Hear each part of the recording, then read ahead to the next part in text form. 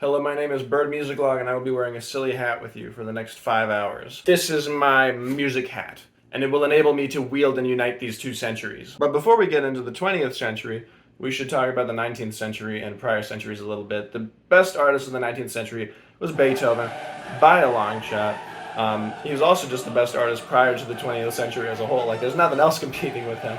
You want to say Shakespeare, you want to say like some Greek guy, some medieval composer, Baroque composer. No, it's Beethoven. First one to perfect music, first one to make a masterpiece in really any medium of art.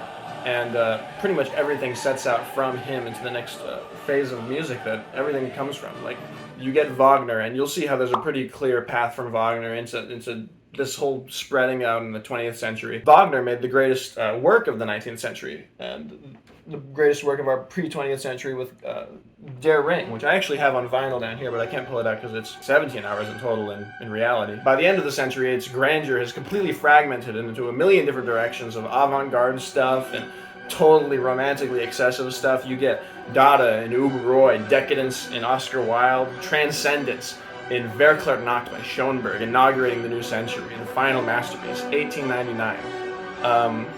And we will know why we live and why we suffer. If only we knew. If only we knew. Chekhov. Chekhov was the best artist of the 1890s, and by this point I would say he was also probably the best playwright of all time. Shakespeare no longer pending. I had a joke here where I was going to say Shakespeare pending, impending, but then I watched Macbeth and it sucked. If you've only heard of Chekhov, it's probably from Chekhov's gun, which is the idea that if there's a gun on stage during a performance, then it has to go off by the end of the play, or else, you're just wasting space and time. It's a pretty apt metaphor for the way he writes his plays, because little tiny minor things will have great ripples into the characters and their dynamics for the rest of the play, and it's very hard to describe the plot of especially Three Sisters, since it's his most complicated play, because of that. Because of the fact that every single tiny thing will matter. The difference is that it's not like guns and stuff, it's the psychological details of the characters that are fleshed out by their dynamics, which can be very, very complicated. And predate the epic theater of Brecht by quite a lot. I mean, it's just, it kind of just predates and destroys most early 20th century theater, and that's because it unfolds so much of the world in itself. These pieces, while they are isolated, and while each little aspect does affect it, they're not completely isolated, because the character's psychology will be informed by very broad strokes of history, and that can be a very important factor in a lot of this. Outdone by this are the great tomes of Russian realism in Dostoevsky or Tolstoy, because this is so compact, and it has effectively all of the same value. It's just a more refined version of it. They walked so he could run.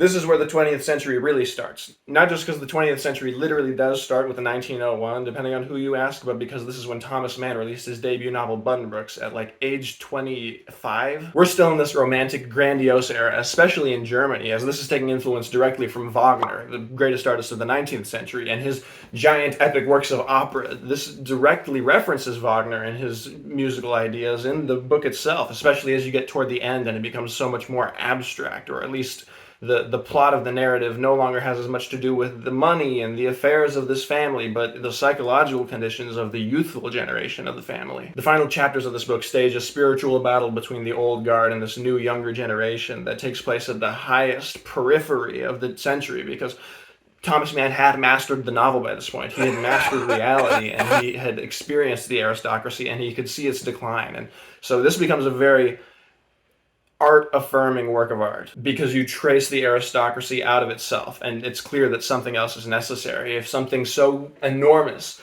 can completely collapse in this very natural way that's depicted here, then you have to create a novel about it. But the novel culminates at the doorstep of that future, and it collapses there after knocking on it once.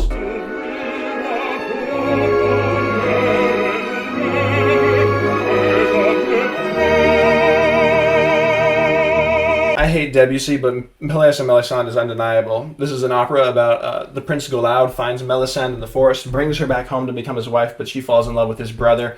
They both die at the end. We can't spoil operas. This is interesting because Debussy was also a big proponent of Wagner, and by this point he wanted to come up with a new form of opera. And this could be considered post-Wagner in many ways. It sort of creates a musical limbo around this play by Maeterlinck, part of the symbolist tradition that focuses on the actions of the uncertain characters. That's where the propulsion of the piece takes place. And really you have your eye drawn to the higher level of the drama at which something more mystical might be taking place. It's bigger than any of the single characters, and that's represented by the music very well. If Buddenbrooks was knocking on the door to something, this was probably the life of the residents.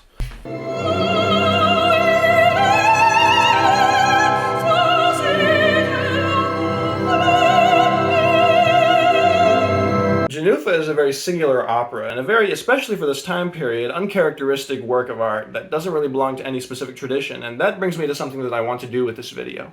I do not want to show how art history is one giant thread that everything can be fit neatly into. I want to show the opposite. Most works of art are going to be completely forgotten because they don't belong to a movement, especially works of genius, because they're completely original. And that's what should be remembered, obviously, but that's what will be forgotten because it's not neatly categorizable. Jenufa only managed to get into this video and got to be remembered because there was a worse version of it that was performed later that got rid of a lot of the beautiful folk stylings of the original. And that version got very popular. But now we have our eyes on the original and we realize that Janáček is one of the greatest composers of the early 20th century.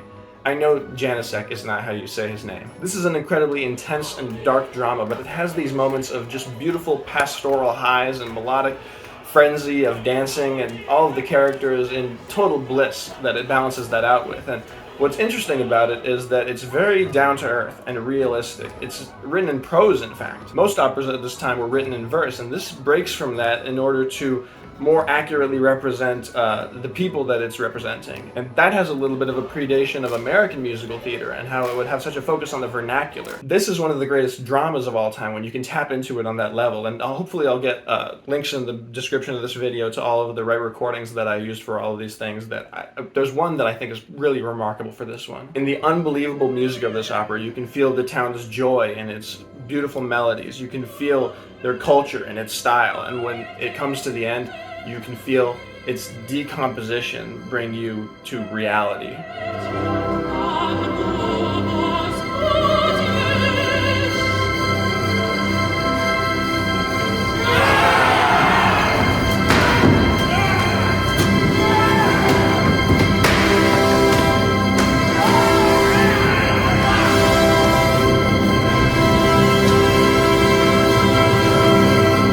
He was one of the modern Romans who find by the Thames a more convincing image of the truth of the ancient state than any they have left by the Tiber. Henry James is probably the best prose stylist in the English language, and that's why he's called the Master. That's literally his nickname. They call him the Master.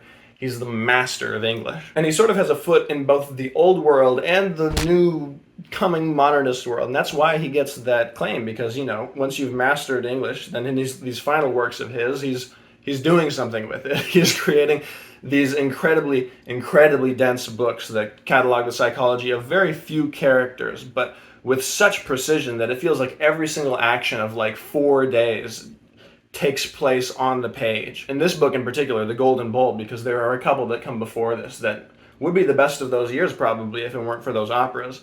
The characters are 4 and the days I think are 4.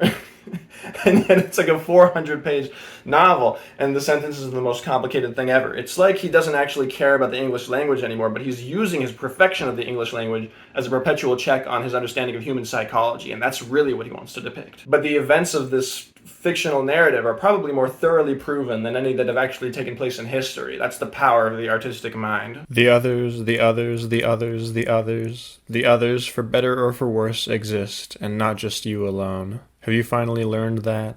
Break of Noon by Paul Claudel is a very fascinating play. It's very individual. And Paul Claudel was about as famous as a poet as he was as a playwright, and that reflects on this play, which is very poetic, but bridges with necessity the realism of plays that has the ability to ground everything in a sense of reality, and that high-flowing poeticism to the point that you have these really high removes that you can be taken to by having one bridge to the other, especially at the end of this play where it seems to break through reality in almost a proto-modernist sense that you can imagine coming from someone like... Sorry, I had to cut that because I compared it to Circe, and that's a little bit ridiculous. I should mention, just for the sake of clarity, that in 1929, Paul Claudel made a 11-hour version of all the same events in this play, pretty much, called Satin Slipper or The Worst Is Not the Surest that is almost definitely the biggest oversight of this video, since it might well be the best work of the 1920s as a whole. I don't know. I haven't read it. It started very well. The silent, living dust lit up by the beam of a lamp.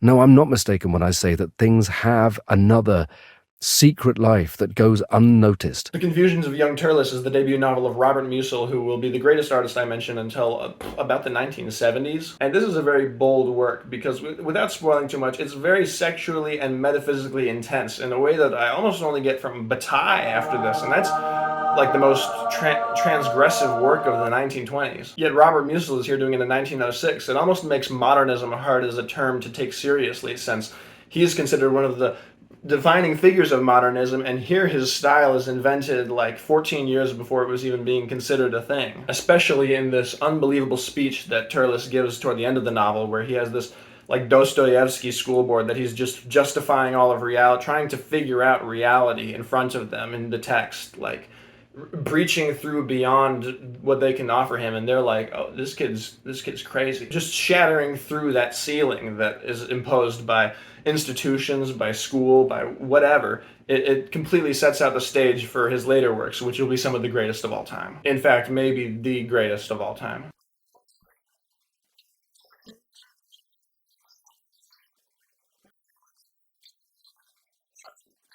Strindberg's concept of drama was super strict, which made him a hero in his time, often getting compared to Shakespeare and whatnot, but makes him a pretty controversial, if not neglected, figure in theater now. The bitter Scandinavian rivalry between Norway's Henrik Ibsen and Sweden's August Strindberg. Not gonna lie, I'm pretty much rooting exclusively for Ibsen all the way. His theater was hyper-structured, and in his late works, the structure basically eclipsed reality, and you get some highly symbolic plays like this or To Damascus, which I haven't read. Strindberg's conception of theater in this decade was one apparently divorced from anything. It never quite becomes absurd, but every interaction is understood in foreign abstract terms, and the characters all seem to have been conceptualized as something other than just humans. They're almost timeless fixtures, and the mystery of their existence is one which just swallows our empathy and returns it to us as some otherworldly equivalent. Watching it is to explore a situation completely alien to the workings of both life and theater, and being quite meaningfully affected by that alone.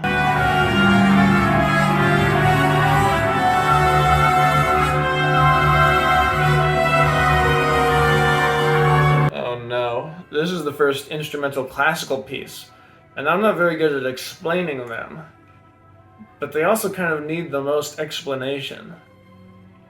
Scriabin was an interesting guy. No, at this point where classical needed to transcend romanticism, but the two biggest figures in accomplishing that hadn't entered with their solutions yet, Scriabin was one of the very few to artistically compete in that dimension. He would play by the rules of romanticism, but clearly had other, more esoteric purposes in mind, and the overall form of the Poem of Ecstasy clearly has the substance and vision to accommodate a time which had to reckon with much more mystical and ontological depth than that of his predecessors. It feels musically very similar to like the early poetry of Rilke in the Book of Hours, where medium conventions are at play but seeking truths that they never really have before. As far as classical in this decade, this lands right behind the operas and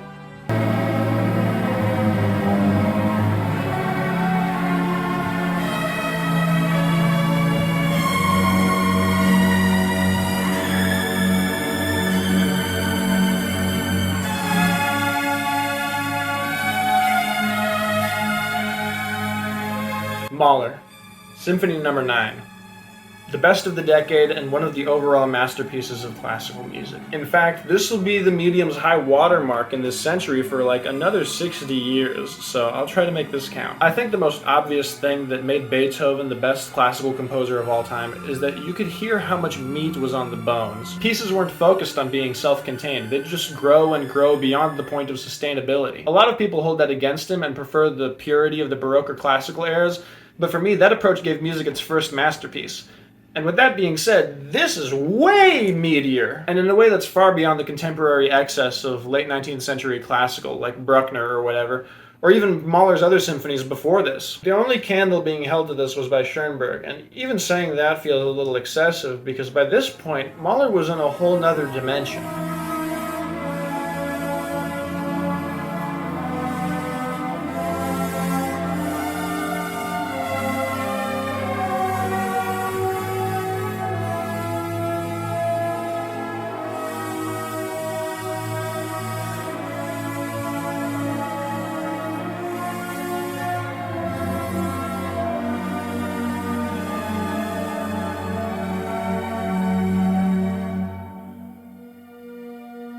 The heights this reaches are unbelievable, absolutely transcendental peaks which give way to these quaint pastoral scenes that attain this otherworldly aspect colored by the alien Goliath of the first movement. Reality becomes this thing that begins long before us, the accumulation of a universe that we're barely a shadow of. It's in music that you can really reach furthest outside of your own condition. And in this and the other greatest symphonies of all time, those heights are realized as clearly as day. The concept of musical motifs and recurring themes is reframed in Symphony No. 9 such that the reality of the imagery and its meta-reality are playing out at once, and the finality of the symphony is their transcendental singularity, or maybe the inevitable failure to reach it. Either way, in pursuit of that point of realization, this symphony surpasses all of its contemporaries in style, complexity, aesthetics, innovation, and necessity. This is the definitive modern maturity of classical music, where it feels almost as though, for the first time, it's escaped its own medium. Mahler also had the second best work of art of this year, which is Das Lied von der Erde, which is probably the only time that that's happened, one of two times that that's happened since 1825, marking an unbelievable year of dominance. And,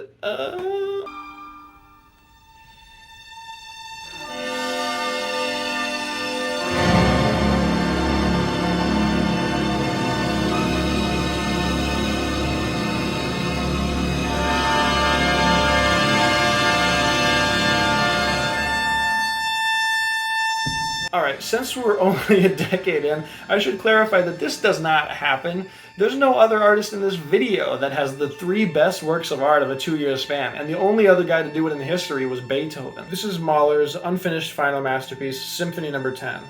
Where Symphony No. 9 makes human history feel irrelevant, all of our achievements feel irrelevant, Symphony No. 10 reaches out directly to rip them to shreds. While the symphony was completely written before Mahler died, only the first movement was fully orchestrated by Mahler, and the rest was filled out later by scholar Derek Cook. Before there's any question, the first movement is still the best. Cook was conservative with Mahler's vision, as he had to be, but conservative would be the last word to describe Mahler himself's vision at this point. It says a lot that this goes further than Symphony No. 9, because that was basically the birth of what might be distinguished as modern classical music. From that point on, most 20th century classical music treats sound as an abstraction, rather than something that we can directly connect to. But this symphony is still the only one with a foot in both worlds, as we see explosive dissonance rise from the ashes of the final romantic composer. And when the pendulum swings from that, it's still more beautiful than anything he had made before.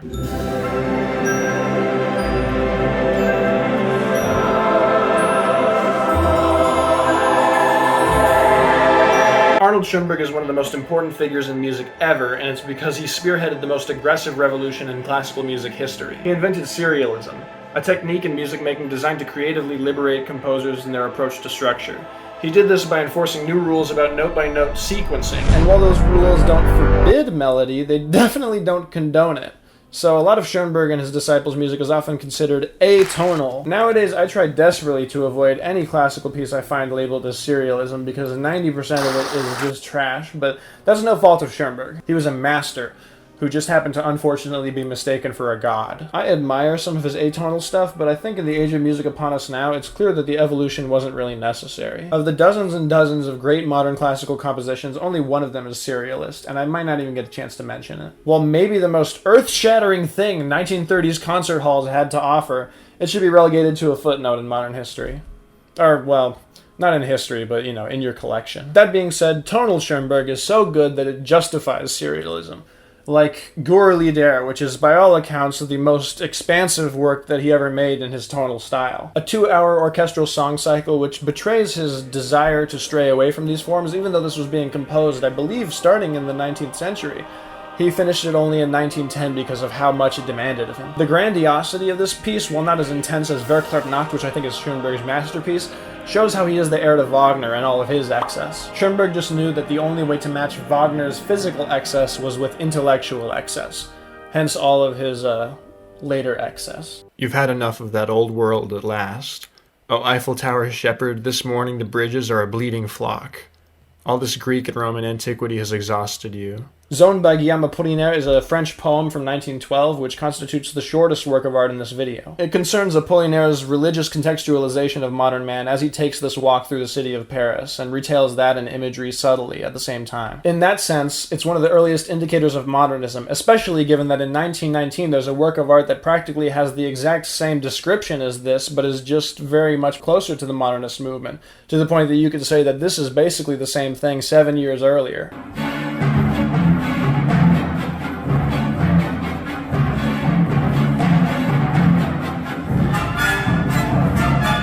The actual dancing in this is a pagan ritual of human sacrifice, so that already pushed a few buttons. On top of that, it's sort of discordant, not quite dissonant, but it does get to very bombastic places that are very confrontational to the audience, especially in those movements where it's like, oh, they're going to kill this woman on stage. That's what they're enacting out right now. And the music is going... No, this thing is completely revolutionary. Not even my favorite Stravinsky ballet. Firebird and Petrushka is at least on level with it. But it certainly stands in 1913 above everything else that was released that I've heard. Wrong. The care with which there is a chair and plenty of breathing. The care with which there is incredible justice and likeness. All this makes a magnificent asparagus and also a fountain. 1914 is Tender Buttons by Gertrude Stein. This is transcendental. This is a transcendental little book of poems. Every poem in this poetry collection correlates to an object that is the title of the poem. So it'll describe an apple and it'll be like, the bearing of a tearing is something underneath. The underneath core of a present bearing is the student of all apathy. Like, that'll be the poem about an apple. So there's like a crap ton of them, and it forms this new concept of language through objects and this redefining them in terms of words through either a stream of consciousness or this very deliberate Pablo Picasso-esque technique. And then by the end of it, she's not describing an object, she's describing an entire room. Just the absolute feminine ideal of poetry, where you're able to take nothing and just make it as expansive as possible in order to make the universe more worth living in. Whereas usually you'll see male poets reaching for the stars, and that's where the meaning and beauty comes from. This is much more tangible. One of the most tense things ever. I've been asked, like, in group chats, like, what works of art have tension, like Breaking Bad? I want a work of art with tension, like Breaking Bad. You're recommending all this poetry and albums, and I'm like, check out Tender Buttons. And I don't think they do. No one else but you could ever have obtained admittance. No one else could enter this door. This door was intended only for you. And now, I'm going to close it. 1915 is obviously The Trial. This is the only chance I'm going to get to talk about Kafka's writing, so I'll just go into detail on that. He basically creates the universe from scratch. Not even necessarily our universe, but a universe with all of the same basic functions as our universe, because he's drawing from that in order to write it. And yet every word is contributing to this new universe that he's writing. It's completely alien to ours in many ways, but at the same time, it has the same metaphysical functions on the grand level. Every word gets so much weight from that method of writing. It's painstaking. You can tell it's painstaking just by reading it. He's trying to reconstruct reality. In The Trial specifically, it's literally an allegory for being alive, for being attached to this mortal realm. And so that's why it has all the same metaphysical conditions, and it's exploring all these Eastern philosophies and Western philosophies as it goes along, everyone trying to help this guy in his spiritual journey, or working against him. There's also the way that he plays against this. He's an enigma in and of himself. Just a total masterpiece of really, truly creating everything from the ground up, scaffolding the universe. And because it's so hard to do that, it feels like it's smaller. And a lot of people will, take it almost as like a novella, like as something short that doesn't have much to contribute. I've seen a lot of people, have something like that perspective on it when they don't understand it. But this is as close as you can get to a scientific reconstruction of life and art, at least until we get to later in the video.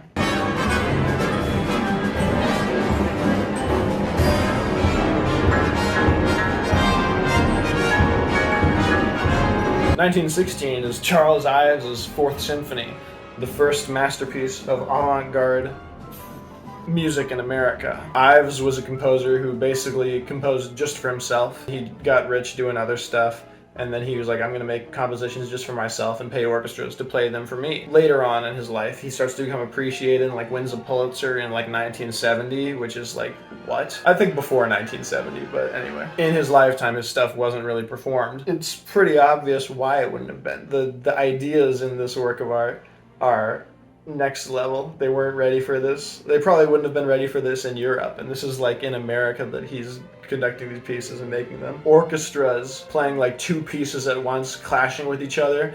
There's like a greater height of dissonance and discord in this work that you can like deconstruct and find the meaning in than there is in any other work of music at this point across any continent, let alone in America. Like this is one of those remarkable firsts as far as American art is concerned, which is going to make up the vast majority of this video. So all is about to fulfill its solemn decree of forever reappearing, incomparable, untouched, and of restoring the eager cenotaph to a state of grace and the universal laugh. Dude. La Jeune Parque, or The Young Fate in English, this is unbelievable. This is the single best poem ever. Like, no subdividing, just one poem straight up. This is the best one ever. Valery is known for being like mathematically precise with his language, so this is the only time he could sustain his style for an extreme duration. It's remarkable that anyone would write 500 lines of this density. People say he's untranslatable, but if you find the version from his collected works compilation, then you're fine. Just make sure that it doesn't rhyme, whatever you're reading. This book is written in first person by the young Fate, where she's grappling with her identity and her own existence and beauty after she gets bit by a symbolism snake, and it's just operating at such a high intellectual and emotional level at the whole time, it just leaves you in awe. And we did pass through. It hasn't broken us. And now the dream is to come true. Don't you see? The first great American tragedy, probably just great American drama overall. Eugene O'Neill, the greatest playwright of all time. This is like pretty basic. This is the worst Eugene O'Neill thing that there's going to be in this video, and he has the most entries in this video of any person. It's 1918. American drama wasn't really established like that. And then this guy comes in with this like 2.5 hour, 3 hour kind of epic taking place over the course of a couple of years where these people's lives just fall apart. You know, it's a tragedy, a very new type of tragedy, and really bringing over those 19th century blankists over from Europe and bringing them into America, their ideas to this sort of stage of, well, nothing's really happening in America at this time, especially not out in the country, which is what Eugene O'Neill is writing about. The action takes place over a long time, and it's about sort of the suffering of time. And it's really great. It's really great, even though he's going to make like the best plays of all time later on. Socrates, whom the gods had only just released from his chains. Guys, this is from 1918, but trust me, 1919 is nothing, dude. The score was published in 1919, so I'm taking liberties to... I spent so long on this year, man. This dropped in my lap like a blessing, specifically the piano and tenor version. Don't get any orchestras involved. Socrate is just setting the text of The Death of Socrate, which was by Plato, I think, to this impressionist piano piece by Erik Satie. A genius, and that's clear from his other work. You don't just have to check out Socrate to find that out. You can listen to like Gnatianes, I can't speak French, Gymnopides,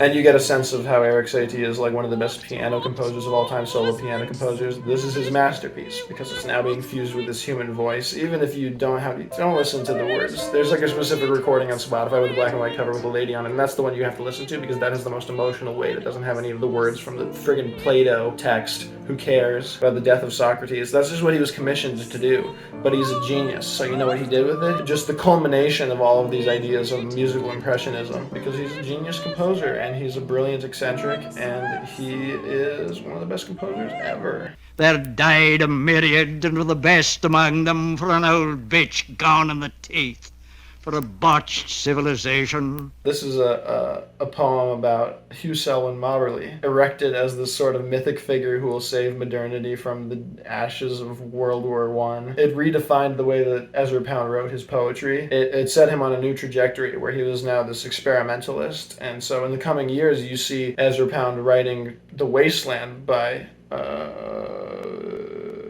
T.S. Eliot, collaborating with him heavily on that to the point of affecting the text entirely. It's preceded by this. The Wasteland is like a longer version of it and a better version of it too, and T.S. Eliot having his effect on it definitely does something because he's a better poet than Ezra Pound, but Ezra Pound's contribution to that can be found 2 years earlier in this poem, which is completely pissed off and a little bit schizophrenic. He's a little bit of a schizo because he becomes a fascist later on, so you gotta deal with that aspect of it. He's always pissed off about something or other. And yet, it marks kind of the advent of literary modernism taking place in poetry. This guy is basically the originator, and if you want to trace it back further, I think you'd be wrong to do so. Everything they've been doing for centuries is daringly allegorical. It foretells an enormous and adventurous new humanity, which never comes, because long ago you forgot your souls. Robert Musil's play The Enthusiasts is one that you cannot find anywhere online. There's no performances of it. There's no text of it online. You have to find it, as luckily as I did, both in my library and just wedged between a couple of other plays in a bookstore that had an excessive play section. Robert Musil, of course, has the greatest prose work of all time. Spoilers. But this is also one of the greatest plays of all time. The way he constructs characters is through their speech, which is just precise and just perfect and articulate in every point that it needs to be. Like, all of the characters perfectly express their inner lives, and his concept of theater is one that is entirely original and speaks to something that probably needed to develop in the medium, but there's no other play that exists quite like this instead. The characters having these perfect, extended, almost monologue-like dialogue might imply that this is like a prose writer seeping into the medium of theater, but his understanding of the stage is also perfect as well. He can create a sort of unreal environment and manipulate things perfectly around what the stage represents. I feel like he has a firm grasp on theater. The scene construction and plot construction, and this is as ideal as the language when it comes to developing this concept of theater that is pretty transcendental. Like, by the time I got to the end of this, I had my mind completely blown. It's a life and death arc that takes place at the highest level of intensity of his prose works. It's basically sustaining that or condensing it into such a small time frame. Well, this is still a long play because they're all speaking at such length. It's like maybe 3 hours. And it's also weirdly difficult to point to a direct inspiration from it, like maybe the naturalists, but this feels so far evolved beyond that. You're wondering where the missing link is. I feel like this is just a revolutionary work of theater on its own. It's a shame you'll never be able to read it. Holding a book in his hand, he reads from right to left, inaudibly, smiling, kissing the page.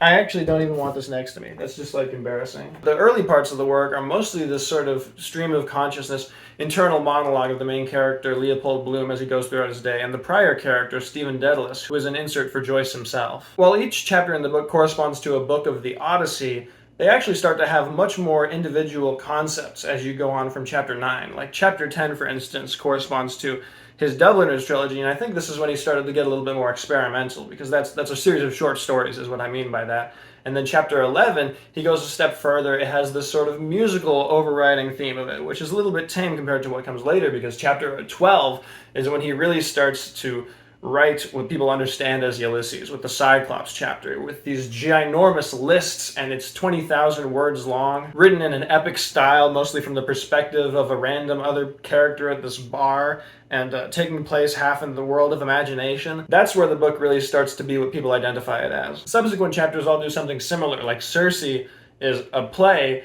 which is like 40,000 words long if you break it down. It has like a million different characters that he had to go back and retroactively add to the rest of the book because he was just bursting with inspiration at the time he wrote it.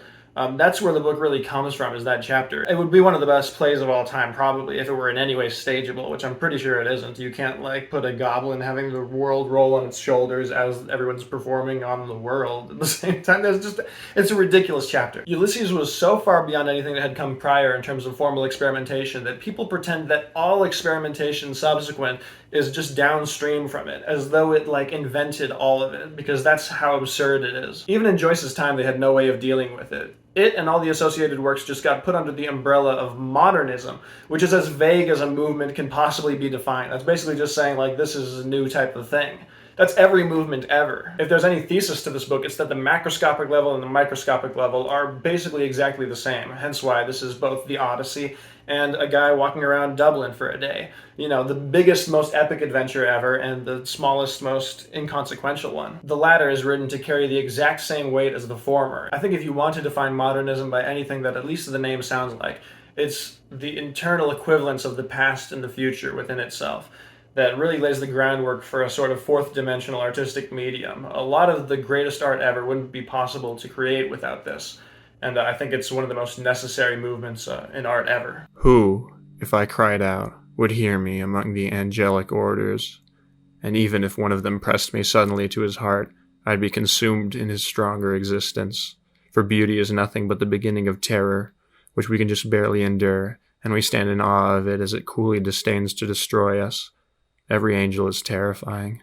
This is the best poetry cycle ever made. 10 poems, 10 elegies, digging into reality like a philosopher would, like a scientist would, and putting himself through the ringer in this fit of inspiration where he wrote half of this in like 2 weeks, where he was just going writing. It amounts to this thing that's like one of the most devastating, literally life-changing works of art you'll ever read, to the point that like it got co-opted in around the 50s by like self-help books. So they were like, you should read this, because it's pretty unavoidable. Like if you make it through all 10 poems, it's hard.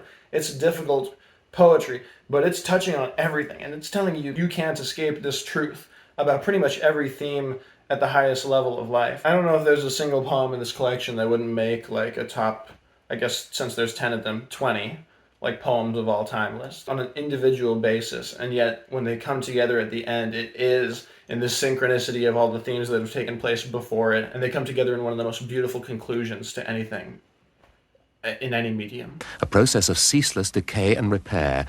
It was a secret and ardent stirring in the frozen chastity of the universal.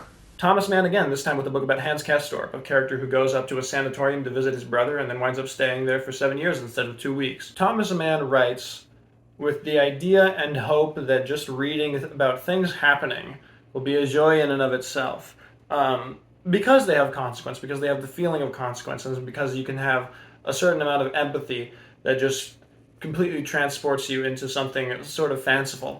This book is about a guy being transported to somewhere fanciful for about 7 years, because at this sanitarium where he resides, he has all of the most meaningful conversations of his life and some of the most magical experiences with just this mystical nature of reality.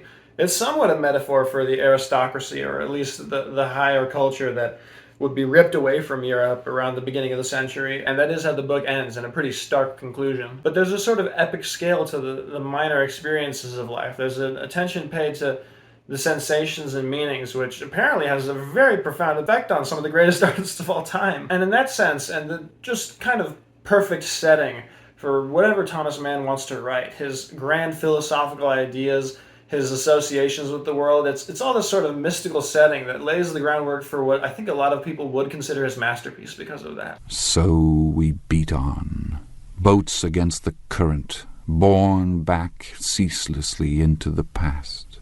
Yeah, there are some years where it's just The Great Gatsby. You know, it's like the shortest book ever. Everyone's read it in high school. It's one of the most famous novels ever. They made it into a movie with freaking Spider-Man in it. It's also just one of the greatest and most perfect works of American literature ever. And it's funny as hell, too. It has such a piercing wit of satire at so many points in time, but at the same time it is a very deeply human novel, and one with a lot of insight packed into it on the age that it was in. The painting of the city is mythological and poetic. The characters are so deep and psychologically perfect as far as where they're placed in the world and how they correspond to one another for such a short period of time. It's more precise than Henry James in that respect, as far as focusing on something meaningful, something that gets at the heart of something much larger. The decadence of the mountainous culture erected on the empty nature of the United States, just the perfect blank canvas for us to paint the portrait of the human soul that eventually wound up everywhere in these bustling cities, traced back into nothing. You see the human heart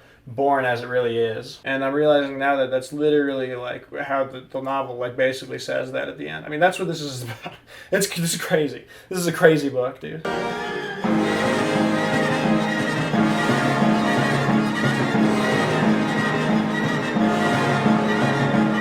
The 1920s were an interesting time for music because by all accounts the most important development was jazz. But all of that is basically lost media, because the way that you would go and get your jazz would be you'd walk over to the club and they would be performing jazz, and it would be live and it'd be all improvisational and no one would record it. And the only way that you could get jazz recorded would be on tiny little singles, like top 40 charts that you would go over to the record store and you would buy for your shellac record for like $100 or something, I don't know. Point is, the closest thing you get to a jazz masterpiece in the 1920s is George Gershwin's Rhapsody in Blue, which is like half jazz, half classical, but it is fantastic. At the same time, people were weirdly reticent to pick up on the ideas of Stravinsky or Schoenberg, or even, come up with new ideas of their own. Alban Berg is one of the greatest artists of this decade, as well as Shostakovich with his opera The Nose. So those are two great operas from the century. But as far as a holistic vision for a long-form piece of music, Glagolitic Mass is one of the most colorful and inspired in the entire classical canon. I don't know what to say about this other than that it's completely blissful, creative, unique, just bursting with energy. Even without the unbelievable drama of Jenufa and all the formal innovations that entailed, many would take this as Janáček's masterpiece, just because it's that towering. You'll never hear about it. You'll never hear about this anywhere else. This is just further proof that he's one of those who know composers. You gotta just know Janáček. You gotta know this, you gotta know Jenufa, you gotta write him down in your little notebook if you're gonna get into classical music. He's one of the most important composers of all time. Well, our account with God the Father is settled. Afternoons of happiness paid for with years of pain. What a far-off life they were alive. The only living life is in the past and future. So this is the second Eugene O'Neill play in this video, and The Strange Interlude is an utter masterpiece. This is an epic. It's 5 hours long, it's 9 acts, it takes place over the course of like 20 years, and basically every line is prefaced or succeeded by some sort of soliloquy where the characters just speak their thoughts directly to the audience. There is an internal monologue element built into this work of theater. It's an outstanding formal innovation that is just perfected because Eugene O'Neill is one of the greatest playwrights of all time. This is where he really takes a notch up out of just being an experimental playwright and the great American heir to the great naturalists to being like, oh wait, this guy might be the greatest playwright of all time. Like with Beyond the Horizon, this is a play where a lie will just grow, and suffering basically is shown to come from nothing, to spill into us from the void, inevitable, and play out over the course of an entire lifetime and never really go away. If you think about Hamlet, that's the most fitting analog for this, for taking your deep internal pain, the suffering that the world has inflicted onto you, and how it just feels endless, it feels infinite, projecting that onto the most sprawling canvas possible, onto a narrative so large that it basically does encompass the entire world. That is Eugene O'Neill's brand of theater, monsters of existence. If it were possible to kill 5,000 Chinamen by pressing a button, would it be gone? Saints to rest and nothing to Repeat first act. A pleasure. Four Saints in Three Acts is an opera written by Gertrude Stein. I don't even know if I have to say anything else. That's just why it's the best of the year. For anyone who thinks that Einstein on the Beach is even a little bit good, you listen to this right now.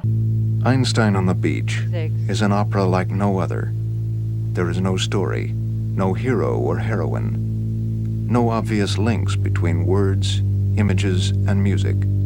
A scene lasting 30 minutes may consist of a single image that changes at an almost glacial pace. The music may sustain a single note for minutes. Wie stolz das klingt, Geltung hat's leider nur sehr bedingt, der Mann beseelt sich. Berlin Alexanderplatz, as far as modernism is concerned, is probably the most to actually resemble what modern media looks like what you would get out of like a TV show that people think are the best ever. Like, this is a work because it has such a sort of unbelievable climax, and that's set out from the very first line of the work. It's very explicit in nature with the way that it creates its character arc and the way that it tries to resolve incredibly large and dark themes, taking place in Weimar, Germany, basically hell. So while there are a lot of formal experimentations in this work, I would say that the most important ones are the ones that contribute to what it's trying to say. Because what it's trying to say is very profound and very resonant.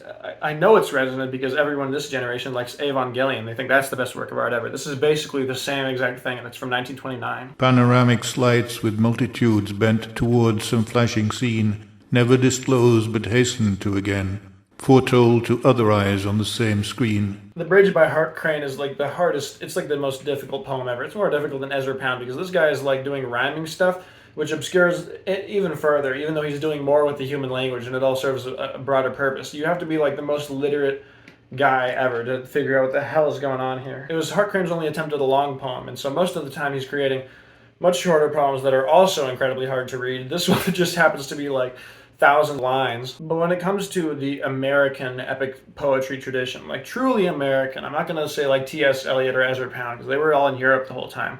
I'm talking William Carlos Williams, like Patterson, or that ass one by Carl Sandburg. This is probably the greatest one, at least until I really lock in and read some John Ashbery, because that guy is really up there. The book begins and ends at Brooklyn Bridge, and the different parts that take place in the middle of the poem on its way to a sort of epiphany can be extremely eclectic when it comes to poetry. That's why I say I need to be more literate when it comes to this, because it's not just that it's referencing old mythological tropes or whatever. I can deal with that. I like the cantos. It's the way and the form of this poem that is really difficult. On top of the fact that he's operating at linguistically at such a high level, like a ridiculously high level. It's not just about saying something.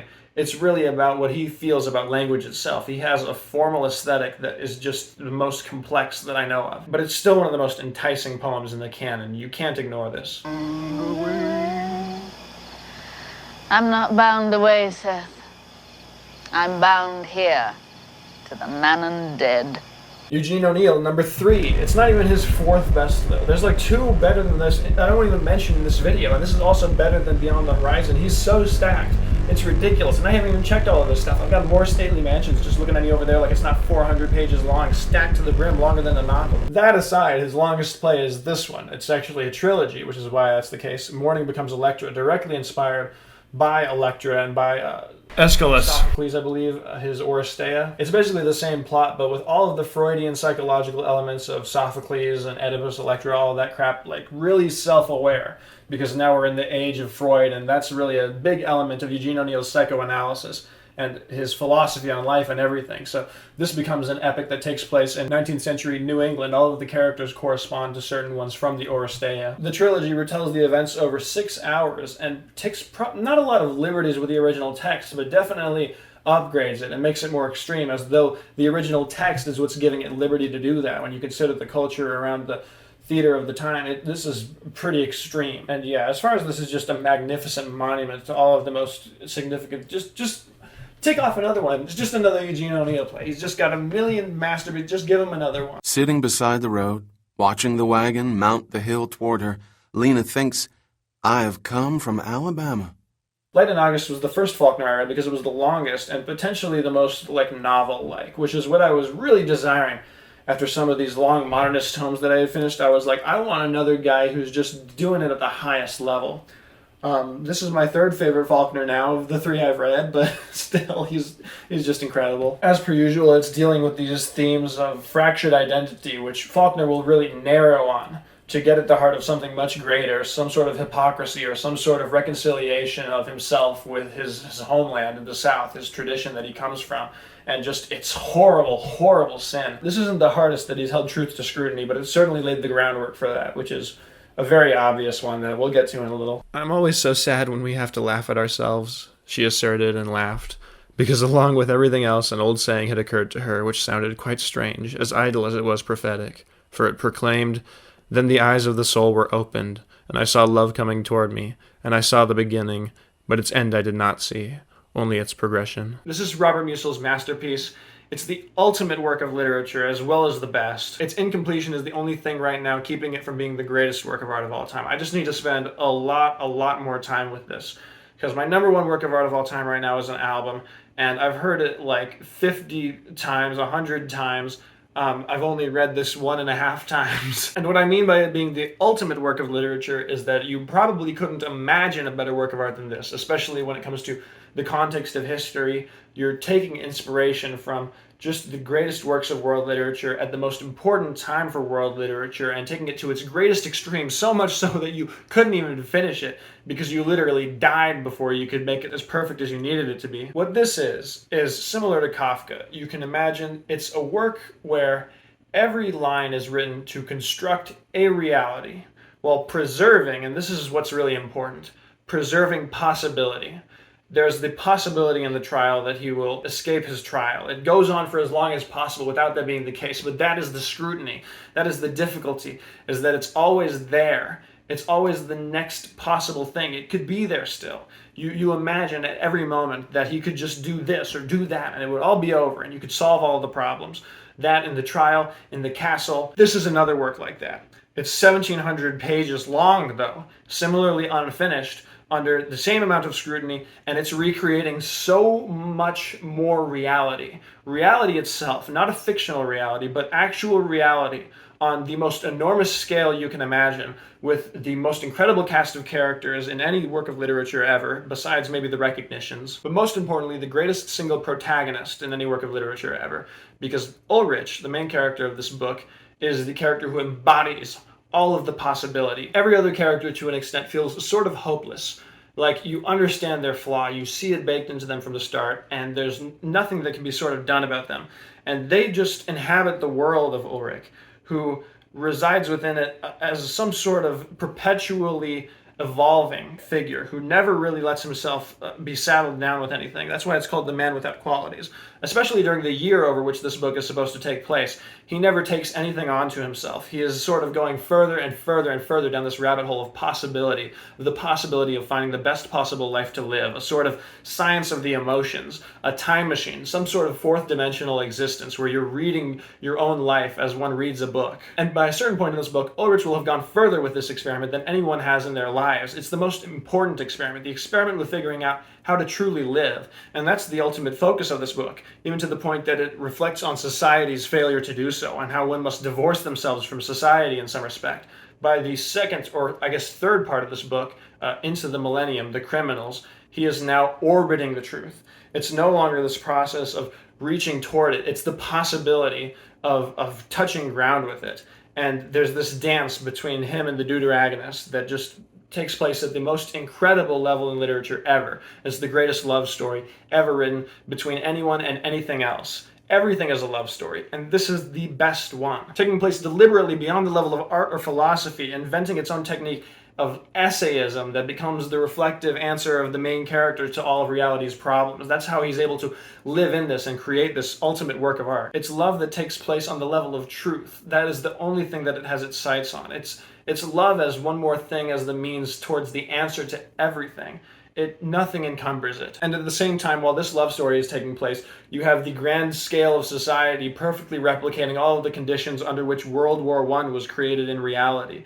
And that was sort of the initial focus of the novel, I imagine, but there's also this simultaneous ritual to transcend that at the same time, to find an answer to society and find an answer to the human condition, which who knows how Musil would have ended the novel. It's 1,700 pages long. There have to be enough clues to understand why, but there's that element of possibility at every single moment, like I said, was present in Kafka's works too. He wanted to end the novel with a comma at the very end, in the same way that you have the middle of a sentence ending the castle. He would have been aware of that at this point. Kafka was one of his favorite authors. Another one of his favorite authors was Rilke, who I've also already talked about. Another one of the greatest artists of all time. Every ending in this work of art, of which there are infinite, because it preserves possibility, like reality. Every single present moment marks the end of something and the beginning of another, is the greatest bliss in literature. There's no more effective purpose for art. There's no greater need for art than to outrun all of our sufferings, all of our hopelessness, and meet it with possibility. There's only two works of art that do it at this level. This is one of them, and the other one is the greatest work of art of all time. A breath of music, or of a dream, or of something that would make me almost feel. Something that would make me not think. The Book of Disquiet is one of the most interesting works of modernism because it abides by a lot of these threads we're noticing with the Kafkas and the Musils of just not being finished. But it wasn't really supposed to be finished. Maybe it was. I mean, it couldn't have possibly been finished. He couldn't have wanted it. It was not sustainable as a project. This was written out in a million different fragments that were just never organized. He would write them on everything from a napkin he had at a table at a bar to just maybe a toilet paper. He's taking a crap. He needs to write down something. Oh, I got to put this in my book. It's his only prose work, really, because this is Fernando Pessoa. He's one of the greatest poets of all time. And the unique quality of Pessoa's career, which is truly unreplicated anywhere else in literature, is that he would write under different names as though they were other authors, because he felt that he contained many, many people within himself. That identity wasn't so cut and dry as I am Fernando Pessoa, and so this is how I write.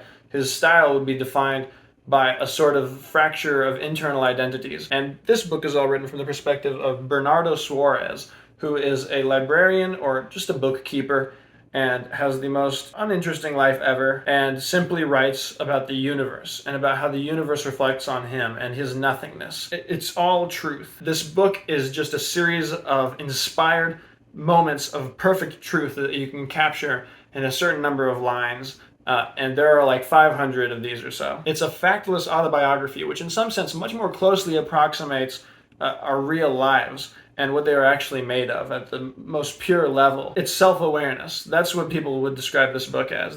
These moments where you see yourself as you are, or you define yourself. And so it's incredibly depressing because it's the opposite of The Man Without Qualities. This is nothing but restrictions on possibility. It is pure definition. I have this truth, just the entire way through. And so it can beat you down by the end, but it's also one of the most sort of relatable and in that sense, very enjoyable works of literature. If you can get past the first level, which is just like, oh my God, dude, I don't want to have to deal with this.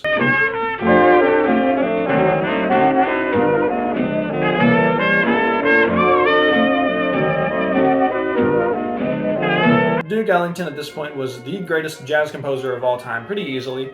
He laid the groundwork for all of the ones to come subsequently, and what's interesting is that there shouldn't be a song as the album of the year. That should never happen. There also shouldn't be a 13-minute song in 1935, so tit for tat. Duke Ellington clearly always wanted to work in a more extensive format medium. He wanted to be a composer, a classical composer with the medium of jazz. He felt that he could create a grand work on that level. And so at this point in time, when all you could do was buy these 45s that had 2 minutes of music per side or whatever, he was like, I'm going to put out part 1 on one side, part 2 on another side, part 3 on one side, part 4 on another side. You have to buy these two individually, and you have to flip it like 4 times in order to listen to all of this piece reminiscing in tempo for my mother who died. There was nothing that could keep him from expressing what he needed to and putting that out there to freeze it in time forever. And because of that, there's not a single parallel piece to this in the history of music. Like once the vinyl album long play became a viable format, he would undertake that almost immediately, like in the 40s, and he would start putting out these giant 30-minute jazz suites, and that would lay the groundwork for the subsequent greatest works of jazz of all time, some of which I'll be able to talk about in this video. But at this point in time, no one was bursting at the seams to create an ambitious jazz composition like this. And on top of being so singular, it's an incredible and heartfelt piece. All of the need for this to be put out there and take this place that no other piece has in the history of music came from the actual soul of the artist and one of the greatest composers of all time. I don't hate it, he said. I don't hate it, he thought, panting in the cold air, the iron New England dark. Absalom, Absalom is the epic dark masterpiece of William Faulkner, who practically erects his own scattered concept of the English language in this, a la James Joyce. Like it gets to that point where he has these just 900 word sentences scrawling the biblical intonations. It sounds like the end times, but it's already happened. It's just where we are. It's the hell on earth splattered onto the page through all of the sin of humanity. It's a magnifying glass on that darkness. Not just one magnifying glass, it's like 7. It's the reconstruction of it from scratch, from the lost remains of history. Like you need to do justice to this world that will otherwise be lost to time. You need to reconstruct it, and that's what this book is. It's just this reconstruction, and all that you're left with once you have reconstructed it is just this horror. How many turning, yearning, dying, piled up bodies, brother, does it take? This is the first work of musical theater I talk about in this video, and it's interesting to consider musical theater as a separate medium from opera, because if you look at what opera is, it's like music that tells a story. It's like that's the same thing. But musical theater has this element, especially in America, of the vernacular. It represents something more democratic, the voice of the people. Especially here, since this emerges from what I haven't talked about in this video, the collaborations between Brecht and Weill, which are these hyper-political musical dramas that play out a sort of epic theater which is where you have ideas at the forefront rather than any singular characters. You see the rise and fall of a society, like in the Rise and Fall of Mahogany. This is very similar. The Cradle Will Rock. It's about these unionists who rise up and stage this sort of class warfare across which you get a broad survey of. I'd say that this has a good cross-section of both styles, where you have, yes, the epic theater, but you also have these specific characters in their lives. There's very much empathetic characters and non-empathetic characters in this piece. And it establishes a lot of the things that will be important in the medium in the coming future, which is interesting because there's sort of almost a regression away from this as the medium develops into something more theatrical and with greater storylines, because, you know, this epic theater is, at that point, sort of a bygone thing. We return to a lot of what this can represent and the ideas on a broad level that this can represent by the time that Sondheim is coming around with, especially Leonard Bernstein in like 1957 when you get West Side Story, but especially after that, once he starts staging much more ambitious works of theater, including what is ultimately the greatest work of theater of all time, in Sunday in the Park with George. And waking up. Oh, Earth, you're too wonderful for anybody to realize you.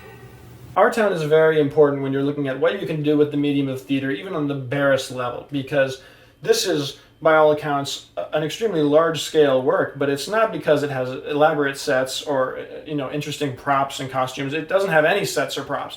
You're sitting at a table, like, miming all of the things that you do throughout the day, if there even is a table. Instead, the level at which this is grand is ironically kind of humble. It's taking place over the course of an entire person's life, just one small person's life in their small town, and examining the depths that can contain within it just as simply as possible. It's directly inspired by Gertrude Stein and her 900-page novel Making of Americans, which, as far as I'm aware, nothing happens in. But her formal experimentation bleeds over in parts of this play where you break the fourth wall, and even where you break the actual walls of reality. Like, the ending of this play is like one of the greatest endings in theater ever, if not like the single most affecting of all of them. Basically, this is Thornton Wilder's microscopic work, though. If you want the comparison to Joyce, you could say that this is his Ulysses, and then just wait a couple years, or well, actually wait no years, because we got to address this one first. They rolled him up in a nice clean sheet. They laid him out upon the bed with a gallon of whiskey at his feet and a bottle of porter at his head.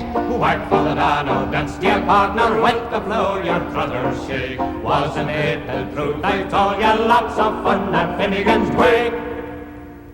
Finnegans Wake is James Joyce's masterpiece, and also the high watermark in literature until whenever the posthumous papers for The Man Without Qualities came out, which I'm not sure. It was after 1942, at least. All of the themes that I was talking about in Ulysses before, when it comes to the equivalence of past and present, father and son, those are taken to their conclusion here, to the point of creating the entire cycle of existence. The father is born into the son, who gives birth to the son again. The battle between the sons that represents all wars takes place in this book. The sister, who represents ephemera. The mother, who represents Mother Earth and all cycles of life. Everything is perfectly in place to represent everything at once. What's really incredible is that at any point in this book, if you're perfectly at tune with it, you'll be reading a million different plots at the same time, at least in the convention that plot is usually considered in. Because really, it's just unfolding to you as truth. It's just plot taken to its conclusion where it's operating at the highest level. In Ulysses, you get that in chapters where it can be describing him taking a swig of his pint, and he's actually having 1,000 pints. You know, that'll be like in Cyclops, where he, you know, walks away from the bar having won an argument, and it's on a chariot with 1,000,000 steeds. In this book, though, there's no distinction. There's no understanding that when it says one thing, it means another thing. It means both of them at once. And literally, he's making words that are combinations of multiple words at the same time. You're not just, you know, it's not just double entendres in this book. It's literally reading two things at once because he's combining multiple sentences together. And at the same time, he's trying to represent things in multiple ways at once. In Ulysses, you have this idea of parallax, which is, like in the chapter Wandering Rocks, say a bunch of people see the same thing from their own perspectives, and through a combination of those perspectives, you get a truer idea of what is actually happening. In Finnegans Wake, every single way that you can interpret text, all of the style, the way that the text sounds itself, the poetic allusions, the words themselves, which are, as we've established, multiple words at the same time, will all be feeding into the cross-section of history that moment represents, because it's everything. It's every single thing that could represent. And it's not just showing how the universe can be represented by something small, it's rather the opposite. There's no stone that's really left unturned by this as far as just vulgarity. Every single allusion you could possibly imagine to history, to contemporary history, to just whatever you saw in the newspaper, whatever morning, to epic poetry of the past. This is really as close as you can get to representing everything within your work of art, even with like encyclopedic works that are much longer and are more specific. You don't have quite the implication that this has of everything. He has labored over the way to make it so that one thing can imply just the next field of everything. This is a book that you could spend your entire life with and just reread over and over, and it would be different every single time as the first sentence is interrupted by the last into a new cycle that takes place under completely different conditions. Joyce said that the ideal reader of this book would just keep going and reading it back and forth from the beginning to end for all of eternity. And it would definitely be a worthy candidate for a book to do that with. Profound inertia, waiting mysteriously for the tongue whose birth every prophet has felt deep in his throat to come forth from the sea and force the impossible words into their mouths. Thomas the Obscure is only comparable to Kafka, which, when people think of works like this, I imagine that they think of something slow, where not much happens. It's rather the opposite. Every sentence is only what's necessary. You're pushing the narrative as far as you need to without putting any excess onto it. It's not necessarily as immersive, but it is telling you exactly what's happening, and I think that that's more important when it comes to making something of a work of art, making something especially of a prose work of art. Thomas looked at the sea. He started to walk towards it, and as he put his first foot into the water, he thought apprehensively about going further. He looked behind him and saw other people at the beach. He was the only one with his feet in the water. Like that kind of writing. I don't know how to describe it. It's very difficult. It also applies to The Man Without Qualities, which is why that's the greatest work of art ever, because it extends that for 1,700 pages. It's the most dense thing possible. In this book, it only takes place over the course of 100 pages, but those 100 pages are so extremely dense and pertinent, meaningful. It's finished, unlike any of these other works I'm comparing it to, and it finishes with such a bang.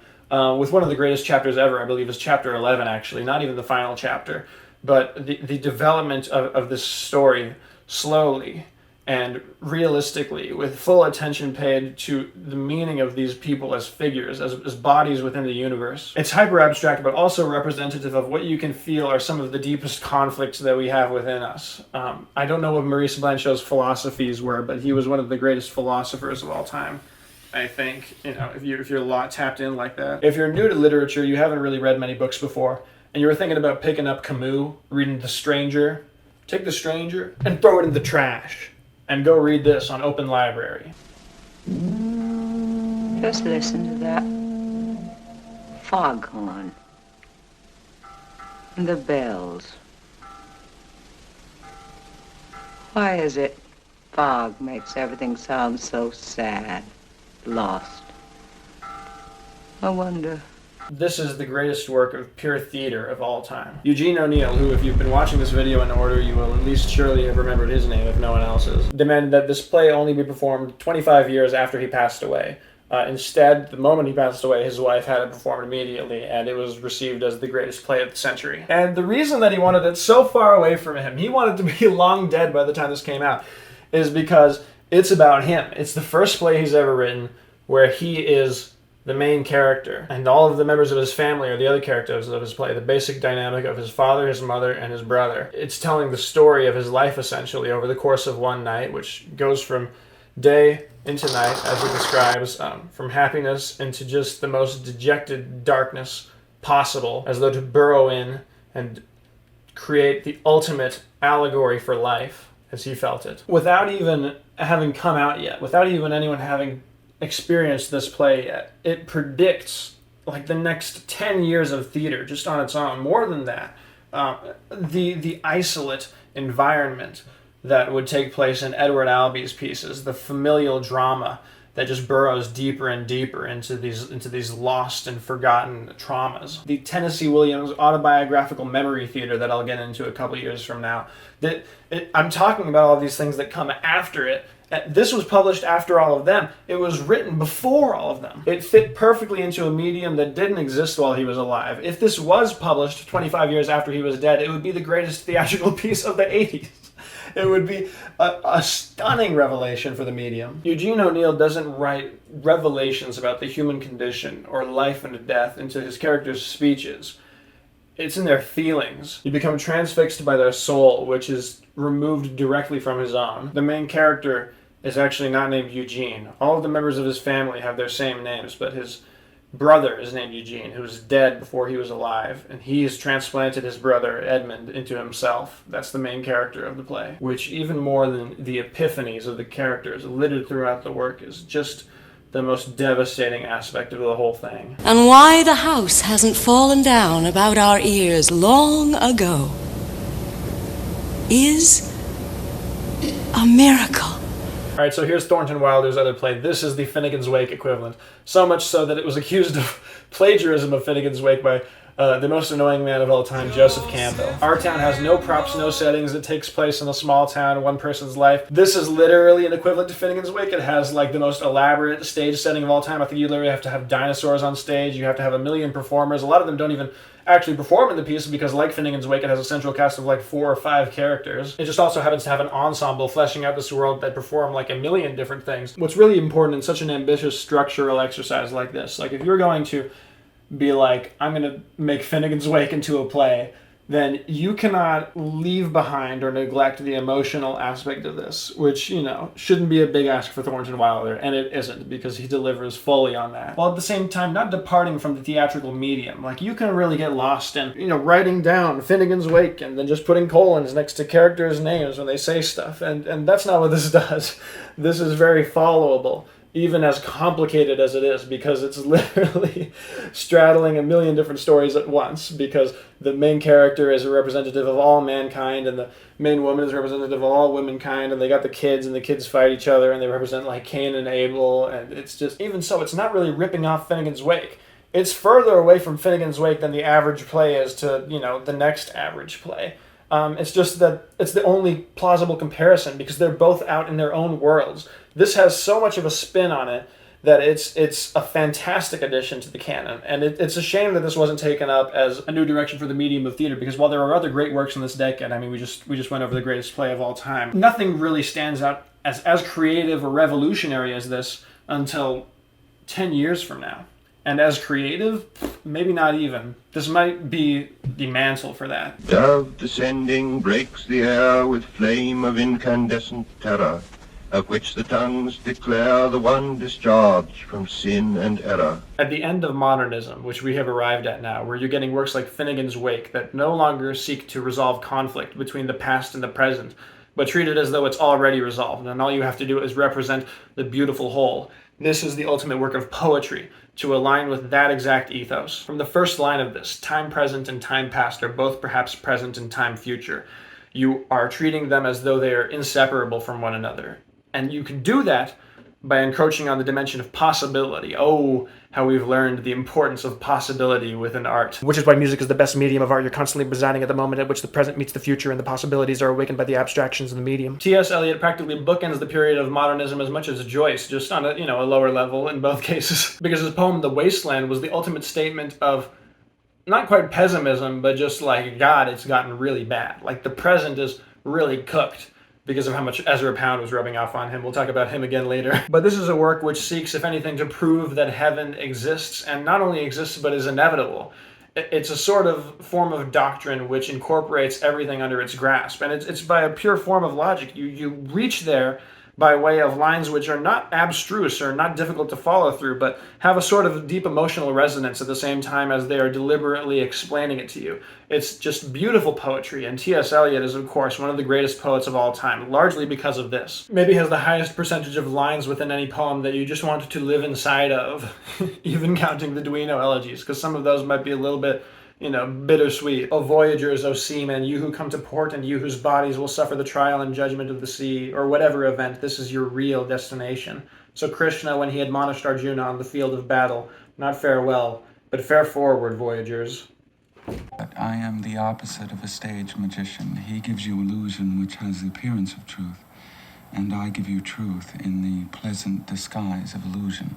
Tennessee Williams is widely considered one of the greatest American playwrights, and it's widely because of their popularity in works like Streetcar Named Desire is just a ubiquitous work of American theater, and I actually think that their best work is this one, which came out in 1944. It was the one that really gave them their popularity that they had with the other ones. Streetcar Named Desire is much more focused on its narrative, and the drama of the piece is very well crafted and woven into their psychology, such that it can become very intense at points. This is a much more autobiographical play, and one of the finest examples of memory theater, if not the advent of that classification, which means that the main character in this is telling all of the stories to us from within their mind. It's basically staging events that they have already participated in, and he will break the fourth wall to describe sort of his feelings at this point in time. And so the drama winds up taking on not just a very high level within the text itself, because you have this unreliable narrator, and what you're being presented within the story has a little bit of tension brewing with the actual staging of the piece itself, but because it's clearly autobiographical and about Tennessee Williams himself, it becomes a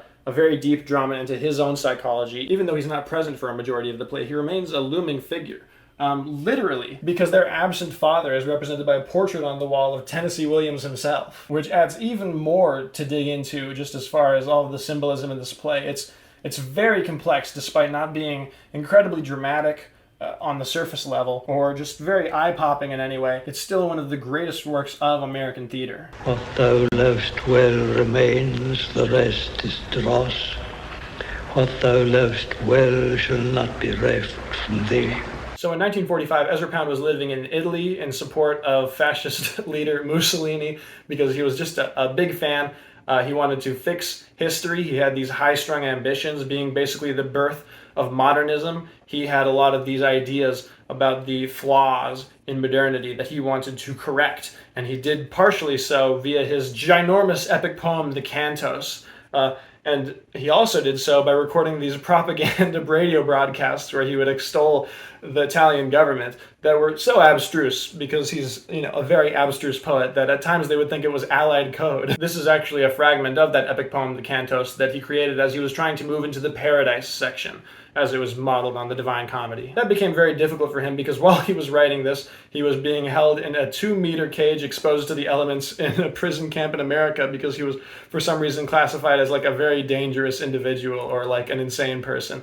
So he had to practice his karate or jujitsu and practice writing Confucian odes in his pockets, translating Chinese to English, running obsession of his at this time. And those conditions aren't very conducive to creating the third phase of your very well-structured masterpiece. They are very conducive to recollecting your entire life and breaking down that masterpiece very harshly. This consists of, I think, the longest poem in the entire Cantos, which is 842 lines long, Canto 74. There's an elaborate symbology of this work erected around himself as a mythological figure. He is trying to preserve this narrative and tell the story of a heroic figure that he has now come to represent within the work, at the same time as he's telling his literal story, breaking from these narratives about the problems and conflicts of world history that need to be resolved, and preserving absolute poetic integrity at the highest level, even while having these epic-length 842-line poems just in the middle of a poem cycle. This is some of the most inspirational art that exists, because it's just how much you can do with language. He's the imagist poet.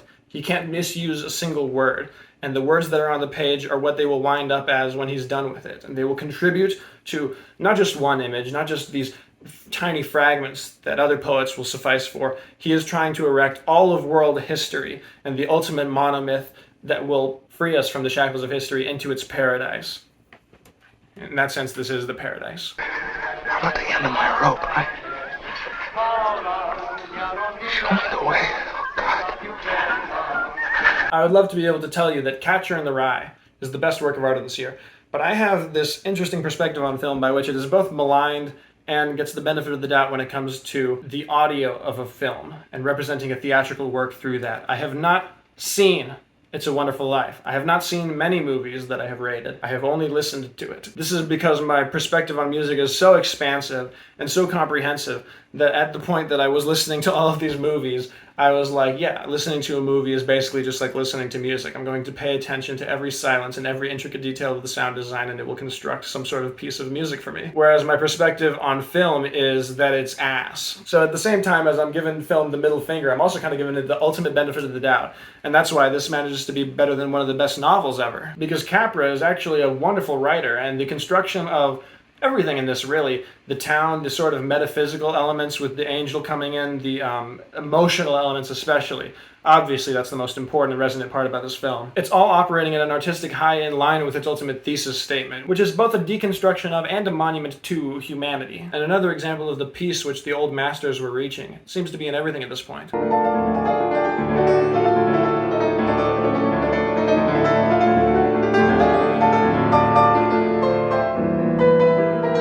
Okay, not here.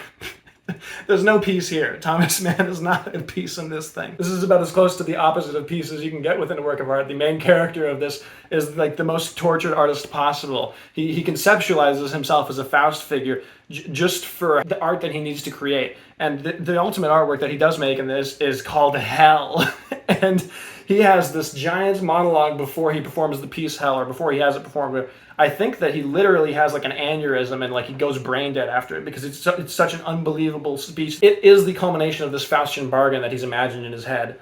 There's all of this symbolism that people dig into in this about whether Germany is represented by Faust and this Faustian bargain. A lot of this is, I think, overreaching, because you have the main level of the narrative, which is that one of Adrian, the main composer's friends, is writing this book, and he's making all of these comparisons basically for you. And it becomes not so much like a literal metaphor as like an internal sort of emotional metaphor, as you feel it in this guy's recollection of his friend's story. But yeah, Thomas Mann, obviously in this work, grappling with the identity of Germany. I think that in a sense he is representing himself as the artist, and the artist's Faustian sort of struggle is to deal with the identity of Germany at this point and deal with what its nationalism came to. But mostly when you're reading this, the most significant thing will be that it's about music, and there's so many references and allusions to the history of music. It's a culmination of a lot of those elements in Thomas Mann's work up to this point, especially in Buddenbrooks, which culminates in a lot of music stuff. This is a sort of dark version of that, which incorporates a lot of Schoenberg's techniques. I know he was collaborating with Theodor Adorno when he was creating this, to learn about new music and about serialism. This is sort of like a long form version of a Borges piece, where he will talk about something like it's nonfiction, but it sounds like it's like the best work of art ever. This is like a much more exhaustive version of that, which is, much more justifiable in my eyes. I'm not crazy about Borges, but this is definitely one where you get the impression of the work that's being performed, especially because you're getting all of the context around it, which 90% of the time, that just contains the work of art within it. Some people, though, consider this the masterpiece of Thomas Mann's, because it's the ultimate reflection on both being an artist and a German identity, and that's just what he was.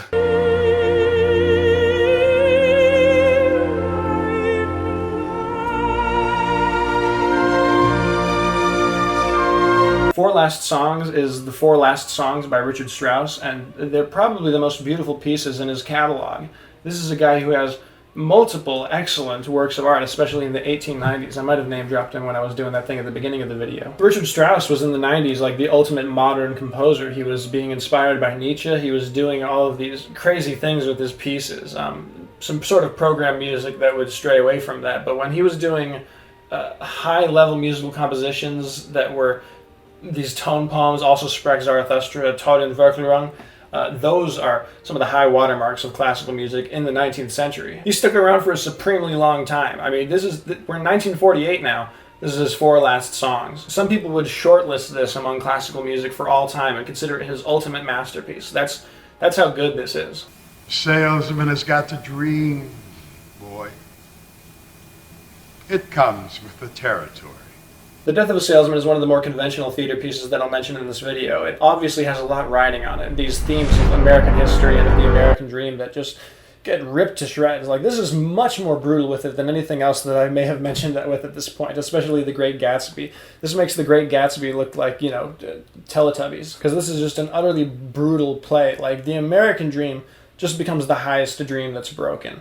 There's so many other shattered dreams throughout this thing, and the conflicts are so real and so universal that it's almost hard to swallow. At the same time, it's one of the most psychologically insightful plays ever, probably just working off of the sheer passion that Arthur Miller had against the whole just broken society. It really inflicts that on you. It inflicts that understanding on you, just how anti-art everything was. That's going to be a theme that kind of rides throughout these next years, just the soul withering. But 10 years from now, Margot Channing will have ceased to exist. And what's left will be what? 1950 is another film, I think the only other one in this video, All About Eve, by Joseph Mankiewicz. This one actually won the Oscar the year it came out over Sunset Boulevard, and I'd be compelled to agree. Sunset Boulevard maybe has more of the formal and traditional aspects and threads baked into it as far as film history itself, but this is a much better written movie. In fact, it has some of the best writing in any movie ever. The dialogue and conversations between the characters take place at a much higher level than even the plot of the work itself. But in doing so, they elevate the plot to that high level as well. But it's also a very basic pick. You know, it's one of those films that translates into the audio medium like perfectly. Like, you don't have to watch this.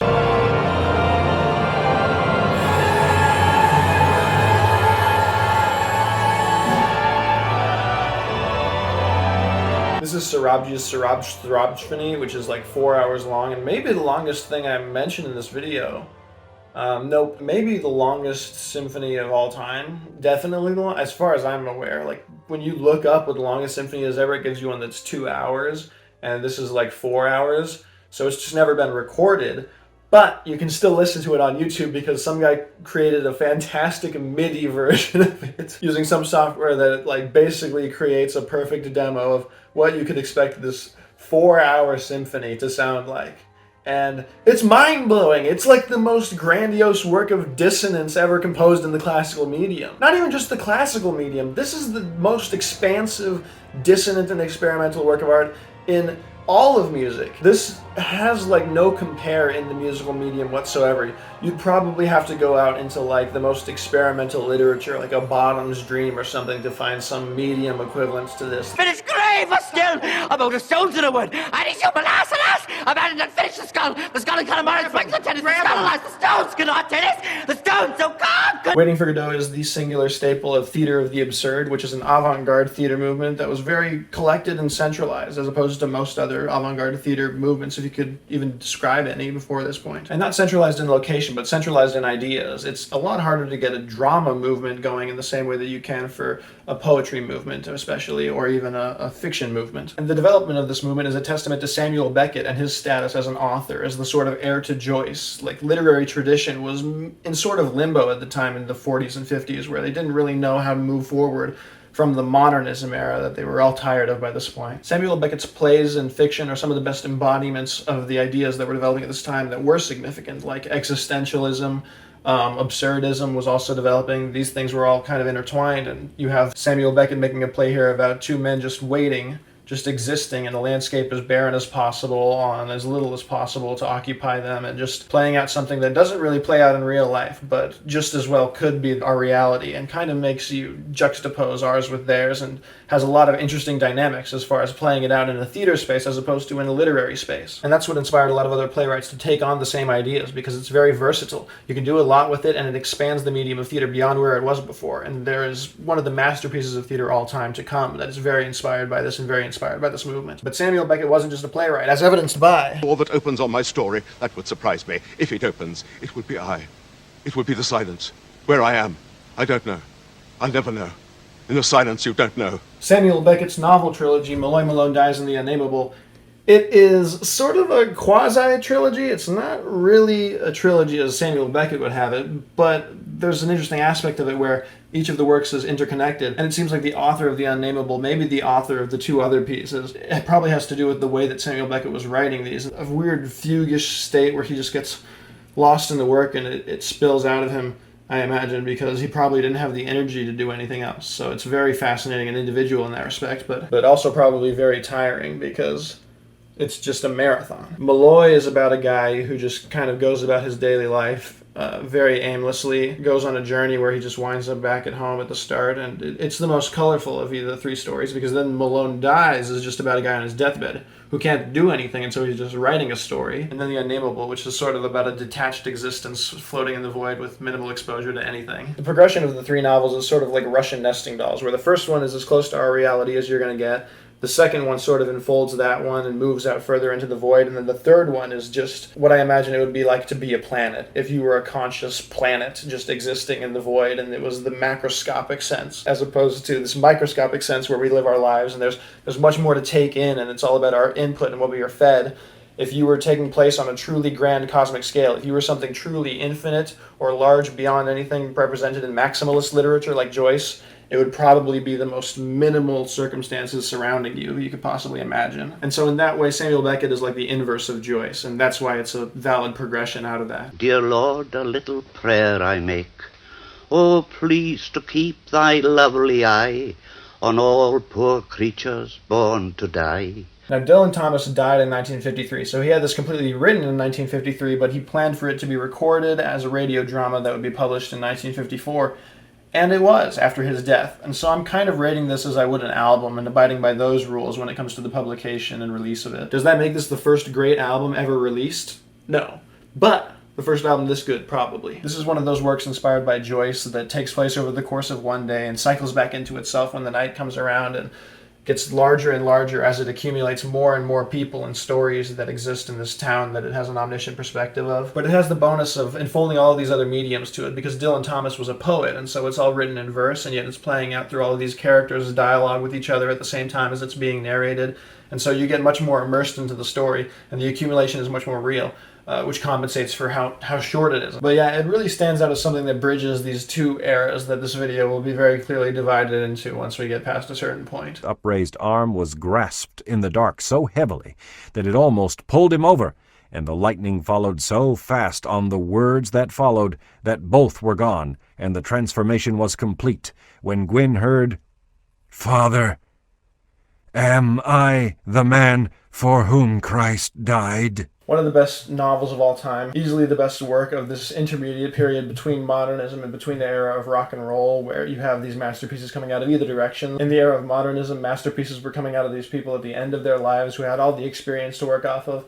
In the era of rock, it was drawing on the sort of primitive forge of existence, so they were drawing on their youth and everything, and that's where the masterpieces were coming from. And the Recognitions is sort of in the middle. This is from a guy that you think could have belonged in one category or the other, but he's really the only guy in his, 30s or 40s when he made this in this time period, who was creating a 976-page, basically theatrical masterwork, since it's mostly written in dialogue. And it's about the process of making art, and it's about the validity of art and all the things that are necessary in order to make it come into fruition and be anything meaningful. It aims to be the last Christian novel, sort of cutting that thread off in the middle of the 20th century, replacing the void in the heart that Christianity purports to fulfill with something completely different that they ritualistically synthesize over the course of this 900-page Goliath. And it's not just effective, it's one of the most joyous things to participate in and to read in all of literature, for sure.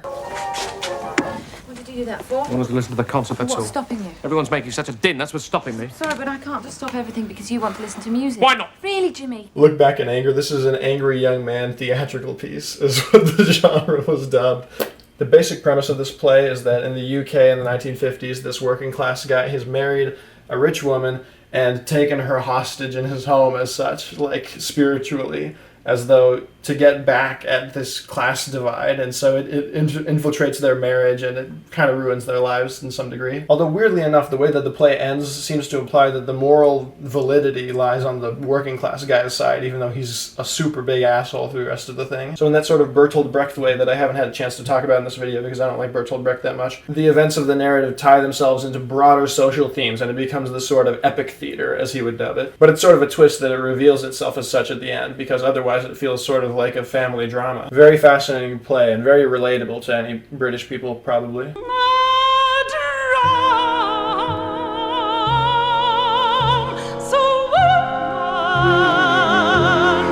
1957. So just yesterday I listened to something that could be album of the year from this year, but I don't think it's better than Drum Is a Woman by Duke Ellington. This is basically the first concept album ever, and Duke Ellington was maybe the earliest adopter of the full-on 33 3rd RPM vinyl to make extended compositions and make larger cohesive works. In 1951 he released a lot of his old classic songs in masterpieces by Ellington as these 17-minute comprehensive extended pieces, but this is like a sort of jazz opera and it incorporates vocals and it tells a story, which I don't know if there's a single other album that I could point to before this that does it to the same degree. On top of that, the story is absolutely insane and surreal. Like, I don't know, it's very hard to describe what's happening here, but it's basically about a guy who undergoes a spiritual journey, and he interacts with the symbol of the woman as drum as he goes into the African Congo and rediscovers his true spirituality.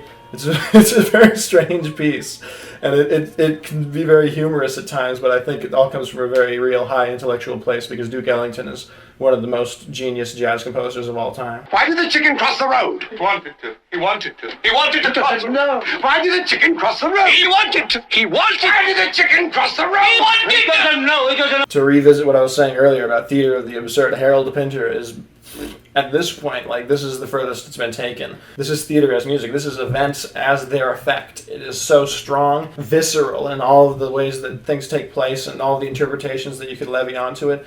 Every single moment does something to progress everything. And that's because Harold Pinter's technique of writing plays was to begin from a certain point that he had inspiration with and then just let it unfurl as naturally as possible into what winds up being pretty unnatural. It winds up being insane, actually. His plays are incredibly surreal, but this one takes place at the largest level and is maybe one of the, if not the, defining work of the UK as a whole in all of art and literature. I'd have to think about that. As far as just folding into it, like this fear of authoritarianism that was self-fulfilling because of just how paranoid they were about it, it had to happen. That contrasted with like this social normative nightmare fuel of everyday life and decorum. I think that there's a strong argument that every thread of British history could be enfolded into this work, and it's a perfect example of just where the psyche was at in the middle of this century. So it's a near masterpiece.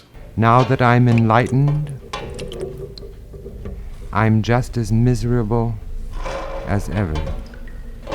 John Cage is one of the most important classical composers of all time, even if he's not like the best or the best of his century or like the most definitive of his era. Well, no, he would be that. Indeterminacy is, I think, the towering work in his catalog. The only work that actually explains his catalog and his philosophy, at least to a comprehensive degree. I mean, maybe there's something from the 80s where he also does this, but basically this work is 92 different lectures he gives and stories he tells about his life and about his philosophy and his art that all come together as one gigantic thread when you forget the distinction between these things, especially when paired in conjunction with the music on this thing, which has absolutely no rationale at all. It's a pre-composed tape loop that just goes on forever and ever, and the narration tries to become compatible with this, making itself more indeterministic to go along with it. But because the monologue is so logical and so direct, it manages to become all the more coherent for all of the incoherence that comes into it, especially with how much it reflects in the monologue on this incoherence and how much that becomes a philosophy of John Cage's and his Buddhism and everything. Also, the ending of this is, despite the pretense of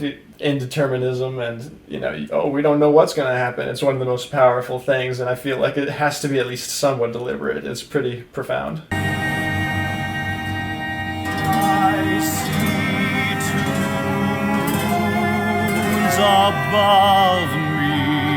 I'm glad I get to talk about Harry Partch in this video. This is maybe my third favorite work of his, but still. This guy in the 1930s was a hobo composer going on trains across America, creating his own instrument from pots and pans that he found, like the spoils of war, which was a bunch of army surplus that you would just hang up and bang around.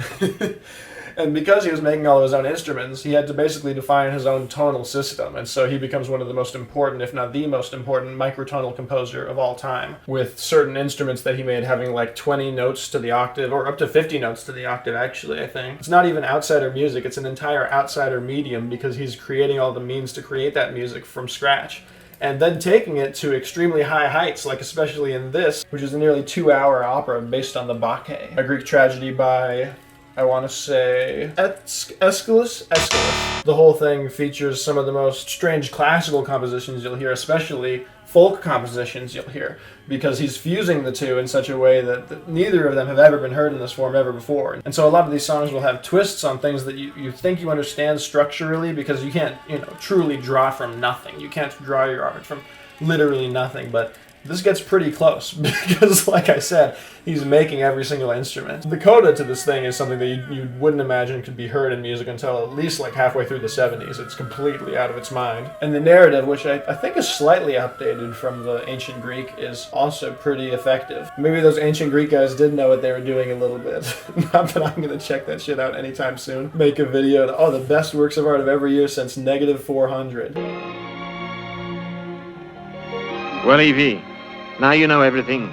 I was only in love with one person in my life, and And that was me. Stop the World, I Want to Get Off is the defining work of musical comedy, unless certain stuff by Stephen Sondheim would satisfy them. I think that this is the one that really towers above the rest, especially with what musical comedy was in this era and how dominant it was in this era. This is really the only one that has such a magnificent scale, telling the story of this British guy's life, you know, from the day he's born, I think, all the way until the day he dies, and he basically experiences everything in life very comprehensively. He becomes the president of the United States, he gets a wife and everything, and all of the humor in it is like, so it's like eye-rolling, because it's like, oh, I hate my wife and everything, and then later on you learn that this guy, you know, has a lot more going on with a later musical of his that's better, but I won't talk about in this video because it's not the best of its year. Just subscribe to my channel. I'll talk about all that stuff eventually. But this guy basically lives his entire life, and then at the end he's like, oh crap, I kind of figured out what it is. In that sense, it's sort of like Our Town, but this is a musical, so it gets a little bit bonus points because it's not nearly as good as Our Town in the dramatic respect, or even close to it. But as a musical in this era, it's very individual for its high ambition. Sondheim would have also been doing kind of good stuff at this time, but this is the one. Whom I will not forgive for having come to rest,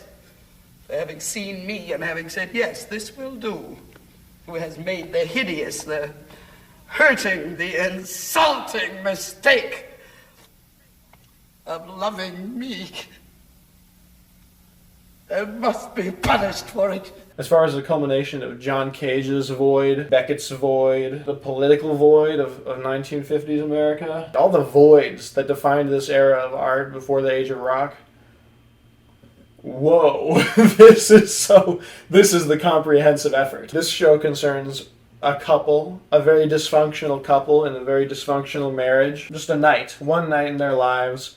No real break, it's in real time, which adds to a lot of the things I say about it being a void and about the perfect structure that it entails. They invite a younger couple to their house, and having a third party, or a third and fourth party, the fun and games quickly get out of hand. You could say it's an analogy for a lot of things, but it doesn't start at the beginning. It's not a from-scratch piece.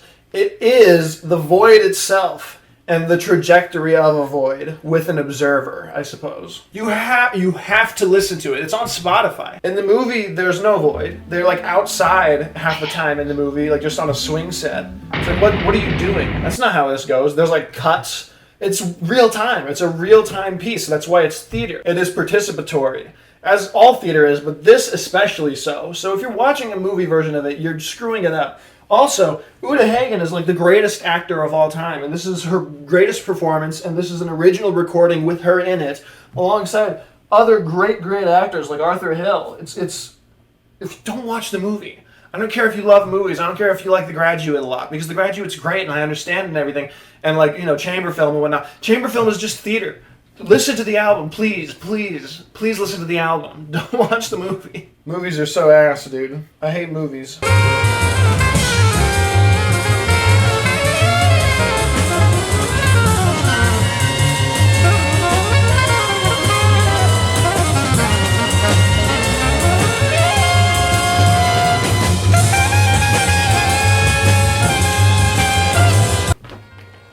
Mwah. The Black Saint and the Sinner Lady. Basically, oh my god, what is this ugly ass sticker on it? They got, look at the crap they got on this sticker. Giant steps. We're putting that on the Black Saint and the Sinner Lady sticker. You know what I'm gonna do? I'm gonna buy the Black Saint and the Sinner Lady, and then I'm gonna buy Time Out by the Dave Brubeck Quartet. I think it's well established in the jazz canon that Mingus was the one to pick up the torch from Duke Ellington. So those are the two first really significant jazz composers outside of Max Roach.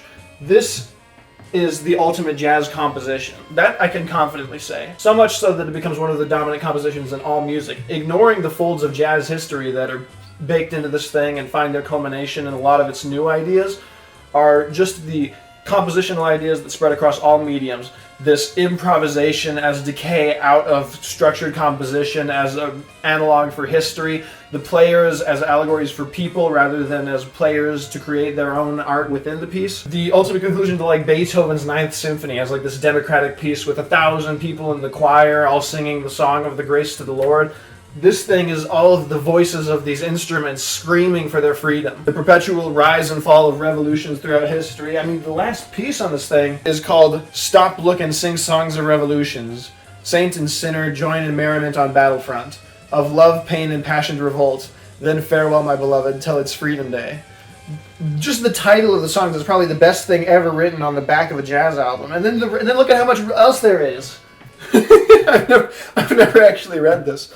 All of my interpretations come from the music itself, as they should. God, if you read the back of every jazz album, your opinions on jazz probably get super screwed up. Freudian faucets and old rotten washers, produced by Bob Thiele. Not the Bob Thiele, surely. There's a couple Bob Thieles. The less I know, the more the sweetness of the abyss is my destiny, and so I adore it. This is the last book in the video, I think, because I've had to like kind of redo some stuff. Even in the course of recording this video, I found a new album of the years from 2003 and 1969. The last like truly defining work of short prose that I think I have at this level of significance. It's about a lady who, in her room, all alone, just through her stream of consciousness, her thought process, staring at a roach, destroys her ego, connects to all of history, and basically discovers somewhat of the truth of her existence, going deeper and deeper and deeper and deeper into breaking the boundaries of what defines oneself, of the rules that define oneself, the morality and restrictions of one's life, to the point that there is no responsibility to the universe because there is no self to be responsible. Pulling that thread until it's completely unraveled, or not completely because it never completely unravels, but like, holy crap, does this go far? And in a short period of time, and in a very easy to understand way. As far as the vocabulary of this book, they're speaking in the language Portuguese, which doesn't have very many words, so it's very comprehensible in the translation to any other language. They're speaking in Portuguese, which isn't a real language, so all these other languages will be able to understand it pretty well. They're speaking in Portuguese, which isn't a real language and only has 3 words, so you can translate that into Morse code and understand any other language through its techniques. It's pretty remarkable.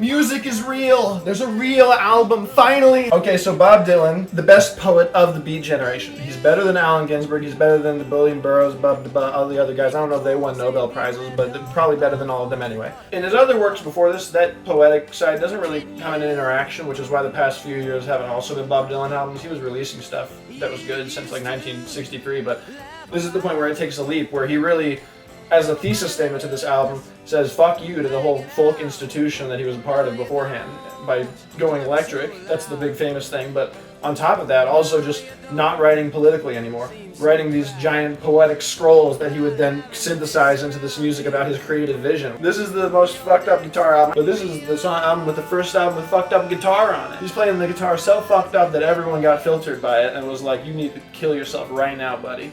Alright, I'm gonna calm down. Bob Dylan on this album starts it off with Like a Rolling Stone, where he's saying, you are irrelevant, and I don't even care, and screw you, and I'm the king of rock and roll now. It's more directed toward the institutions that overrode music, and maybe even the institutions that were implicit in the fact that people didn't want him to take this direction. There are songs on this album that obviously still have connections to the political era of Bob Dylan's music, like Tombstone Blues has that aspect of it, but it's much more poetic and vivid and imagery-based in the way that it describes all of these conditions and this poverty that people would be going through at the time. Most of the best songs on this album don't have anything to do with politics. Songs like Ballad of a Thin Man get at something much deeper. Songs like Queen Jane Approximately get at something much deeper in love, the other one in existentialism. Desolation Row, obviously, and the overriding themes of his generation that was lost and considered silent by many. In a period where art could very easily have just sputtered out like a motorcycle, Bob Dylan grabs the defibrillator and revitalizes the thing with his own hands. The only work within like the past decade or two that would be comparable to this in aesthetic vision is like The Recognitions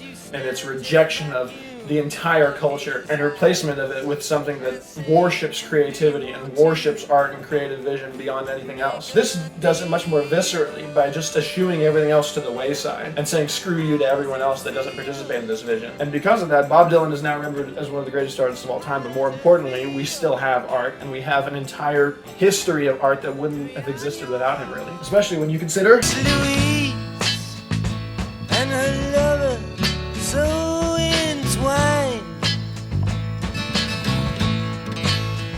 and these visions of Joanna that conquer my mind. Blonde on Blonde, which is the first concept album, and a lot of people don't know that this is even a concept album, or, you know, they don't know what a concept album really means, but I'm going to explain the basic journey of this album when I look at the track list. There's no track list on the back, it's just him, so I'm not going to look at that at all. I'm going to think about the track list, and that's going to remind me of what happens on this album. Pledging My Time sets us up, we're in his marriage, it's, you know, it's whatever, but, oh, Visions of Johanna, this other lady over here, Joanna, really kind of gives me, and then there's a couple songs where she's not happy with him, the breakdown, it doesn't go well, he's like, hey baby, come on, come back, and he's like, I'm fucked up, I'm in the Memphis blues again. And then there's some more songs where he's like, babe, please, can you come back please to me? And she's like, no, unless you know, make me the best song of all time, and then the last song is the best song of all time. All of these songs basically tell the same story, but there are a few that have breaks in the concept, like Rainy Day Women and Leopard Skin Pillbox Hat. They kind of fit within the narrative even so, but they also mark the sort of different acts of the album. I think obviously Five Believers is the second to last song, and that's another one that breaks in the narrative, because I think absolutely Sweet Maria is the one where he goes to visit her and she says, you need to do something for me in order for me to take you back, and it has to be tremendous. But he gives her a piece of garments and he's like, does this work? She's like, no buddy, kick it. And so he has to make Sad-Eyed Lady of the Lowlands, which is, up till this point in history, the greatest song of all time. But more important than the concept of the album is what the creation of the concept album entails. If you are writing a story as the narrator of the story and performing it as the narrator of the story about yourself and about the creation of the story, let's just say a lot of crap is going on there. There's a lot to dig into it. And as far as the other masterpieces that I've talked about before that have a sort of meta element where it's implied that it's sort of about the creator, like Long Day's Journey into Night, or even Tennessee Williams' Glass Menagerie, this is the absolute next level, because you're creating the dimensions of your own existence too by creating the music in which you're residing. And on top of the fact that he was creating some of the most original music to yet be created on Highway 61 at this point, Blonde on Blonde is an extension of that, of the Forever song, which just repeats itself and keeps going and seems like it could just go on forever. Sad-Eyed Lady of the Lowlands, Visions of Johanna, Memphis Blues Again, Desolation Row. These are all songs that have that same endless, sprawling, almost epic poem contained within one song structure. And that is sort of a metaphor for the album itself, because it has all of these structural layers unfolded into the same thing at the same time, where you can see it as himself within reality, himself within the music, himself writing about himself writing about himself, writing about himself, the music about the music. If someone has a gripe with this album that there's not enough going on musically, I direct their attention to how much is going on that level, on the actual conceptual level of the music. And that's something that's going to be very important to understand as we go throughout this video, because that is how I perceive music. I do not care about how good something sounds at all. I care about that type of stuff, the conceptual element of it, and how it manages to incorporate other works of art within itself. It's just obviously best, but you have moved away out west. You know I cannot finish this, you know the rest. Alright, concept album year 2. We are now on The Parable of Arable Land by the Red Crayola, which is the best psychedelic rock album ever made. Threads in the 60s that I haven't had a chance to talk about in this video because of Stop the World I Want to Get Off include free improvisation. Although if you want to look at the Black Saint and the Sinner Lady as a sort of incorporation of free jazz into the history of jazz music, you can then extend that into the history of rock via this album. The Parable of Arable Land is a concept album about war where the main singer, main character, starts off in love with war, in love with the romanticization of it, in love with his Hurricane fighter plane that he's got in his pocket, and he's going to ride around and then take his baby up in the sky. As this album progresses, there's a total disillusionment with war, which takes place with the horrors of war on like just the second real song on this album, Transparent Radiation. I say second real song because in between every song there is a free-form freak-out where all of the instruments are being played at once as chaotically and noisily as possible, and to progressively extreme degrees. The third song on this album is War Sucks, which is a semi-satirical 6-minute diatribe against war, but also one of the most visceral songs and one of the most extreme psychedelic rock songs of this era, in being like a proto-punk, like, oh shit, they're really about this shit. Well, Mr. God, are you sad this week? Can we treat each other bad? You know your silence is part of a band. You know that you do nothing just makes me mad. It is pretty incredible songwriting when you consider the fact that this song that is an anti-war song and is somewhat sincere, but they're writing it from this character's perspective who has just become aware of the horrors of war and is saying something very simple that is almost comically ineffective in war sucks. Like, that is the inspirational talking point of this generation of Vietnam-hating little rebels. To, in 1967, already be taking all of this contemporary movement in rock and in psychedelic rock and enfolding it into your album as just another step in the story is pretty insane on its own, especially when you get to the rest of the story. Pink Stainless Tail is one of the most iconic songs on this album for being such a strong example of proto-punk structurally and compositionally. As far as the lyrics go, and as far as what it's actually trying to say as a progression out of War Sucks, I think it's something like an attempt to take that fire and translate it into something organized and ideological that you can use against war. Although it is hard to say because the lyrics on this album are now getting extremely abstract. This has some of the best writing in rock music of the whole 60s decade, at least. If you want to extend that further, there's definitely an argument for that. There's no vocals on the second to last song, and then the freeform freakout between that and the closer is the most extreme moment on the album, and maybe one of the most extreme moments in music up to this point. The closer, though, Former Reflections, Enduring Doubt, is maybe the best closer of the 60s. I have to think about that. This is a song where all of the events, all of the war, all of the ideology against it are sort of then brought back into the self. They're no longer acting, they're no longer perceiving. It is a pure embodiment of what is left. In its lyrics, you have some of the most profound and devastating revelations in all of art about darkness and God. It sort of has the vibe of the last scene of Apocalypse Now with the guy in the woods played by Marlon Brando, but it comes 12 years earlier and with this unbelievable musical composition to go along with it, and with unbelievable lyrics and imagery to go along with it. The writing on this song is devastating. It is unbelievable. But yeah, that's why this is better than Sgt. Pepper Lonely Hearts Club Band. The Johnson says, hey love, you forgot your glove.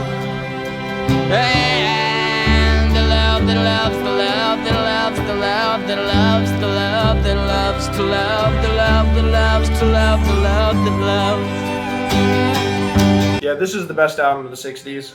I don't know if I've been doing that for the prior decades. Let's just go through it. The Recognitions is the best of the 50s. Long Day's Journey into the Night is the best of the 40s. The Man with the Qualities is the best of the 30s. The Duino Elegies is the best of the 20s. The Trial is the best of the 1910s. Mahler's Ninth Symphony is the best of the 1900s. Astro Weeks is the best of the 60s. This album is also a concept album. A lot more complicated than the other ones and a lot more like movement oriented and almost like the way of a classical piece. But the first side of this album is called In the Beginning, and I believe the second side is called Afterward. And that is a very broad strokes concept because In the Beginning entails everything from being born to just the revelation of experiencing the beauty of the world to first love, and Afterwards can encompass anything from death to the process of maintaining love, to the process of trying to revitalize love, to disillusionment, to loss, suffering. In a sense, it is like the closest thing you get to an encyclopedia of life in this era. I mean, other than maybe some postmodern literary works that I haven't gotten around to. But even then, I'm doubtful that they'll have such emotional grace, let alone, obviously, compositions this unbelievable. As far as a chamber folk orchestra, I don't know if there's any better trained still to this day than the one that's put together on this album, let alone one performing compositions like this. The way that they interact with his vocals, which are this fusion of soul and the punk movement, which is yet to exist, and yet completely improvisational, like the jazz music that's basically accompanying this. Those compositions are so emotionally and perfectly put together, not to mention all of the structural things that are really the truly remarkable thing about them. The way that they interact with the way that he's performing his vocals as both a character and as a sort of structural whim of the universe that aligns with each mathematical formula of love or of joy that the album is putting you through. Each song is an individual perfection that all come together into a macro perfection. Whether it's the first song's absolute love of the universe and mystical wonder with all of it that's embodied with this sort of airy floating instrumental and maybe the best opening lyrics on any album ever. If I ventured in the slipstream between the viaducts of your dream, where mobile steel rims crack and the ditch and the back road stop, could you find me? Or would you kiss my eyes, laying you down? Silence easy to be born again. What's fascinating about the song is that it doesn't begin the album with birth. It begins the album with rebirth. So it's not independent of your life. It is a continuation of it. As you listen to it, you are restarting.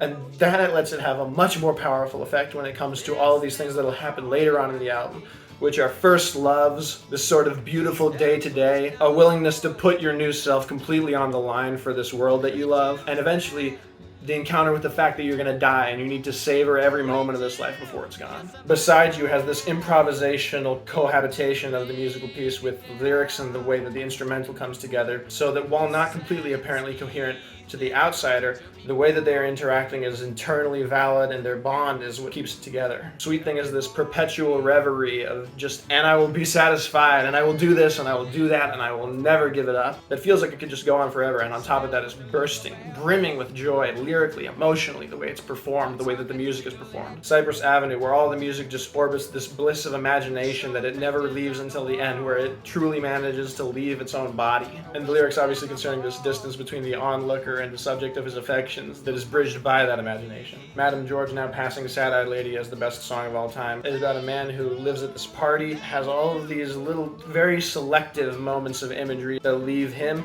and you extremely sentimental by the time that it's time to depart, especially when it comes to this symbol of the song, a symbol of all the beauty in this world, in Madame George, which is the only moment of true interaction that he experiences in this world. And so interaction attains this sort of higher meaning in the piece. It's very easy to get wrapped up in how little is happening in the song. Before you know it, it is everything that could happen to you. Slim Slow Slider is the piece of dejection and suffering that I was talking about earlier. This passing observance of someone who once had such potential and is just wasting away completely. It ultimately ends with the hope that a lot of people resign them to in every other point in life, when they're completely detached from every other beauty that the album offers them. These ending lyrics of glory be to him, which only come in the long version of Slim Slow Slider, which wasn't included on the album because the album's like 48 minutes. It's bursting at the seams on the vinyl record. That ending is one of the most beautiful and incredibly cathartic in music as a whole, and it didn't even make it to this album, and no one even knows that that's part of it, and yet everyone still agrees that it's a complete masterpiece. You literally couldn't ask for a better album than this out of the 1960s.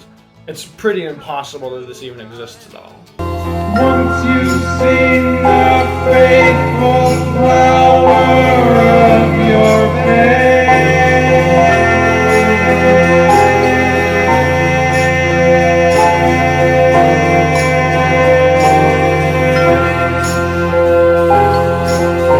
Peter Schickel, the main orchestrator of this album, is better known for the musical comedy he composes under PDQ Bach, which is this sort of humorous classical music. Wouldn't it be funny if there was an opera by this third forgotten Bach brother that was all about Texas? On this album, he's not goofy at all. The Fantastic Garden, the first song on this album, was the best song of the 60s. We finally made it. It is a 24-minute piece which combines electronic music, jazz music. It has this free jazz ensemble explosion toward the end, and classical music and rock music, all into this inseparable tapestry of total compositional and lyrical genius. Because the 5 or 6 phases of this song that describe what it's like in this fantastic garden have this allegorical quality that can only be compared within this decade to Madame George, but on a more cerebral level because it's pure imagery, and pure foreign and naturalistic imagery. In that respect, it's further up the chain, further from humanity, closer to the beyond and to the sacred. A close common reference point I could give is sort of a Lynchian limbo, maybe like the lady in Eraserhead, and yet it's taking a space like that to a transcendental peak. That ethos of the album continues onto the second song, Circus, which begins in this deranged frenzy of pseudo-circus music. If you heard it at the circus, you would say, I'm gonna get the hell out of here. And the lyrics that eventually come in aren't about a circus at all, but this subdued guy trying to seduce a lady or pick up a chick at a bar or in his house, and they concern this drive for human connection that's never truly satisfied, and he's left completely lonely and dejected. And it seems like the lady might be as well. Sort of a microcosm of the idea of the comedy of the human condition, and the fact that we can never be really satisfied. And that's furthered by the fact that this is then revealed to be the circus. We're back out of the circus, and they're saying, we love the circus! It's time to be at the circus! It's never far to the circus when you are the circus! It's one of those things that makes you rub your mustache a little and go, ooh, that's pretty harsh. I didn't think it was that bad to be human. No, it's devastating. And the third song on this album is a spoken word piece about Penn Station, it as a fragment of time and a way to explore the way that time has its effect on everything that's alive. It's not as deliberately conceptual as these other things I've been talking about, but as a whole it does form an unbelievable tapestry, and each song's individual concept is kind of mind-blowing on its own. But what really elevates it to that next level is the fact that these compositions are totally out of place in 1969, they would be out of place in 1972, they'd be out of place in the 70s as a whole. I don't know when these should ever exist, but it's completely remarkable. This album wouldn't even exist if it weren't for the fact that the Louisville Orchestra reached out to Peter Schickel himself and said, we would like your ensemble, The Open Window, to compose pieces for us, because we're premiering a new piece every single week for some reason with the Louisville Orchestra. That's also the reason that no one knows about it, is because it's just this little tiny piece of trivia and history in the middle of a long series of Louisville Orchestra, probably crap, that they were premiering every week. Just a masterpiece embedded in that. So it's only like 2 months ago at this point that I'm recording this, that this was even made available online. But it's easily one of, if not the compositional masterpiece of the 1960s as a whole.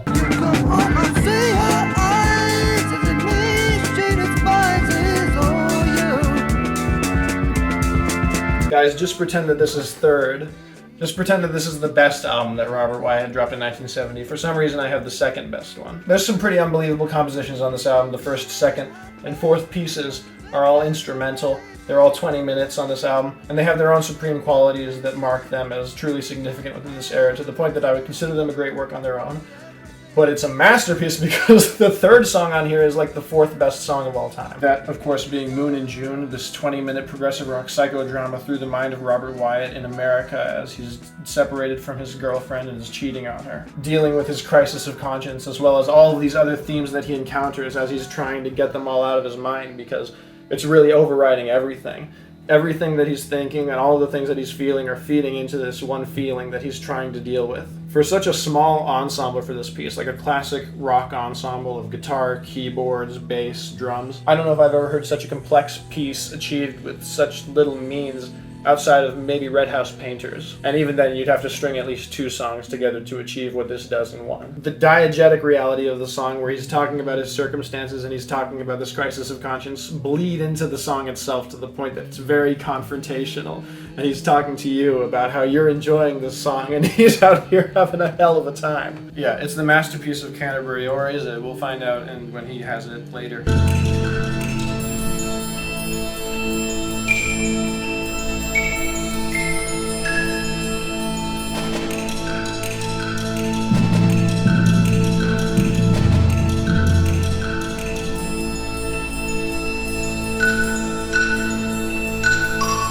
What's interesting about the 70s is that it was much more dominated by classical than by all of the new developing forms that were happening at the time.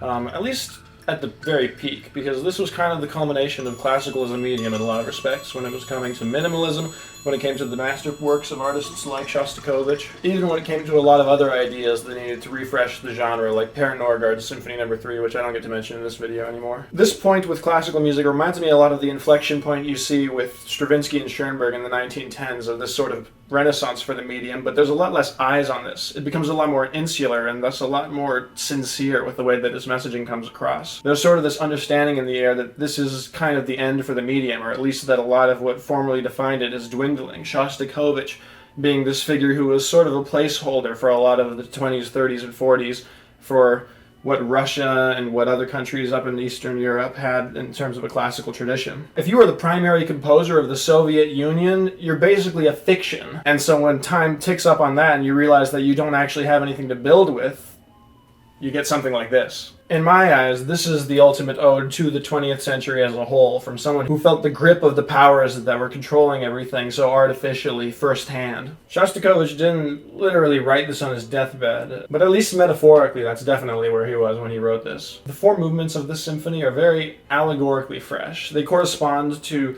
different phases of someone's life, pretty obviously, as well as the different phases of the 20th century, and so Shostakovich's very particular and unique life. And because he has such intimate experience with things that were happening on an incredibly broad scale. It's not so much an internal monologue as it is a reflection on the entirety of society at large and the entirety of the events that informed the symphony and informed his life. In the first movement, every instrument seems to be playing its own character and sort of creating a dynamic more than it's creating one singular train of thought, which may be more true to how the train of thought of a young individual would be working, especially at this time in the early 20th century, when all of the advancements of the world seem to be coming to a head. But as far as imagery in this piece, it's very physical, and it's almost a little bit violent at times with the way that the instruments are interacting with one another, and there's sort of this secretiveness and this suppression, and these things interact at different levels at all these points in time, but it's all held together by, strangely enough, and in one of the most interesting aspects of the symphony, a quote of William Tell Overture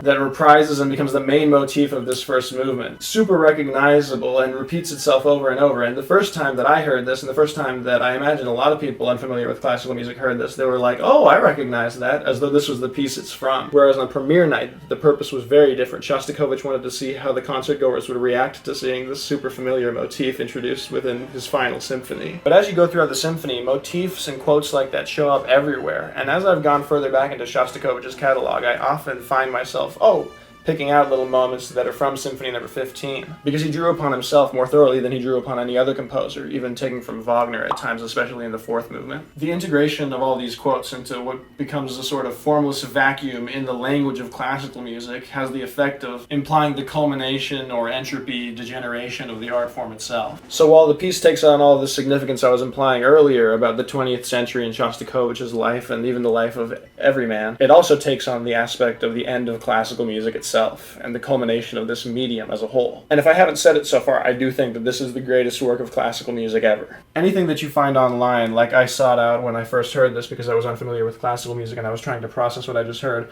will speak of it in very literal terms, because it's a very hard to explain piece as far as putting yourself in the composer's mind. And by this point in the century, people weren't even that very interested in that.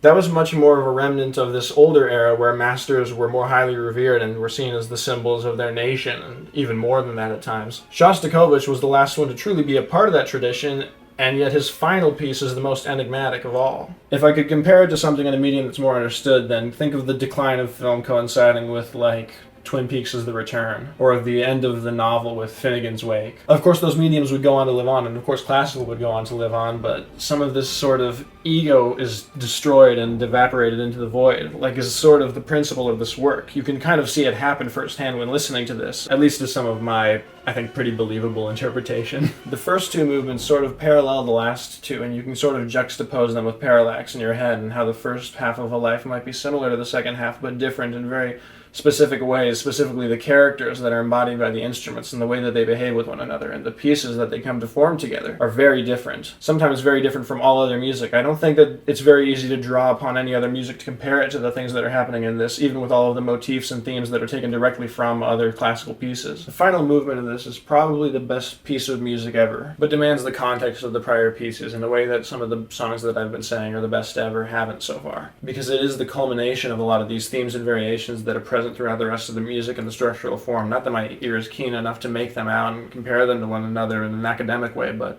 they have their effect anyway, because otherwise it wouldn't be a good work of art. It's not just the final passage of this piece, but sort of the last three passages of what could be seen as a four-passage final movement, which is the climax of that final movement, one of the most bitter crescendos and culminations of any piece of music ever. Then this waltz that follows it with a sort of subdued and quiet beauty, but is never allowed to come to fruition because every other measure it's being interrupted by a piercing dissonance of horns. The events of this final movement are very call and response, very lyrical in a sort of metaphysical way that reminds one of Kafka and the Gates of the Law, that symbolize this ability to be rejected by eternity. Although in this piece, eventually the waltz, by rejecting its rhythmic order, sort of does manage to rise its way through and makes it to the final passage of this piece, which is a percussive passage with bells and marimbas and xylophones playing out the end of his life, basically, and reprising themes from the very, very beginning of the album and circling it back into itself, in a way that's probably the closest in any work of art to actually dying yourself, because of all of the puzzles and mysteries embedded in this piece earlier up until this point that never truly become decoded. If you can prove yourself worthy of them,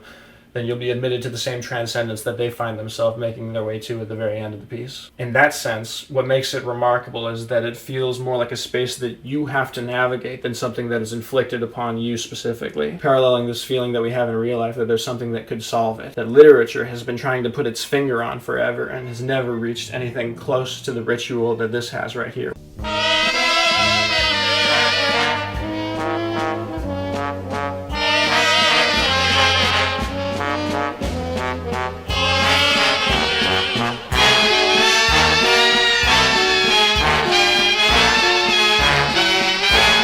I don't know if the lighting lends itself to the text there being read, but this is Escalator Over the Hill, a chrono-transduction by Paul Haynes and Carla Bley. I spoke on Black Sand and the Scintillator earlier on how that's the culmination of jazz, but that's a little bit counterintuitive because this is, by all accounts, a much better album. It's just the culmination of something completely different, if not the beginning of something else. This is a nearly 2-hour opera composed for big band ensemble orchestra with some of the best players of all time on it, as well as a super tight narrative where all of these characters reprise their roles in these vocalists that have specific motifs and symbolic interactions with this main plot line that becomes very abstract by the end. The plot concerns the arrival of the woman Ginger at the Cecil Clarke Hotel, which has this sort of scattered, surreal funhouse mirror depiction of the modern age, and yet its own sort of foreign system of logic that all of the characters embody and that defines the metaphysics of the piece. For example, there are set locations that correspond to the different acts of its structure, and depending on where you are in it, you'll get a completely different style of composition or music, along with all of the changes in narrative that would entail something like that. But it's super tightly composed and structured so that you have to figure out where you are by grounding yourself in the piece more so than analytically juxtaposing one point to another. It's all very based on the emotion of the music and the language of the characters, despite being extremely complex and complicated and having rules that don't apply to our reality and subtle rules of our reality that take on a whole new life within theirs. The narrative of the piece, which I've established, is just as much tied to the emotion of the compositions as it is to the language of the characters, which can be so abstract at times that you'd have to find some other foothold in order to fully understand what you're listening to. Can straddle the line between this sort of burlesque comedy and this dark and gritty nightmare. As you try to ground yourself in this world,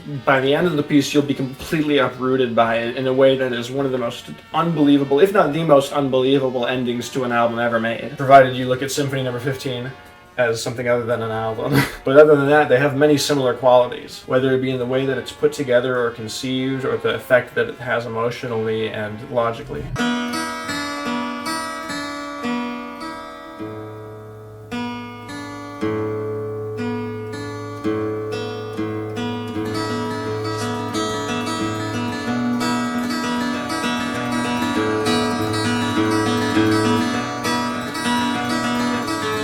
John Fahey is the greatest composer ever, and the bulk of the genius in his catalog comes from before this point, but I haven't had a chance to talk about it because really he has one of the highest peaks ever, and that's why this album is here instead of a lot of other things from 1973 that could be. This is not a classical piece. This is the first composition that I would put in my top 5 of all time that isn't a classical piece, maybe the only one. He's instead just a guy playing his guitar, and he plays his guitar for about 43 minutes on the album in total, with these extended compositions that are something unlike anything else in music before or after. People have tried to mimic John Fahey's style, some of the most interesting avant-garde composers that have taken influence from rock, and none of them have ever even come close to achieving anything like anything he's ever achieved. Even when John Fahey came back to music, he was outdoing them at their own game by creating super noisy avant-garde guitar pieces.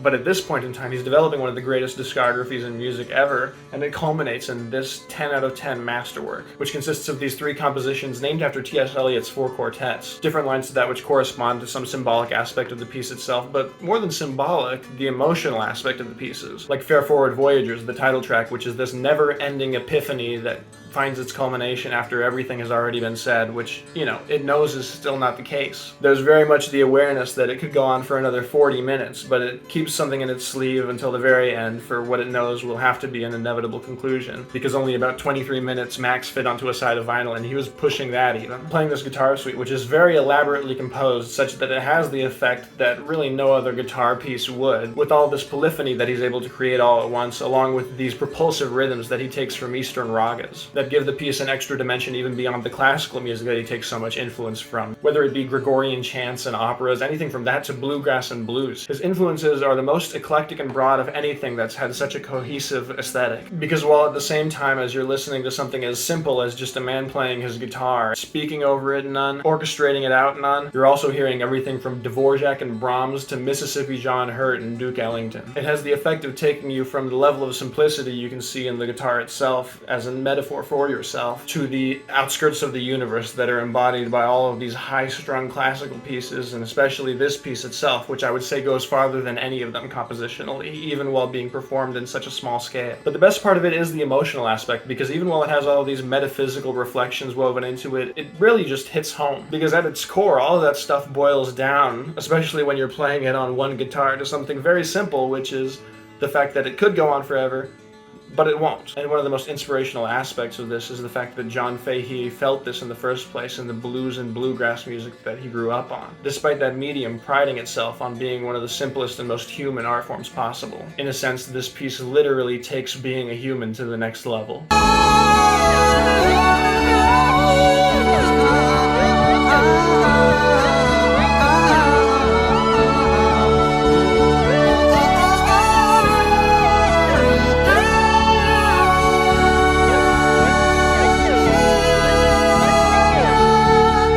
So this is the best progressive rock album ever made.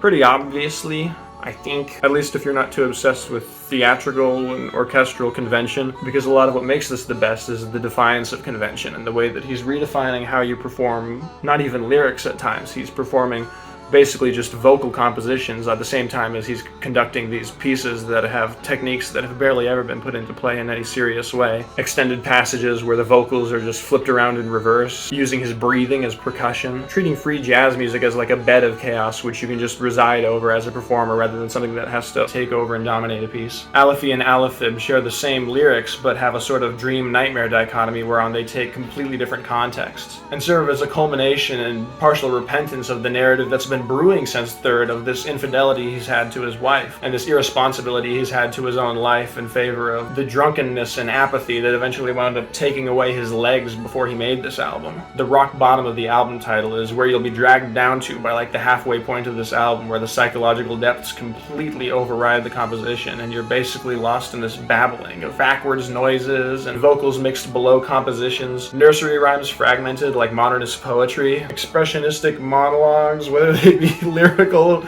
or completely instrumental, through this warbling synth tone that he felt matched his own voice as he was writing this. The first song on this album culminates in an outro, which is essentially this beautiful duet between his voice and the synth that, before you're dragged underwater, basically shows you the sky and the depths of the heavens before you see the depths of the sea, which you have to essentially tackle before you can reach back up over land. And by the time at the end that he's essentially back up at land, he's now reflecting not on what's under the water, but what's underground. And it takes on this much more material analysis, where now that he's tackled his internal demons, he's set his sights on the demons of the universe, while completely at peace with it in his rejection of it. Everyone feels sorry. No one is to blame.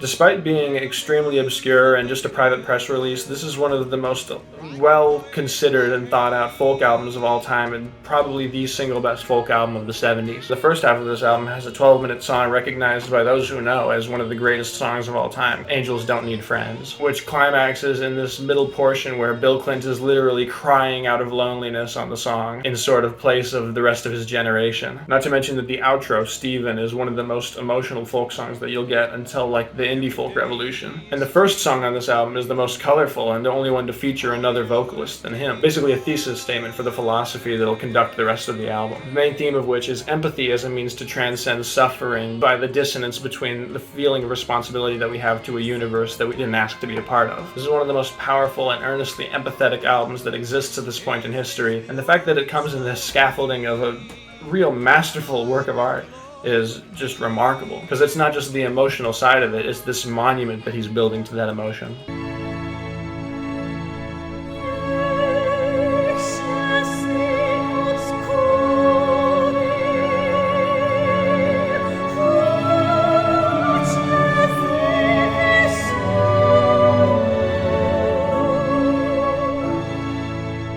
Gurecki's Third Symphony is the second peak of classical music in this decade, and the second best work of classical music of all time, behind Symphony No. 15. In the same way that Shostakovich marked the end of classical music with that, this is the sort of rebirth, which comes with a rejection of everything that had been entailed by the progression of classical music at this recent point in history. Henryk Górecki was a student of Pierre Boulez and the avant-garde of the time, and was a close adherent of Stockhausen and even integral serialism at times. So basically making extremely dissonant, academic, heady music, and then making this. The First Symphony abided by that integral serialist, highly technical rut that the classical canon was in at the time, and the Second Symphony maintains some of those aesthetics while leaning into what the actual effect is, which is total, dissonant, nightmarish intensity. And then this piece maintains that intensity. It gets to, in the first movement, some of the most exorbitant highs in classical music since Wagner, but is now pairing that intensity with what it actually wishes to convey, which is,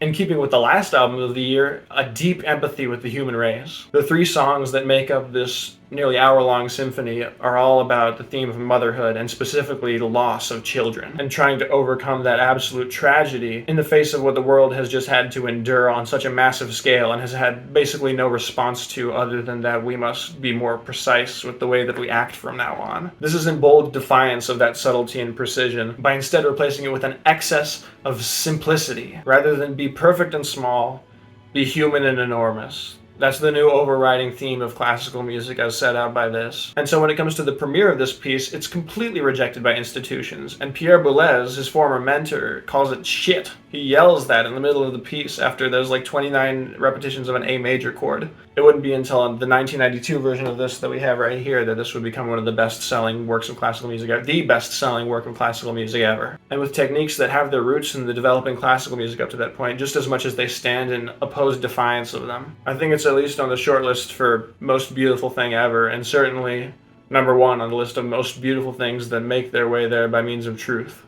If you've got no place special, oh my dear, you just go to place special. Well, I would love to not have lied to you and give this to Don Juan's Reckless Daughter because of just how attractive its album cover is and really nothing else. I'm going to actually switch it back without having edited that part to Irma by Gavin Bryars, the former album of the year. While this purports to be an opera by Tom Phillips, like on the cover, it says, this is actually an opera by Gavin Bryars, which had an original sort of pseudo-text written by Tom Phillips. The words are taken from Tom Phillips' novel A Humument, or at least taken in the same style as that novel. Black out most of the words on a piece of paper and leave what's left as the written text. So that's how most of the words are written in this, and it comes out with phrases like, I tell you that's Irma herself, watching the waves fall, steep from the sun, which come at any hour, repeating certain sorts of verse. And it's really beautiful, but I think that Tom Phillips' original composition was uninterpretable entirely, so Gavin Bryars had to come up with a new one entirely, and it's probably much better than what would have been from Tom Phillips' end of things, which would have likely degraded the beauty of the music, whereas Gavin Bryars had one of the most tactful hands in classical music at this point and was one of the masters of minimalism, and the greatest British composer of all time to this day. As far as being from the time period that minimalism was developing, this is the only opera that's even close to the realm that this is in, because this is an astronomically good work of art. And it's not just that it's totally beautiful and that the overture and the opening aria, I tell you that's Irma herself, is one of the high watermarks of minimalism in the century, in the decade, whatever you want to say. It's the dynamism that you get when you juxtapose that with the darker lows of the work, that you'll get especially toward the end on Love is Helpmate. Love is Helpmate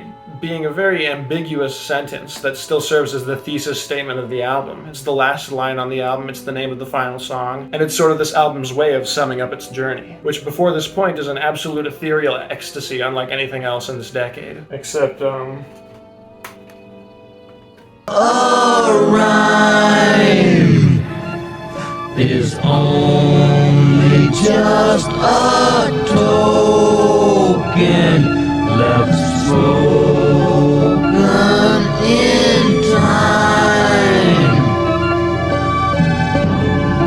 There's a lot to say about the Residents, a lot more than there are to say about these other bands, especially when it comes to providing context for them, because the Residents were this avant-garde ensemble that originated in the early 60s actually as the Delta Nudes and had their first concert sometime in the late 60s or early 70s, which was just the most insane thing probably ever performed live at that point in time, across all mediums.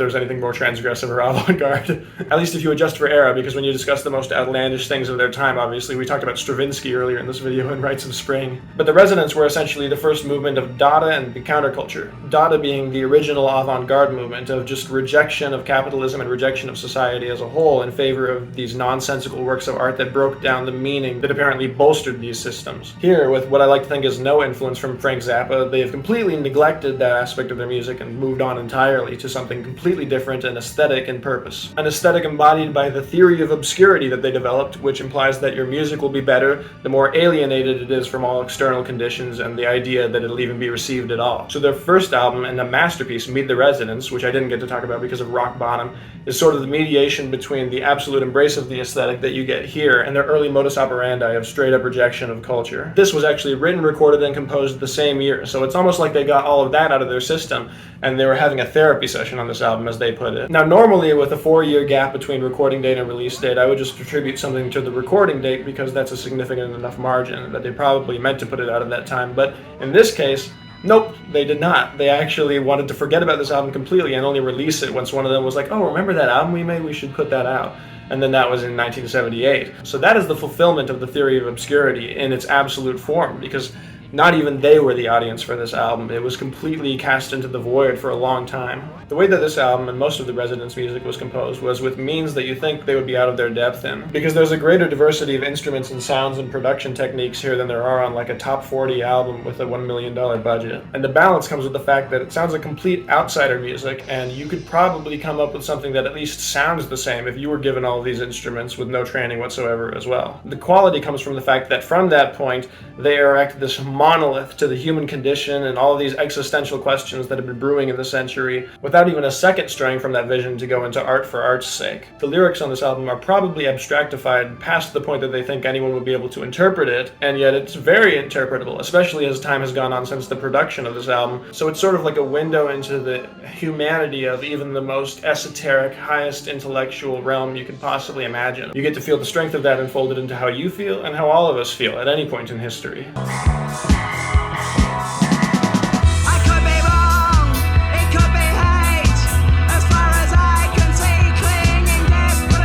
Alright, let's tackle the elephant in the room. This was originally released in a metal box, and so its original title was actually just Metal Box, because it came out in a metal box. Because these were counterculture guys, and they wanted it to be hard to pull a record out of it, and they wanted it to get scratched up by the metal box, because they're punks. But then every single other release of it is called Second Edition, and their first album is called First Issue, so I'm going to call it Second Edition. Public Image Limited are the follow-up to the Sex Pistols with the same lead vocalist, Johnny Rotten. They've now become a chamber punk ensemble that makes music like nothing that's ever been heard before, including these 10-minute droney soundscape pieces. It was around 1977 that the punk movement, which really began in like 1972 or whenever Suicide coined the term, began to shift over to this sort of existential framework. I've been using that word a lot. I gotta come up with a better word. Sartre is dead! It's been 30 years! Get a new philosophy! Come up with your own! This album is the manifestation of the punk philosophy, which has now separated the original homogeny of the genre with the emotional response to a superstructure like capitalism or like police beating up college students or whatever. They were pissed off about a lot of stuff, but at this point, those are now two different things, or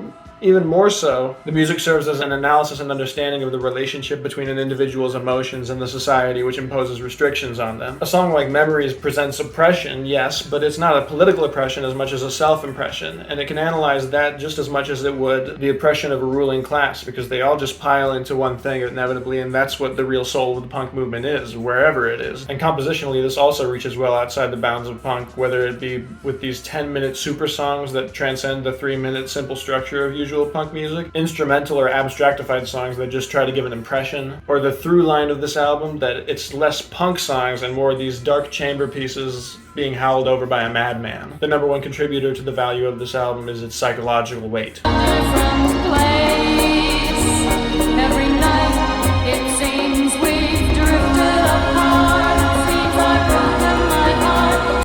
Daytime Viewing is a spoken word, partial performance piece, partial feminist synth-pop album.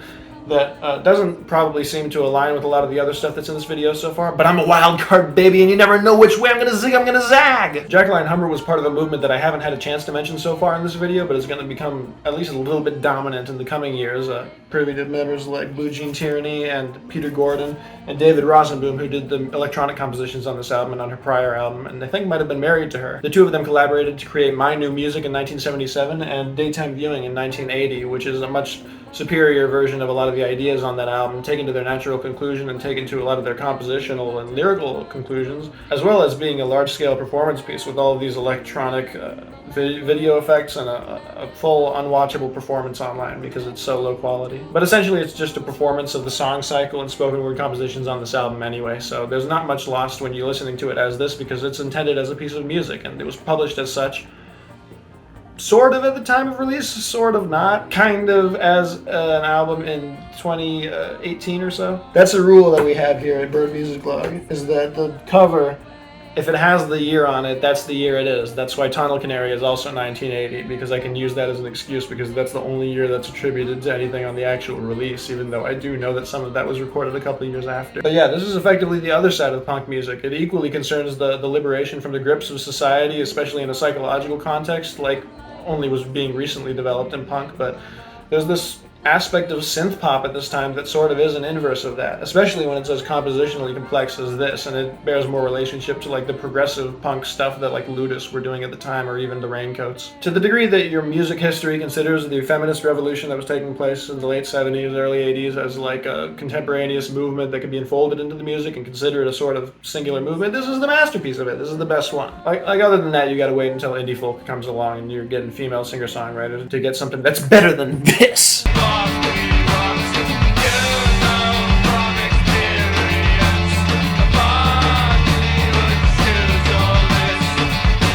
So now we're fully in post-punk. We were low-key kind of fully in post-punk already by the time that punk was even just recognized as a thing in the first place because of Peru and because of... But we're not going to talk about that. We're in the post-punk era now, and we can't even tell what the hell this one is. What even is it? Is it experimental rock? Is it prog? Is it post-punk? No one knows. What we do know is that it's a concept album about the failure of the Western experiment. Imperialism was destined to fall off, as explained by this dissertation of a musical piece. That's me laughing at dissertations, not me laughing at albums. This is a satire, and satire eradicates philosophy because satire proves itself through you. When this heat expound on the glory of the Roman discovery of 2 + 2 = 4 and the validity of their imperial conquest, you can take that as seriously as you want. No one's going to stop you from becoming as absurd as what the work is making fun of. Who's to say whether a new kind of water could actually solve our problems or not? Maybe they're not even making fun of that. Maybe that's actually going to happen. Oh, the whole world exploded on the last song. It didn't work out. After the whole tower of Western civilization erected by the album has fallen, on the final song you get just these tumbleweeds rolling around, these symbols of the songs that have come before it. Babbling madmen in the background left over from New Swahili's analysis of the failure of language once everything is said and done, as well as all of these little remnant drony instrumental motifs that have just, the song just plays after the last song. A New Kind of Water is cut off short as it's like still trying to build, so nothing's really going to come to anything is what that says. And A New Kind of Water is one of the best compositions in punk music. It's one of the most intense punk songs ever. In the backyard, God, this set of circumstances that is indescribable with our geometry, a picnic of sorts. A celebration of the changing of the light. And we glide through that chaos, facing her, watching her. So Perfect Lives. Collaboration between Robert Ashley, Blue Jean Tyranny, Peter Gordon, Jacqueline Humber, everybody. David Van Teegum, whatever, the whole universe. Weirdly enough, this was produced on television before it ever came out as a record, and it took about 8 or 9 years for it to actually be released as a CD. This is because Robert Ashley felt that television, as the ultimate form of mass media at this point in time, was the ideal birthplace for the new form of opera, which he then proceeded to entirely develop from the ground up along with multiple other geniuses. 3 other geniuses are working on this with him. And the basic structure of the piece incorporates them as follows. Robert Ashley wrote the 200-page poetry, prose, theater masterpiece and performs it with a combination of all of the different vocal innovations he'd been honing over the course of like 20 years at this point. He created the first noise composition ever. He was one of the first to incorporate tape music into a theatrical piece. He was a pioneer of sound poetry, and he created a new humanistic form of indeterminacy. Based on vocal spasms he could incur by way of strange techniques, and he called that album automatic writing, and he referred to it as an opera. The instrumental bed for all of his performances on this piece is mainly driven by the solos of Blue Jean Tyranny, who is not only referred to as a character in the piece as the greatest piano player of all time, but is actually, in reality, the greatest piano player of all time, and a total genius in his own right who has multiple of the greatest songs ever made. The producer of the music is Peter Gordon, who was a staple of the New York City avant-garde. In his own music, combined no-wave, totalism, disco, and theater, like just one of the most ahead of his time artists of this era by virtue of combining some of the most significant trends that a lot of people wouldn't have seen the importance in. And so his catalog, which is very disparate and delocalized, serves as one of the most unique of his time and place. And for good measure, Jacqueline Humbert did the costumes. The plot of this opera takes place over the course of one day, wherein a couple of people group together to rob a bank and put all of the money back before anyone can know that it's gone. As they put it, the perfect crime, which you can imagine, if taken to a macro level, would entail the transcendence of society as a whole, by reshaping the value system of that society around the event itself, rather than the dollar, showing its ability to be usurped, even spiritually. But instead of making this take place on the level of like the National Bank or the headquarters of the moon or whatever, Robert Ashley just puts this in the middle of some random Midwestern town as though to elevate the level of consciousness there to something that could be there. Like in the same way that Joyce managed to make an encyclopedic ode to the universe by talking exclusively about the city of Dublin. This artwork is the democratization of consciousness. The 7 songs or episodes in this piece are 25 minutes each and are titled The Park, The Supermarket, The Bank, The Bar, The Living Room, The Church, and The Backyard. And they correspond to these different sigla, as well as obviously the locations of the titles and these structures of the song as a whole, which range from anywhere between the intro and outro's dichotomous internal monologues to the dialogue that takes place on the living room, to the sermon of the church, to the scattered algorithm of the supermarket, to the constantly moving play within a play metaphysics of the bank, to the best song ever made in the bar. The best song ever made! The best song ever made! In the car, see them, Spanish, see them, see them, see them. Is he in there without shoes? Is he in there without shoes? Without shoes, without shoes, without shoes. Who's there? Who's there? Who's there? They see blue eyes, red eyes. I'm sorry, I don't know what came over me there. 1983's album of the year is More Wealth Than Money by Normal Hawaiians. So Deceit is a little bit of a sad case because it loses all of its fun little titles. It loses the title of anti-imperialist experimental post-punk album of the decade to this one. And it's just because this one's better in every conceivable way. How unfair is that? There is no disillusionment on this album because the base starting level is a discomfort. It has this cinematic quality though where it can go from that to the lives of the invaded that are being taken over by a British soldier who doesn't really want to be there in the first place. I wouldn't quite give this album a main character as I would with something like The Parable of Arable Land, since it's mostly these drug-fueled psychological extensions of Guy Smith's paranoia. Guy Smith is the main vocalist on this album. These drug-fueled psychological extensions of paranoia, I think, are very self-aware, though. I wouldn't go as far as to say that it's a byproduct of a lost little period of history. These are incredibly ambitious and forward-thinking songs that lose themselves in the darkness of the possibilities of, like, the lost space rock and avant-garde rock eras of the 1960s and 70s. As much of an influence on this as, like, Hawkwind and Wire are Captain Beefheart and the Red Crayola probably themselves. The fact that these guys were so extremely tapped into the developments in avant-garde rock music up to this point makes this the culmination of it in many ways.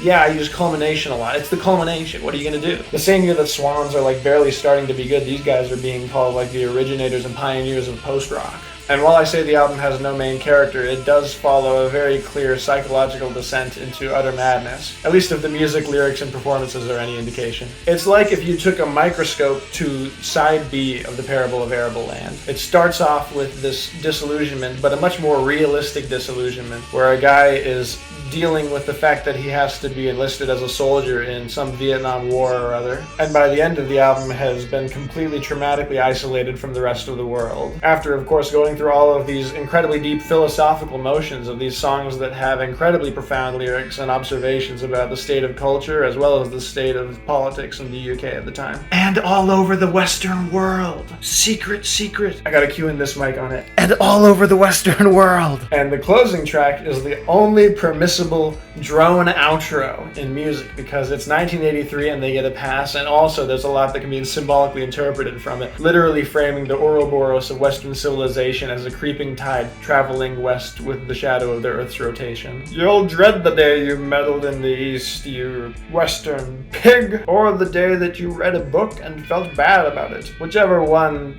yields more evolution, because that's how history works. It's the evolution. That's why people want to be cucks, is because they want things to be better. They're like, I'm not really all that. Sometimes you just gotta let your civilization collapse and make it into your fetish. But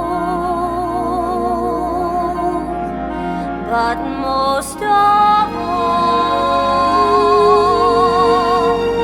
I love your painting.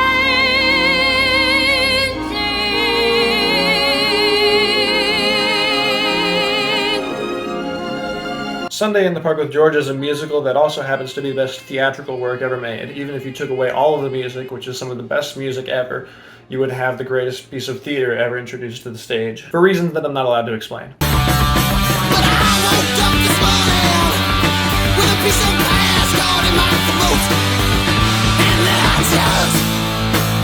Rites of Spring marks the invention of emo music, not because it was the sole founder of it, but because it's the greatest of the very first year that emo was really a developing thing.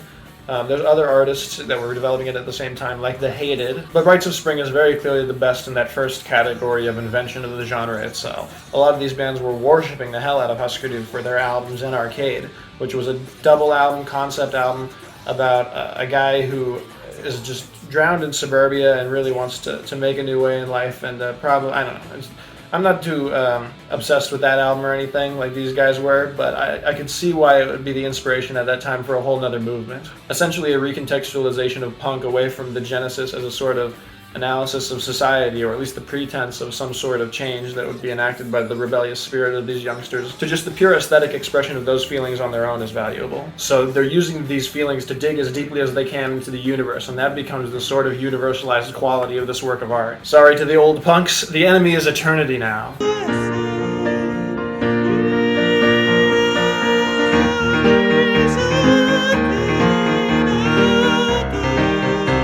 William Mertens is the last remaining straggler of post-minimalism, which was the movement that evolved out of minimalism but just, had its own spin on it, used the aesthetics of minimalism to create maybe more varied compositions slightly.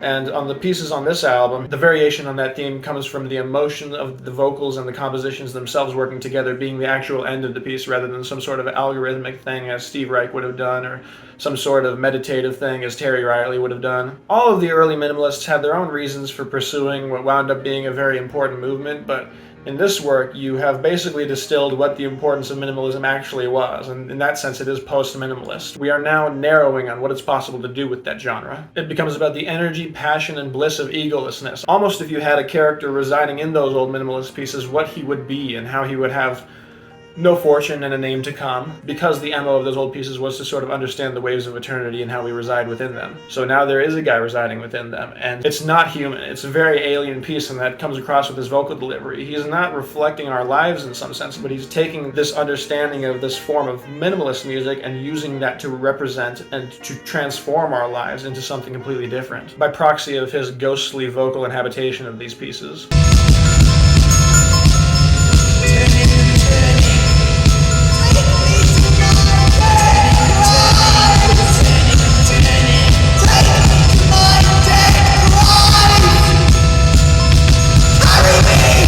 This is the most stacked year of the 80s for like no reason. There's like maybe 10 masterpieces in the 80s as a whole, and 4 of them are from this year. So I have to at least list them. First, Engine by American Music Club. Total masterpiece, best folk rock album of the 80s, whatever you want to say. The Walking by Jane Siberry. Conceptual masterpiece of art pop. Children of God by Swans. One of the best albums of all time, a dark examination of the spirit of the human race. But the best album of this year is Imperium by Current 93, which I was very shocked to find out. When I found out that Current 93 had a good album in the 80s, let alone one of the best albums ever.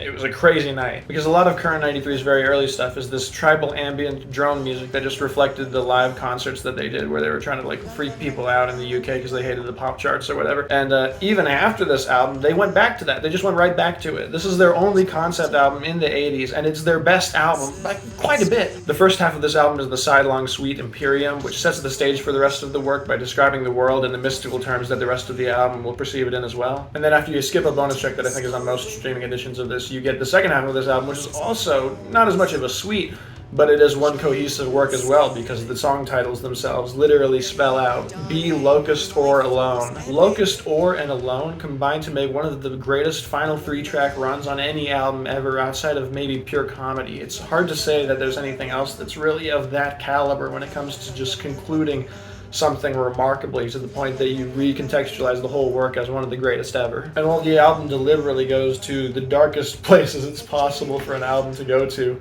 and the song Or in particular, because, you know, even by the title itself you can tell that it's straddled between two extremes, and it really is being torn apart at the seams, and that reflects musically and in the compositions as well as the vocal performance that ends that song, which you heard a little bit of earlier. But on the song Alone, which concludes this album, you get something that's actually very surprising for Current 93, which is an ending of, with death, a sort of actual optimism, because of just how much of this universe would need to die in order to make it right. The imagery is of a powerful shattering of all of the metaphysics of the universe that shackle all of the living beings of the world. So it actually does manage to transcend the dichotomy of blissful destruction or solemn isolation, which is remarkable. I don't know if I've read any book that has managed to do that in quite the same way. Like Solenoid, I guess, by Carterescu is something like that, but even that takes like 600 and something pages to get to that point, and it's not nearly as structurally perfect as this. This is an utter masterpiece, and there's nothing theoretical about it, because there's nothing that it's really based on. They erected their new principle of aesthetics from the ground up in this era of history in England, where they were really disillusioned with what was going on even like Radio 4, which I would be too. Screw the music culture in England. It's the worst thing ever. I hate that. I can't imagine if I like woke up one day as a baby and my dad was like listening to the Stone Roses. I would probably hang myself.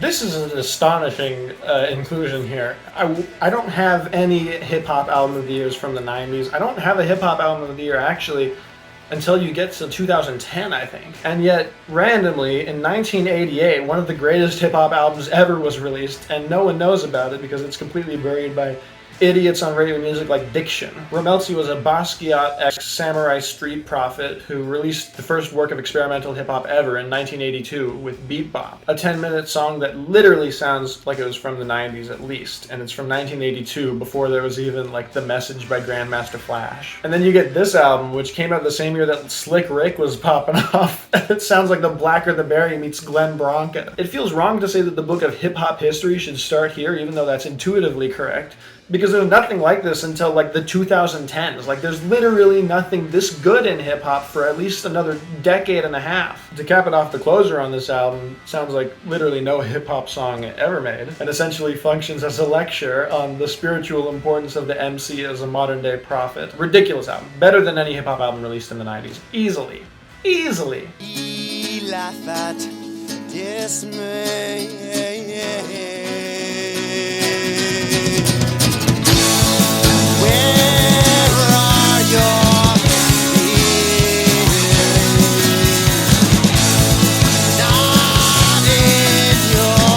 These are those forefathers of emo with Rites of Spring that I was talking about earlier, and while at that point they weren't nearly as good, they've by far surpassed them and become a much more mature band, to the point of being like one of the most mature statements on music as a whole that you could possibly hear out of anyone who would have ever called themselves a punk. The point of this album is partially a search for peace, and partially an attempt to help others enlighten themselves to the same things that you would have realized if you encountered the same trajectory that Rites of Spring implied in their music, which included the realization that mortality and eternity are the things forming all of the nightmarish political conditions and existential conditions that created all of the angst of the entire movement in the first place. And so a lot of this album is just awareness digging through all of the intellectual labyrinths and structures and ideologies that were attempting to solve the problem, but they realized just couldn't be solved at all. and finding in the end this sort of epiphany of the beauty of ephemerality and the impermanence of life, which just destroys every other theme. And it's not just the fact that someone is telling you, you know, oh, you need to treasure life while you have it. It's the fact that every single theme of the entire history of this musical medium is being enfolded into this realization, and it's all shown methodically to be part of this. Like, he's trying to help you up. He's trying to lift your spirits from wherever they might be along this road of reconciliations and solutions that just battle their way against each other and find higher solutions and create this elaborate tangled mess of obscurity to the truth of life. Its perfection is that it's able to distill all of that through experience into the things that they now understand, and we all understand intuitively. It can be so hard to remember. And he curses his father, and he curses his virtue like an unclean thing, the good son.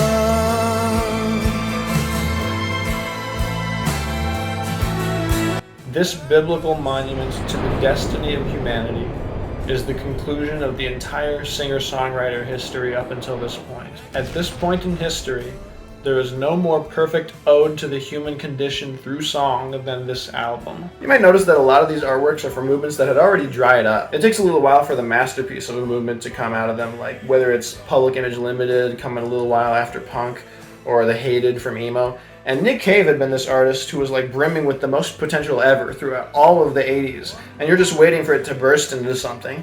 And then The Good Son drops, and you're like, I didn't even know this was possible.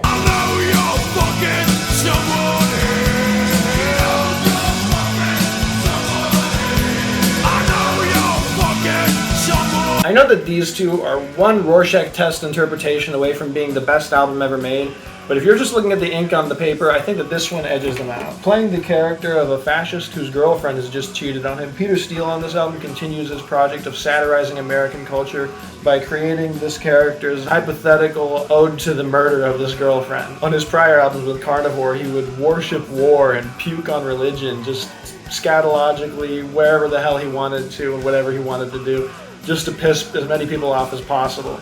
On this album, the irony and satire becomes much more precise and taken to a much greater extreme, extended out into this 54-minute piece that essentially plays with the dynamic of the medium he found himself in itself, which is these metal albums by LARPing insecure macho men. But Peter Steele takes that into this unbelievably intense dramatic form, where not only are his vocal performances more intense than any of the other albums that he's playing off of, but also the themes and lyrics are much more real and much more dark, and the compositions are of this devastating gothic height that would never really be recaptured in any of Typo Negative's music or probably any other metal band's music ever. So the tracklist on this album starts with the realization that his girlfriend is having sex with someone else and that he hates her and he hates himself because of her, he says.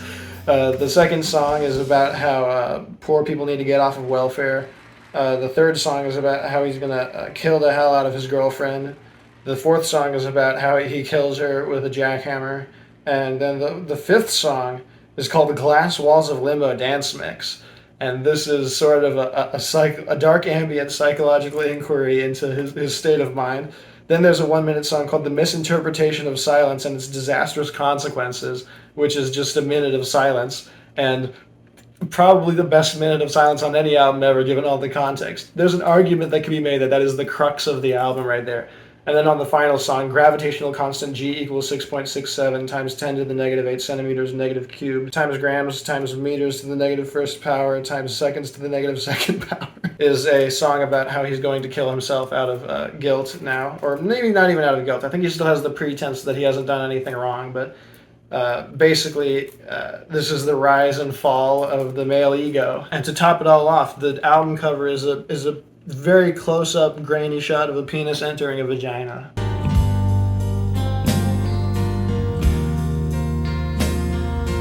Oldness comes with a smile to every love-given child. So just the year before Nick Cave had come up with the conclusion of the songwriter, The Hated were developing the new age of the songwriter, which would come in this era of indie folk that I've been talking about all throughout this video. and would find its master, and what I think is the master of music as a whole, Mark Kozelek. In 1992, Mark Kozelek and his band Red House Painters gave a demo tape consisting of 90 minutes of music to a connection that Mark Easel had fostered over at 4AD Records, who listened to the album and was like, what the? It's a 90-minute demo tape with multiple 10-minute long songs. This is the most insane thing I've ever heard, and I've also never heard any music like this because it's out of its gourd compositionally, and the lyrics are literally the lyrics of the future. There has never been an album written like this one.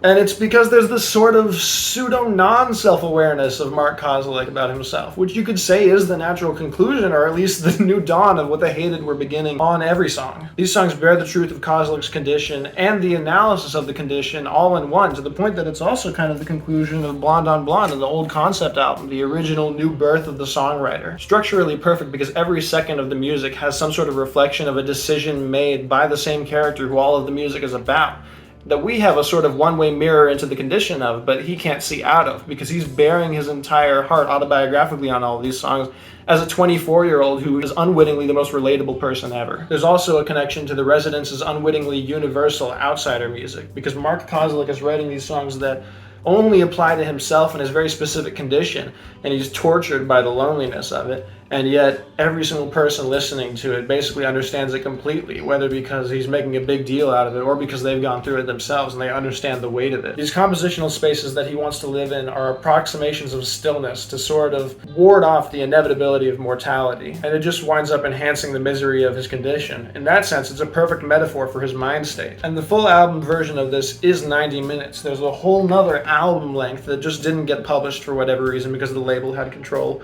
over the way that this was marketed, and it was marketed as a mini album. But the original tracklist reveals that this is actually an epic-length concept album, bookended by the songs 24 and 21, the former dreading the future and the last worshipping the past. It's really the definitive version of this album and has multiple of Red House Painters' best songs that just never found release otherwise. Still, these were all songs that Mark produced before he had a record deal, and they reflect a lot of the sadness of that, before he had his chance to set his heights on anything else and he was still trying to figure out his life.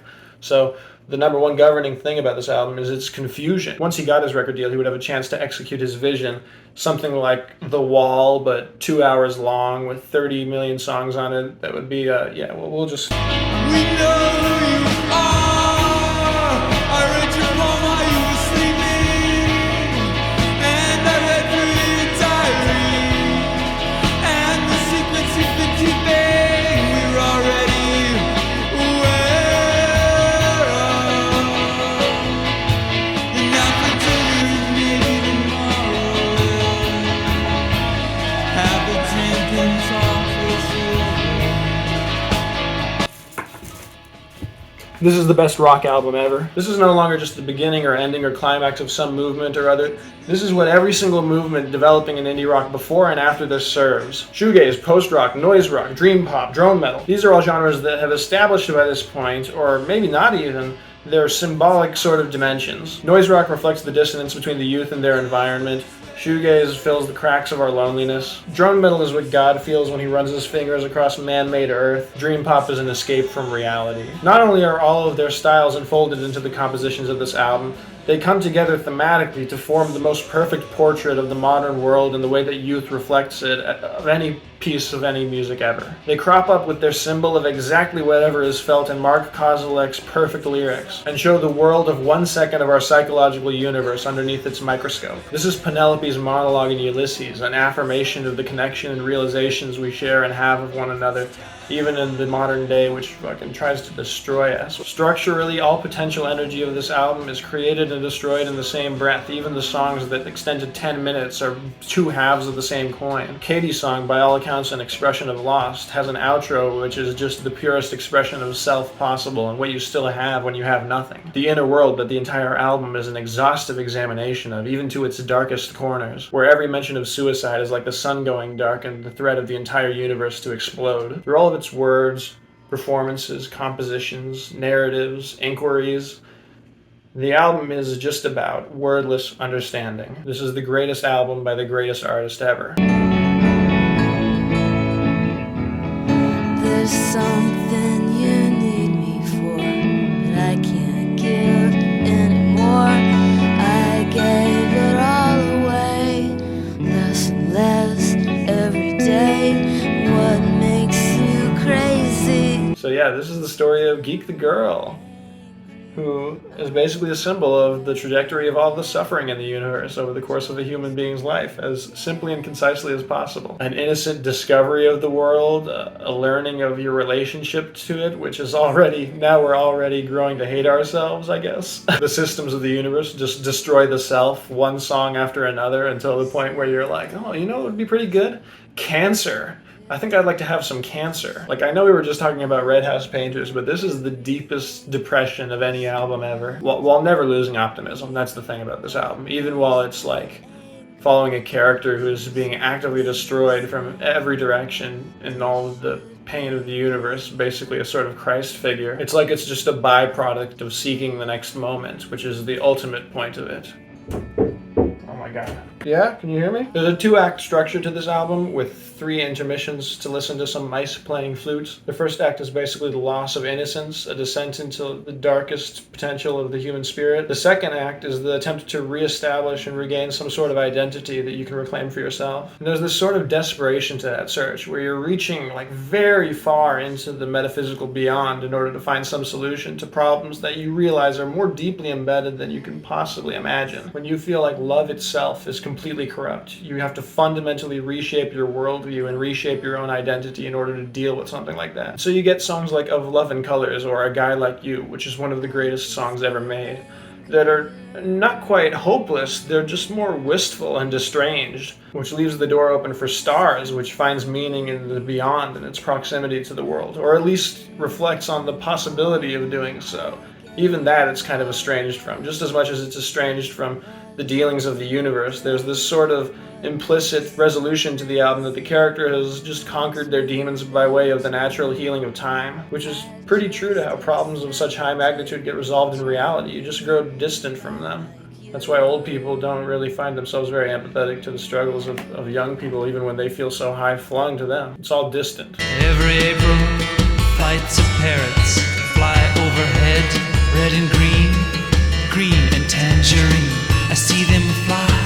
I have said totalism far too many times in this video to have never explained what it is. So we've talked about minimalism. I don't even know if I've explained what minimalism is either, but that's somewhat apparent. It's a movement in classical music that sprung out of the 60s based on simpler variations and repetitions of the same motifs and doing a lot with a little, basically, in that respect, rhythmically and melodically. And don't forget harmonically. Totalism, in turn, was rejected by John Cage as a fascistic practice. And, it's kind of interesting because if minimalism was truly meant to be this sort of transcendentally meditative process of becoming at one with the universe, totalism is like, oh yeah, what if we took that and we composed with that? We composed songs with deliberate meanings and structures and evolutions through the process of minimalism, like Glenn Branca does on The Ascension in 1981, where extremely dissonant and repetitive guitar pieces will eventually rise and give way to these extremely lush and profound orchestrations of guitar. So totalist compositions are like a specific brand of the post-minimalist compositions I was talking about earlier with Wim Mertens. And their master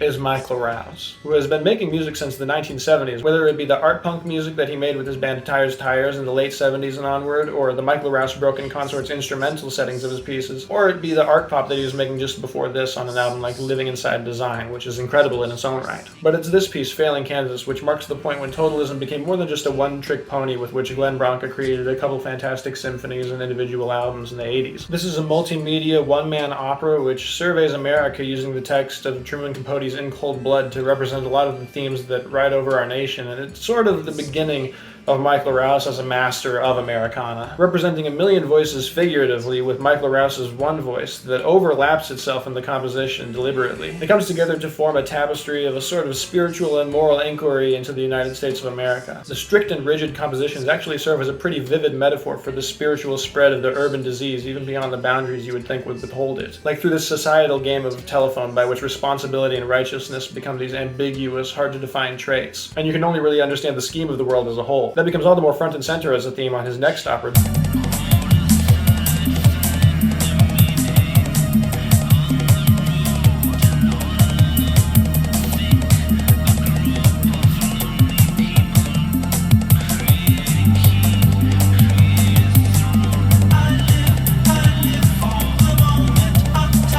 Dennis Cleveland. This is an opera where you sit down as though you're the audience for a talk show called Dennis Cleveland, a sort of hyper-rational and spiritual Jerry Springer show wherein Dennis Cleveland analyzes the trajectory and culture of America like he's trying to figure out something as the opera goes along, even though this is presumably a show that he does every week. That doesn't keep it from ending in essentially a modern-day biblical revelation, as the whole time the TV show is being compared to the olden-day churches where you would find your spiritual involvement in the Lord. Nowadays, it's in Dennis Cleveland. And these people who are seeking spiritual solutions to their sin are not on like Jerry Springer exploited or in church given false hope, but have their ego sort of dissolved into this ether where we understand the truth of the entire environment of America and how it informs all of our actions. On songs like Soul Train and Madison Square. Madison Square being the outro to this album that basically sets all of this out into stone and speaks it aloud. But this is also the conclusion to the techniques on Failing Kansas, and actually makes Failing Kansas reflect as more of a work of genius because you see how it all fits into place here, as all the characters' sort of societal relationships to one another are represented in syncopation and rhythm, and the music that they're performing is one piece. Not only that, it's the conclusion of the vernacular concept of American musical theater. It's a very creative setting to have come up with in order to conclude all of the themes that were developed in Failing Kansas, because it's kind of the perfect forum in which you can explore all of these ideas.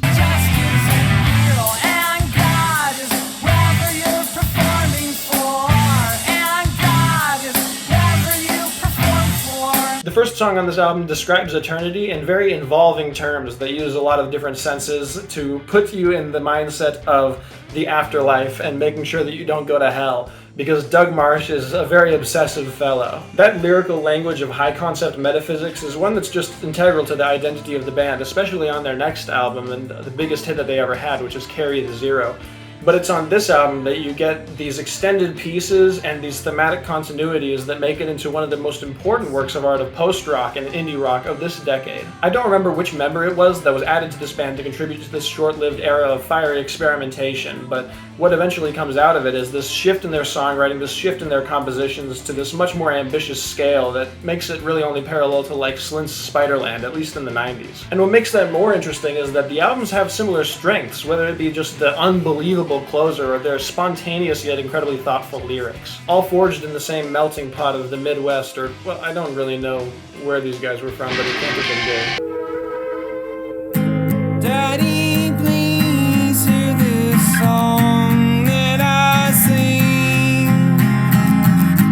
In your heart there's a spark that just screams for a lover to bring. This is the most obvious, universally uncontested album of the year pick of any year, so I'm just going to talk about it. So in line with this era's songwriting revolution that I've said has been taking place, this is the best written album ever at this point, essentially fully capitalizing on everything that had been building up to this point in that field. If your concept of songwriting is just the lyrics and, you know, maybe how that's emotionally complemented by the music, then there's no reason not to say that this is the best album ever. It's one thing to perfectly emotionally capture the 5 stages of grief within your work of art, and it's another to enfold that into your reconciliation of death with innocence. How do you justify the cruelty of the universe? You show both sides of the story. Everyone is as much a victim of the universe as the universe is a victim of them. And while you may not feel that your kindness is fed back to you immediately, it's just as true that if you foster that connection, you'll feel it more thoroughly, and you'll feel the process working at the same time,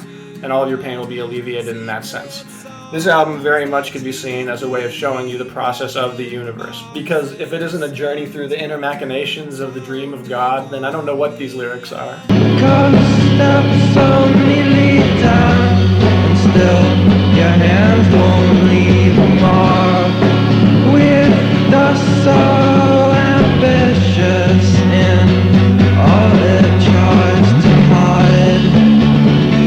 This is a lost folk masterpiece by one of the 5 greatest artists of all time. The immediate response that the average listener will have to the lo-fi compositions on this album is that they inflict a sense of loneliness. Not far off the case, because Tyler Whitney made this album all on his own. It was before Chow Chat were actually a band, and he was performing every single instrument on every one of these songs, which detailed the failed romantic exploits of a young man who's obviously searching for something higher than any one person can give him. A relationship with the universe that's non-reciprocal. Kind of a good response to that last album. I mean, this is almost like the real development of a post-rock, where it's a response to the failures of pop music. I mean, as he would refer to it. On the last song on this album, he literally says, "Every day I try to find the pop song that will take my pain and put it on a plate in front of me.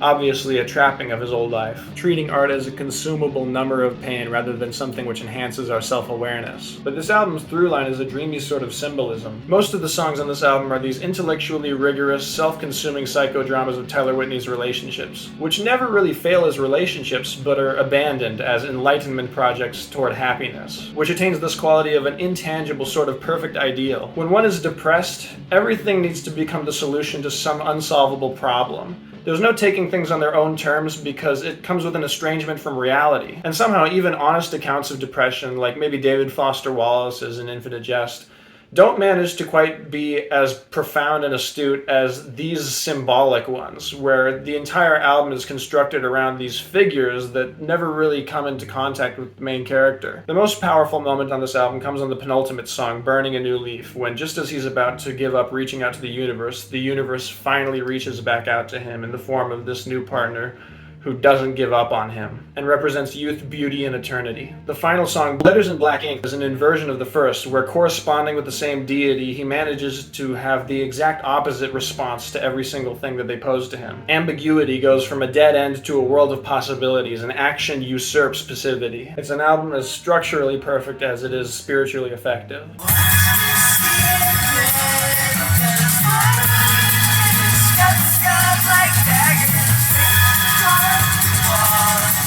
We are now in the 21st century, or some would say otherwise. But I'm just going to shotgun marathon the rest of this video. I'm just going to do it all in one take until it's dark outside. So when Animal Collective first came out, they were like one of the most avant-garde bands making pop music, as it could have been called at the time, because there still wasn't that much of a distinguishment between pop music and rock music and all these other forms, and that was the best thing to define their blend of psychedelic music with all of these other different electronic flavorings and styles and songs that, yeah, they were 8 minutes, but did you hear that chorus? That's catchy. That's pop music. They did eventually become a full-on pop band, leaning into more of the bubbly side of psychedelia rather than the noisy, we're gonna destroy your ears side that's been the subject of much filtration. But the constant throughout their entire career has been the fact that it's all been in service of this worship of childhood and the magic of childhood that they try to elucidate with their music. I think that this noisy, impassioned outsider music is much truer to a representation of childhood than a lot of the music they have later, which more focuses on the fun of it and the novelty of it. Like, there's a true darkness to some of the songs on this album, like Penny Dreadfuls, which was written when Avi Terra was like 16, which reads like a Greek tragedy penned by like Arno Schmidt, but it's just about these children having a confrontation on a bus. The final song on this album is easily one of the best songs ever, Alvin Rowe, and I think everyone who's heard that would agree with it. Basically this love letter to childhood that's as delicate at times as it is incredibly intense at others, just desperately clinging on to every fragment of youth that you can at the same time as you're trying not to crush it in your hands. But because it's so overwhelming, it oscillates back and forth between those things constantly as it's just going further and further into what can be a very fast-paced song at times as it's describing this one child's life, and it goes into adulthood without much care for the past. Yeah, it's one of the most heart-wrenching epics in like the top 20 songs of all time.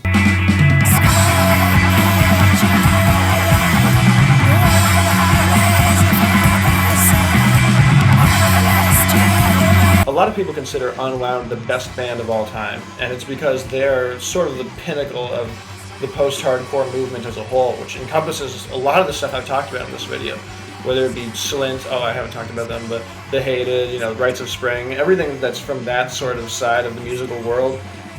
Unwound can be seen in many ways as the like perfect embodiment of that medium. They can get a little bit samey after a while. When you have a band that you idealize as perfect and they just keep piling more and more on, they're going to have a lot of music that's pretty similar, even if it's perfect in your eyes. Until they came to their last album, which is Leaves Turn Inside You. So a lot of the time when I acclaim punk in this video, I'm doing so by saying like, oh, they've abandoned the political in favor of the existential or artistic. Even when I was talking about Bob Dylan, I said that, so what does that say about when punk was invented? But when it comes to this album, you're now a level beyond. It's no longer like, we have our eye now to something more profound than just the societal machinations. It's like, no, they're completely out of this world. It's hard to like point out a single theme of this album that would do it justice. Like nihilism, mortality, It's way beyond that. The complexity and depth of what's almost impossible to reach in this album just becomes the wet dream of any music fan who also would consider themselves a philosopher. Although this is a weird case where it's the album of the year, but it doesn't have the song of the year on it, which I'm noticing is becoming increasingly less likely. Like, yeah, it has Terminus, yeah, it has Below the Salt, but does it have Skolek's Shame, Throne of Heaven? No, it doesn't. Red-blooded, white-skinned, oh, and the blues. Oh, and the blues, I got the blues, that's me! Before this album, Bright Eyes were one of the worst bands of all time. Their only good album at this point would have been Fevers and Mirrors, and that's because there's like a part at the end where it like breaks into a meta, like you're listening to a radio broadcast about the album, and they're talking about, maybe they say like Conor Oberst killed himself or whatever. Anyway, so that style does get transferred into this album a little bit. Like on the first song, it completely breaks from field recordings or into field recordings. From the music becomes too much at a certain point. There's a lot of experimentation with tapes, a la the Microphones, but it's to much more of an artistic end where you're getting a lot of interesting effects that contribute to what is ultimately a masterpiece and a double album of ambitious 8-minute songs detailing this guy's totally fucking depressed life. And what really takes this album up a notch into this realm of masterpiece, not even up a notch, up like 13 notches, is the fact that he now has the confidence to not only make this 70-minute long masterpiece, but to involve the rest of the world in his troubles, as though he can become a symbol of them, and he becomes this sort of martyr figure, as though that's going to be a way to channel all of his angst and his frustration with the world into something more meaningful. It's totally effective. Yeah, that's how art works. You did it. We did it. This bearing of the soul within a work of art as a method toward a sort of universality is something you're only going to get pretty recently. As we draw closer and closer to the fragmented present, it becomes a more and more universal characteristic. That's why it's so central to so many of these modern works of genius. A more universal characteristic. That's why it's so central to so many of these modern works of genius.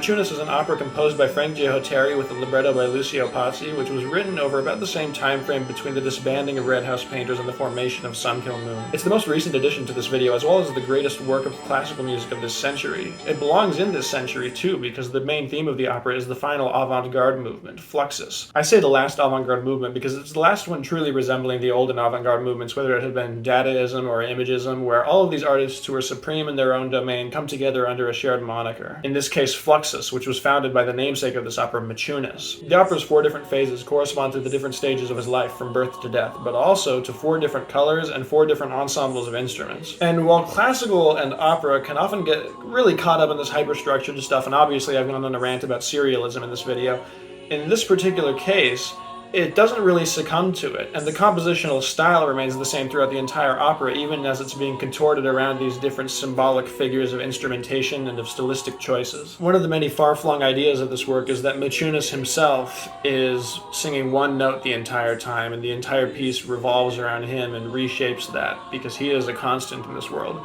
Also, all of the performers are separated into the voices, which are being conducted by the conductor, who has his own fun at times and breaks through the piece's meta-textual layer, but that's beside the point. And the performers of it, which are doing all of the actions and are sort of performing this sort of ballet, whether they're on like a bicycle up in the sky, Machunas himself, that's a symbol as well, or they're just these mimes that are dancing around him and symbolizing these different characters throughout his life. This is not the first work of art to be this complicated, but it's the first to not let that get out of hand, because everything is wrapped up, and actually meaningfully wrapped up by the end of the thing, and it all has this sort of enfolding back into itself. And an emotional effect that is incredibly deliberate and direct, and not going roundabout and hoping that you can follow along with some X or Y or Z. The libretto is one of the best librettos of all time, to the degree that I can hear it, because the only thing that exists of this is a recording from 2005 on like a couple of camcorders. As far as these obsessively structured semi-fictional biographies and musical theater, this is the best one ever, besides Sunday in the Park with George. Well, on the top of an American dam, started out picnic, then bam, my baby me had to scratch. Of all the independent artists who were just running wild with their ideas at this point in the century, These were the ones who were running wild with them the most, Eleanor Friedberger and Matthew Friedberger. A brother and sister who, with 2 voices and like 10 instruments, are trying to erect the 21st century a la Wagner into just this giant fragmented kaleidoscope of all these different ideas that never quite completely cohere, if that's the only downside you can say about this album, but neither does any encompassing vision of the 21st century. And so this, in some respects, can be considered the best approximation of the century. Even to the degree that the album is tied together by this sort of aquatic theme, it feels like it's more coherent in respect to this idea of the 21st century and all of the different fragmented embodiments of that. It's one of the bubbliest, like happiest albums that I mentioned in this entire video, but it also has a song that mentions like a human trafficking incident, as far as I can tell. It has like some pretty nightmarish moments and definitely some very dramatic moments of like internal crisis. And while it's all handled with a sort of levity, it's a volatile levity where it feels like anything could just explode at any moment because of how reckless they're being with this universe they're constructing. And then at the end of the album, they try to suck you in, and there's this sort of vortex after they describe the process of music making into the real world, where now the ritual is supposed to conclude in you're making even more music for them. It's somewhat similar to the mystery of Symphony No. 15 in that way, as far as just being like this incredibly difficult work that you know if you ever got to the end of whatever it's trying to string you along in, it would take you somewhere transcendental. And until then, in its own way, every step is just glorious.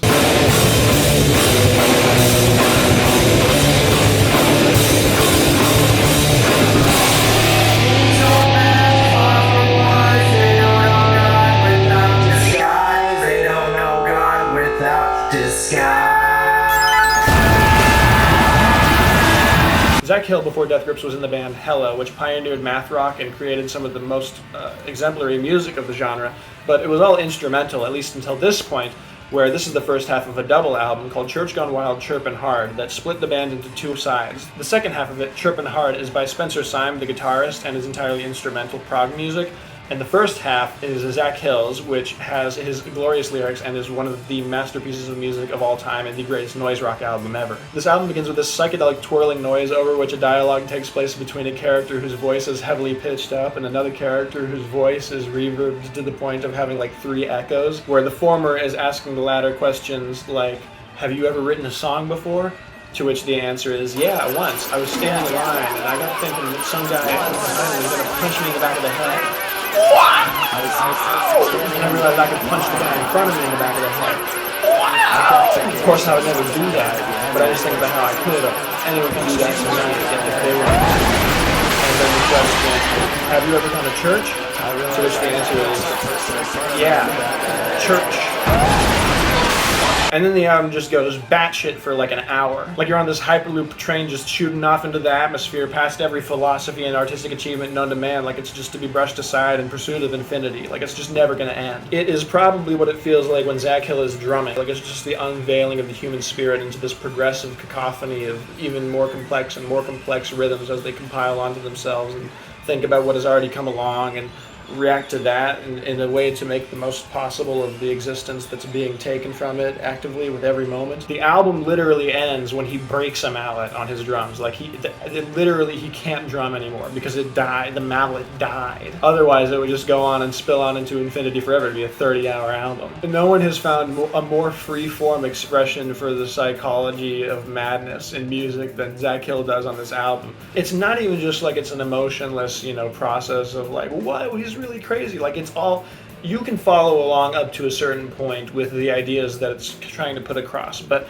it's not gonna like grab you and pull you along with it. It's leaving you behind if you can't keep up. And it's only at the end of the album that you feel like it's circled back into an extreme revelation about the history of humanity and the necessity for individuality to just destroy the entirety of society. Scrap aside the flowers, say Sisyphus, I see the blossoms broke and went after the rain. Little sister, he will be back again. I have washed 1,000 spiders down the drain. Spiders go saying soaked and dangling. So in 2004, Joanna Newsom had already established herself as one of the greatest songwriters ever, and it took me until this year to listen to that album for whatever reason. And on this album, she got like an entire orchestra to perform all of her music for her. Obviously, she's a harpist, And it's over the course of 5 songs on this album that take 54 minutes to complete and are like an average of like then 10 minutes each, over 10 minutes, that she unfolds the story of her life into all of these traditions that she pays such narrow attention to, whether it be this ancient medieval music that probably a lot of her harp training was based on, and that is elaborated obviously into the 21st century. And a lot of the things that I never appreciated about this album before I had it as a 10 were compositional. She's taken from so many different styles that draw from all over the world and all over music history, but also her conception of the songwriter, which is entirely original at this point in time, like inspired by progressive folk artists like Roy Harper, who I guess had a few like 17-minute songs that were just sort of an extended version of Bob Dylan. Obviously on this album, narrative songwriting takes on an aspect of a theatrical heights beyond Bob Dylan, beyond any songwriter that had ever achieved anything up until this point. Because even Mangum, who at this point is the gold standard of this style of music, is not creating 17-minute epics like Only Skin. Like, that's not being done by anybody. And that's why that's one of the 4 or 5 best songs of all time. And there are other songs on this album that also have a claim to at least a comparable level of stature. Emily is one of the most emotionally stirring songs to ever grace folk. And it's an 11-minute epic. Like, it's not a normal song. It's not just the epiphany, it's the entire life leading up to the epiphany and the relationship between her and her sister, plagued by grief, that culminates in this moment with her father where they look into the stars, and the music is just perfectly complementing all of this. It stages all of the pieces, it incorporates them into musical history, it makes the tone of the lyrics exactly what they need to be at each point in time. It's probably the best compositions out of any folk album ever. Like, that's not a stretch to say. In fact, it's probably true. Like, what is competing with this? Her vocals have the most capacity for specific emotion that I've heard in any vocalist outside of maybe Bernadette Peters, obviously from Sunday at the Park with George, even though I haven't said anything about that in this video pretty much. But this is one of the most straightforward examples of the direct lineage of this style of music into the history of literature, because the development of new sincerity within literature has now been completely masterpieced within music. Like, this is obviously better than any work of literature of this century. There's no way. Sorry, there's just no way. Groping for the next great moment became such a chore. Jandek is one of the all-time greatest vocalists, and he started his career in like 1979 under the moniker The Units, which was very quickly switched over to Jandek, also not his real name. And his early music has nothing else like it within its time, because he's basically strumming a not untuned guitar, but very deliberately dissonantly tuned guitar while singing some of the most abstruse lyrics that dig deeper into his psychology than maybe any other artist has dug into theirs. At least that's very apparent, because he's trying to distinguish himself from the trajectory of all music. Part of that is by using the guitar in a way that it's never been used before, and it's very identifiable as such in that. And the other part of that is writing lyrics that no one else would ever write. You're gonna go to heaven. Everything's gonna be right, baby. That knocked your teeth. You painted your teeth. Basically, he's the most prolific artist to never have a bad work of art. He barely has anything below like a good work of art.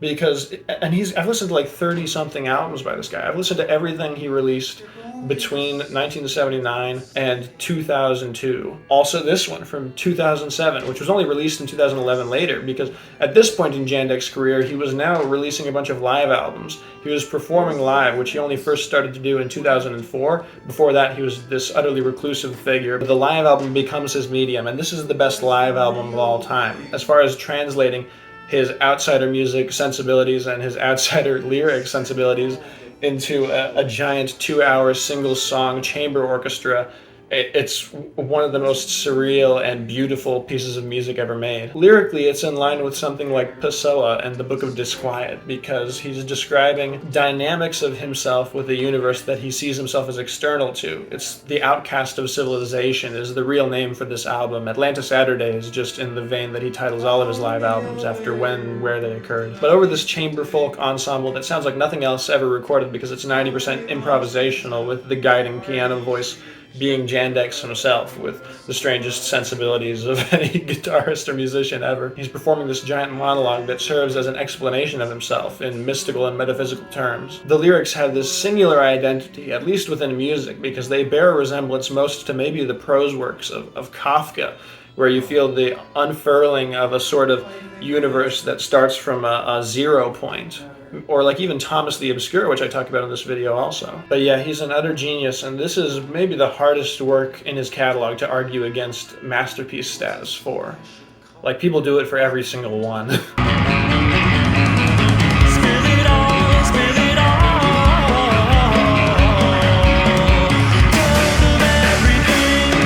Secular Works combines the extreme rhythmic complexity that was just being awakened by math rock with the olden day choral complexity and polyphony of like Match Out and Ars Nova music. Hence why it's called Secular Works. These are some of the most complex compositions in music history, and in line with Jandek, they're kind of in service of the basic theme of rejection of society and rejection of your place in the world, at least especially on the song I Don't See It That Way. Other songs on this album, Blackmail Blues in particular, embodying this stagnancy where we hold ourselves to an ideal and then sort of crumble underneath it. That's the starting point for this album because that's the intro, but basically the commitment does get undertaken, and in this album you can sort of see it unfurl and dig deeper into that condition. More and more as the album goes on and Charlie Looker is presumably searching deeper and deeper into some sort of purpose for life, the album becomes more confrontational to the point that Charlie Looker is eventually telling you, I'm gonna kill myself, I'll see you at the show, like taunting you with his own suicide, as though he's just gonna leave this whole world behind like some sort of shit stain in the metaphysical vagina of the universe. It's insane, it's madness, man. And it's like involving you in how harrowing some of the ideas and themes of this are. His power by the end of this album that he insists he's accrued, and you feel he has accrued, is bolstered compositionally by the fact that he is perfectly in tune on that particular song, See You at the Show, with every single pluck of the guitar, and it's the most complicated melody and performance you could possibly undertake, and he's doing it with such precision that he can replicate it live because he's unbelievable.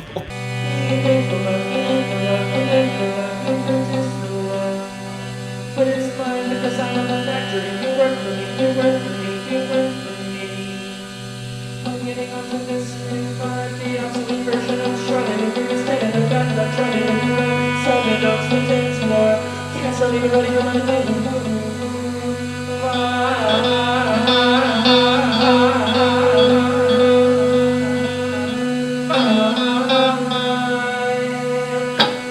And then the last song is him singing to you from the beyond as a dead person with apathy toward what he was prior gloating about and what you might be still reeling from. It's just, he's a dead guy. What's he supposed to do? Bled white. It's silent. It's an a cappella track.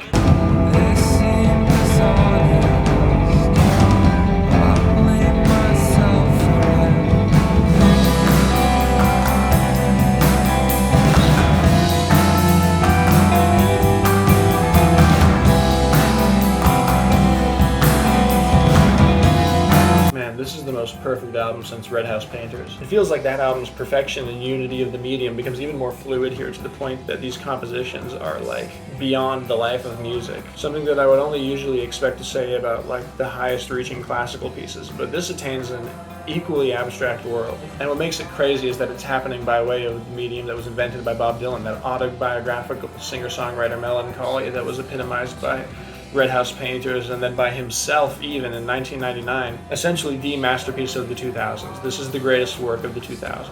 As far as a vision of this modern landscape, they can see it on an intellectual promontory for what it is. There is basically nothing operating at a higher level than this in music. At this point, we still haven't even mentioned one of the two best artists of all time. There's such a lack of ego within this album that the psychological is completely blended with an analysis of society. And when I praise like the best works of indie folk music up until this point, whether it be Conor Oberst on Lifted or it be In the Airplane Over the Sea, that's what I'm looking for. And this is the epitome of that. This is the ultimate realization of that. Because his life is taking place at such a level that every single reflection that he offers is just as much a reflection on the shared universe as it is of us. And so every single moment of songwriting is just brilliant genius. This album has so little ego involved that every single reflection on the self becomes a sort of reflection on a very, very broad radius around the self. And it becomes this imagistic reflection of sort of the shared development of society and life itself. And I want to talk about the title a little bit here. I think that it means songs for people, and people are scaffolding. They're all these works in progress that never really complete. And that seems to be one of the ultimate themes of this album, which has so much to say about development and about maturation that never comes, and about all of these fragments of life from the past that make their way into the present, and memories that never fully subside. The only portrait of the inner life to be quite as visceral as Red House Painters, arguably more.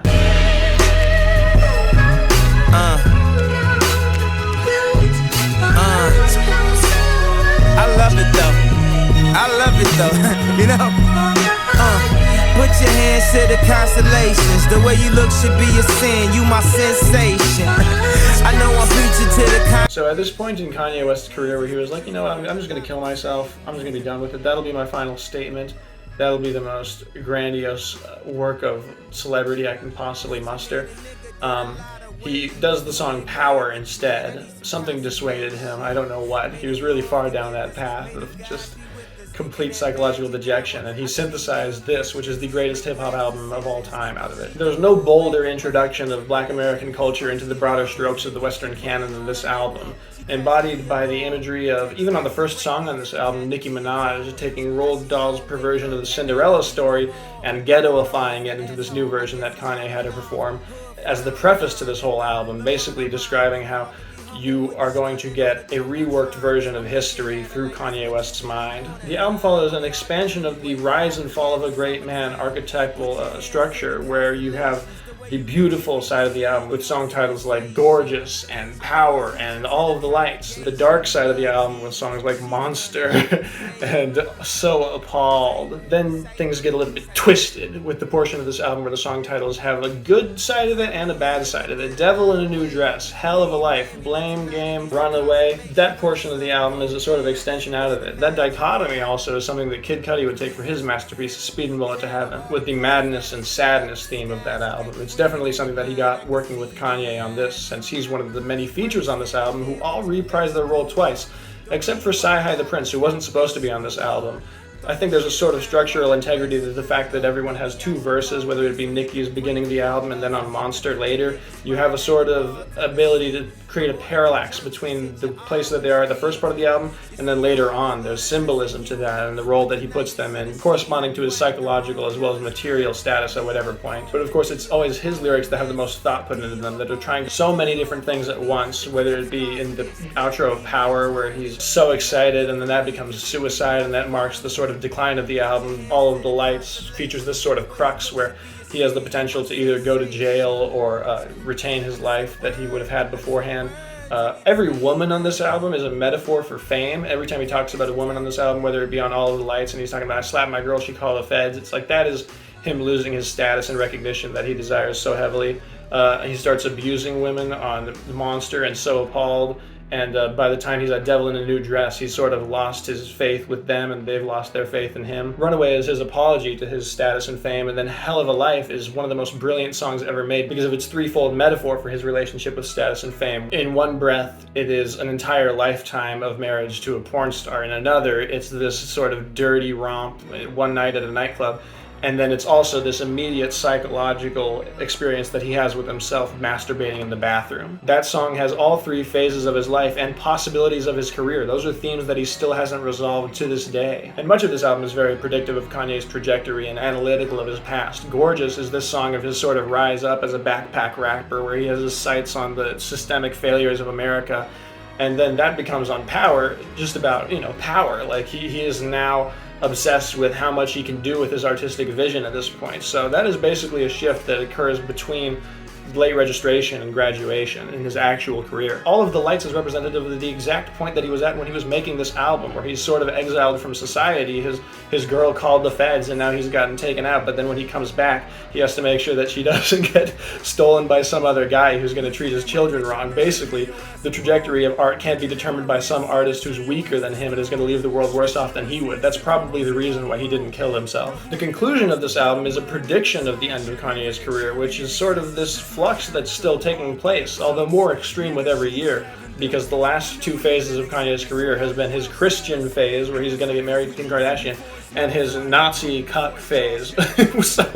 so we're still on this sort of back and forth that's taking place. I don't know how the hell he's going to dig his way out of this one. But throughout his whole career, there's been this sort of flux between whether he's going to be this good guy or this bad guy. And that's been something that's been taking place since this point, and he's probably decided it was going to be the thing that's going to take place forever. Jesus is literally this album that takes his name and combines it with Jesus, and the whole thing is about porn, but then at the end he's like, maybe we could still make it to the church steps.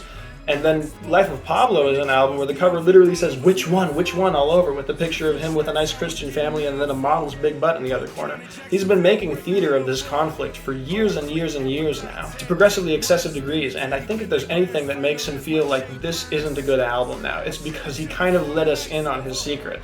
And he can attribute a lot of his aesthetic failures to that. It's not a mark against this album, it's how this album has set his career to be a sort of constant decay from this point, because he predicts decay after the point of All the Lights, where the beautiful phase ends and it becomes the dark phase that he's tried to fulfill with Yeezus, and then he's tried to fulfill this back and forth of the Twisted phase with his other albums subsequently.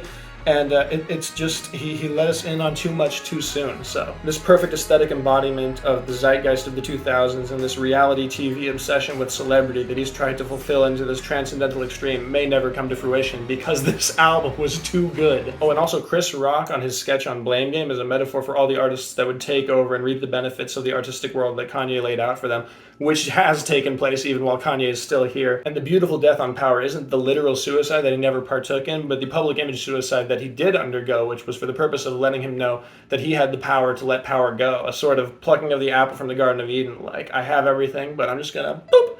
And now you're undergoing the fall, which is the next phase of the album, and set out his next phase of his career that still hasn't been completely fulfilled.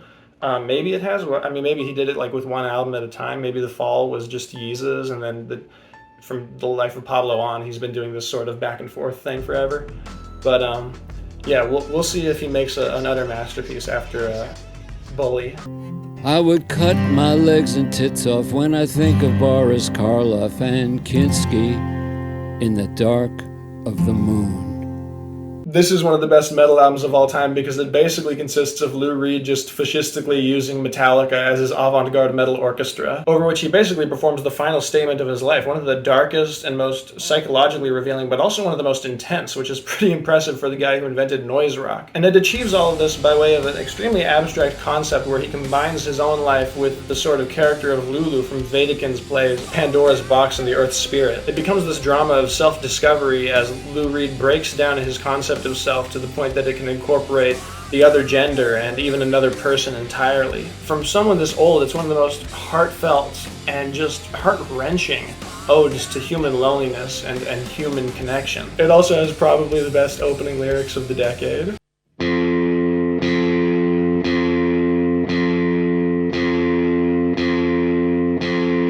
For Lavinia, who goes like Kaina Zoom, I-X-I, the I-X-I, the I, for the citizen whose joke lays in their hand. Bish Bosh. The first thing I tell anyone about this album is what the title means. It is both Bish, as in Ya Bish, Kendrick Lamar, and Bosch, as in Hieronymus Bosch, the Flemish painter. So as set out by the title, which is the best starting point with this album, the basic theme is the unity of low culture and high culture, as well as the ancient past and the modern day present. And this is the name of a figure who's incredibly important to the piece, although only once mentioned by name, Bish Bosch, this giant universal female artist. That was sort of the undercurrent to Scott Walker's conceptualization of this album. The first song on this album is titled See You Don't Bump His Head, which is a line taken directly from some movie where some guy says that about Frank Sinatra's corpse as they're like moving him into a car. It's like he's a dead guy. And I think we're all dead guys, and that is an absurd thing to request of anything in the universe, that it doesn't bump your head. That's just how existence is. And this is coming at the culmination of a trilogy that Scott Walker has been making, which has had this obsession with totalitarianism and suffering and like torture and just the darkest aspects of the human experience. There's this immediate message from this album that this is somewhat different. As a conclusion to life and to Scott Walker's life, since this is his final solo album, he's saying that this stuff is to be taken as part of it. And that is one of the many meanings of the first line. While plucking feathers from a swan's song, spring might gently press its thumbs against your eyes. While you're passively partaking in the nothingness of your existence, the passage of time might blind you. More of the song will have these what seem like harsh juxtapositions that are really trying to blur the line between these images of life and death into sort of one thing, this defecation of existence that becomes the obsession of Matthew Barney, who I don't need to mention in this video. The first tones you hear on this album are also fittingly polarized. This plotting bass drum that repeats over and over, juxtaposed with this very shrill noise that's apparently electronic or some other way of achieving it above it. There's so many ways that they achieve the sounds on this album, which are almost as dynamic and colorful as the language itself. Obviously, that puts this album in very exclusive territory, since this is the greatest written album ever. The title of the album, Bish Bosh, also refers to the process he took in making this album, since Bish Bosh refers to doing a job quickly but without much care for how good it is, and that was how he thought he was doing with the lyrics when he only took a year to write them, as opposed to, I guess usually there's 10 years between each album. This one there was only 6. But despite how insane a lot of this album sounds and is written, he has his connections to the tradition of songwriter music that goes back into at least the 60s, where he's taking influence from Jacques Brel. He was one of the very first singer-songwriters in the era of Bob Dylan, and one of the few to actually pose an alternative. So while I've been talking for years and years and decades now about how artists were working off of Bob Dylan's invention of the concept album and the idea of the singer-songwriter as a sort of force within their own work and the autobiography of all of that, Scott Walker has a completely different conception of songwriting that he established for himself around the same time that Dylan was inventing that. So this is the culmination of a sort of separate thread in music history that has its roots 50 years ago. And when I say it has deep connection to songwriting tradition, it's because that is how he conceptualizes this work. It's not a libretto, it's not a text set to music. This is songs, and they have choruses and verses as defined by the text itself. On top of that, the writing of the lyrics comes with a sort of idea of what, at least musically, he wants to sort of represent at the same time, which can get very abstract. It can be anywhere from electronics that have no basis in any sounds in reality, or a drum that sounds like a dog barking,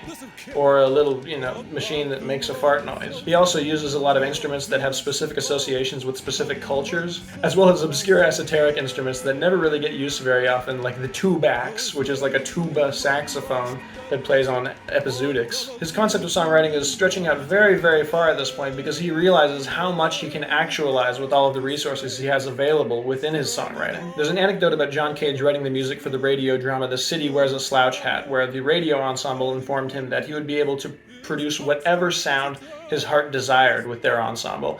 And so that night he wrote a 250-page piece of sheet music that let his imagination run wild with him, and it was such a treasured thing. And he brought it back to the studio, and they said, we can't do this, no. And so he wound up switching it to a very percussive piece with like the 4 instruments that they had or whatever.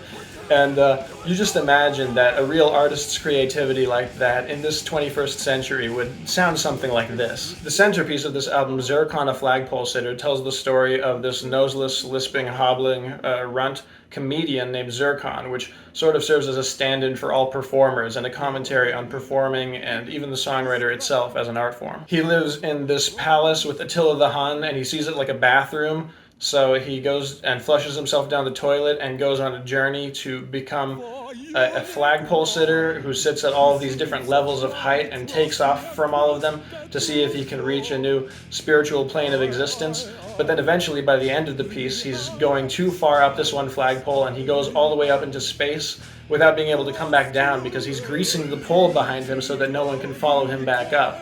And up there he freezes to death and becomes a dwarf star. This is a perfect allegory for every single person in the world's life. The other pieces in this album all work with it, I'd say, to form a very clear progression, almost a linear one, because you can definitely feel how the first song works through all of the songs in the middle to become the final song, The Day the Conductor Died. A piece inspired by Romanian dictator Ceausescu, who basically had this obsession with being liked and making himself into a personality, and giant public works projects that served his own personality and his ego and his love of his wife, but was utterly hated and reviled in a way that boiled over when he died, such that they were killed without the firing squad waiting for the word fire. They were too eager to kill them. And then they were buried on either sides of a path.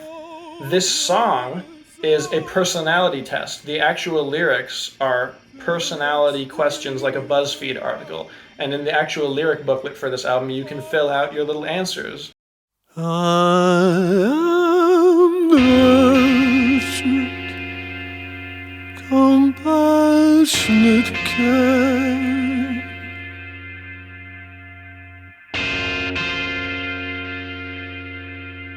not so much,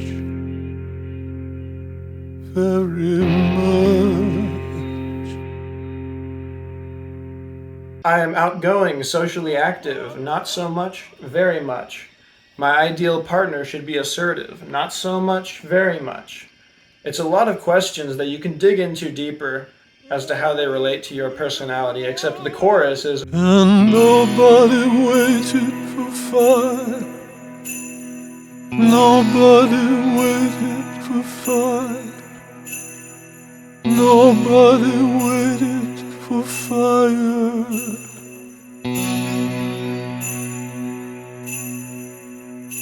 Because you can obsess over your personality and yourself all you want. You're going to die. You're going to get shot. You're not going to be expecting it. Most of the chaos in my life is caused by internal factors. External factors doesn't matter. You're going to get shot. You're going to get killed. It's going to be over. After the second chorus, the question is, when you turn in your sleep, will you roll across the path? When you turn in your sleep, will you roll? And you don't get to fill in your bubble. There's nothing for you to fill out. The final question of the song is, the mad dogs swarming from her groin. You noticed, didn't notice, which is the circular reinvocation of Bish Bosh that only prior took place on Coeur de Blois, which I didn't even mention, but is one of the best songs ever made. This is the second greatest album of all time.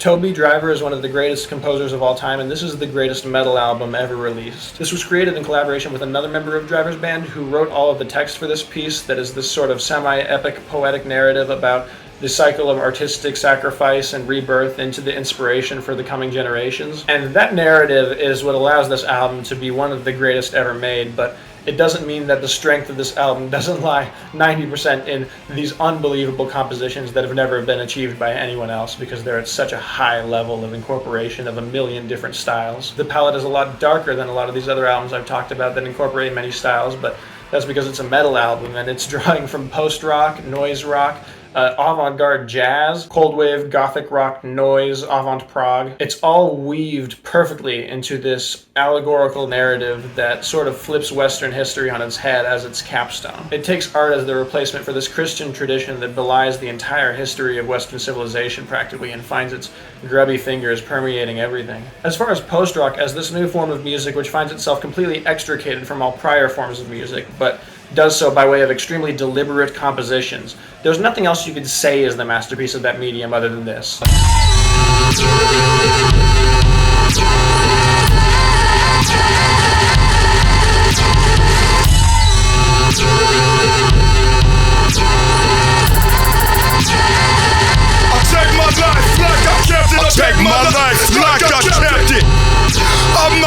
For participating in Church Gone Wild or Habardo's total rejection of society and culture as a whole.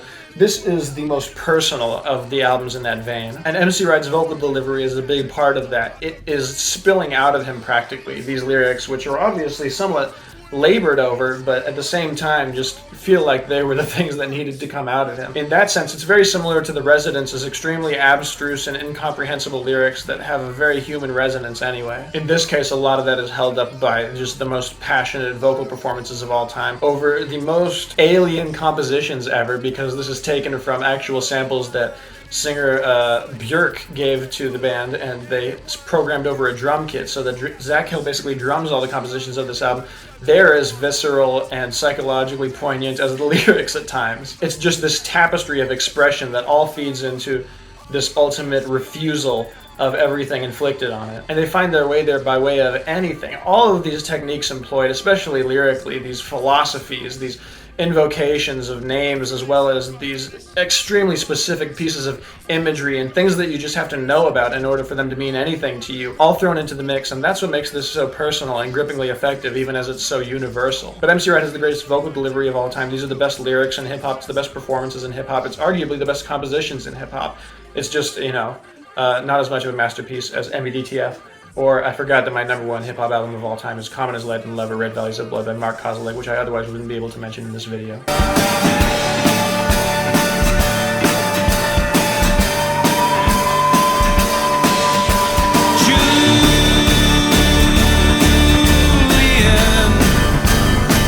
He's gonna take my files. This album is the asterisk on half of the masterpieces of the 21st century that keeps them from being able to say that they most fully embody and represent, with their style or whatever techniques they decided to employ, the century as it truly is and as it is felt by its inhabitants. There are three revolutions in songwriting that I've mentioned throughout this video and that have taken place throughout history. The first one obviously being Bob Dylan's, the second one being the hated, and the third one being the one invoked by Father John Misty in 2012 with the album Fear Fawn. Father John Misty has already been long immersed in the currents of music history by this point and already grown disillusioned with them in a sort of trajectory from the very serious, somber, indie singer-songwriter with his bottle of alcohol and his post-rock side project into this participant in Fleet Foxes and this indie darling of Pitchfork and The Wire magazine. That made him realize just how dire the trajectory of music history was at this point and how he could probably make an utter masterpiece just by being himself. At the same point in time, he was going on a psychedelic rampage through Los Angeles while writing all the music for Fear Fawn, as well as a novel called Mostly Hypothetical Mountains, which is one of the best novels of this century, and getting spots on late night shows where he would basically say fuck you to the audience, both in his actual music itself and in the way that he was performing it. Like, I know what you guys like and it's disgusting, but I'm still participating in this cultural movement because that is the only way that I can firmly know that I have my foot on the right side of history. And so there's this sort of ambitious myth-making and this Father John Misty moniker that he's undertaken for himself. And he's basically thrown caution to the wind when it comes to the responsibility of an artist to their tradition. And in that sense, he is one of the only bold figures in moving forward that tradition. And that's why I say that he's the progenitor of the third revolution in songwriting. This erected myth of artistic recklessness finds a sort of absolution in some ways here through a concept album about love, since between that album and this one, he's gotten married. And the concept of this album is basically from the get-go the dissolving of his demented ego and all of its embroilments with society and artistic history into this relationship he's undertaken. Another aspect of Father John Misty's irresponsibility to music tradition as a means of evolving it is the compositions on this album and his other albums, which are taken directly from just whatever music he liked and was kept from participating in when he was a child. Father John Misty doesn't just represent the bursting of the dam of like the songwriter's integrity, it's also the bursting of the dam of everything that he had been psychologically holding up within himself because of his suppressed evangelical childhood. Like, he wasn't allowed to listen to Bob Dylan, and now he's Bob Dylan 2.0. It becomes another way in which the music represents this utterly fascinating, shattered psychology that has found itself at the epicenter of music history. Comically, Father John Misty is the center of attention. That's the main theme of his career, to the point that it gets a little bit satirized here. Scratch that, it gets a lot satirized here. Half of the songs of this album are just about his ego and the absurd situations that he finds himself in relationships because of just how broken of a person he is. Even with all the awareness of the society and background that inform that, it doesn't really solve it. Like, you have this giant myth that you can use as a sort of outlet for all of this stuff, but that's an even further act of ego. So What really winds up being the narrative of this album is how that dissolves into his partner, as I've already said. In fact, it incorporates pretty directly, if you start on side B of this album, the trajectory between that recklessness of the prior album and his myth-making to this album's discovery of love, where side A of the album can be seen as sort of the psychological setting of the stage, where now he's being much more honest and bearing a lot more about himself than he was when he was mostly focused outward and on imposing himself on the world on Fear Fun. This is a point that's been beaten to death, but his songwriting and all of its irony and its pettiness and straying from beauty and formal aesthetics to this sort of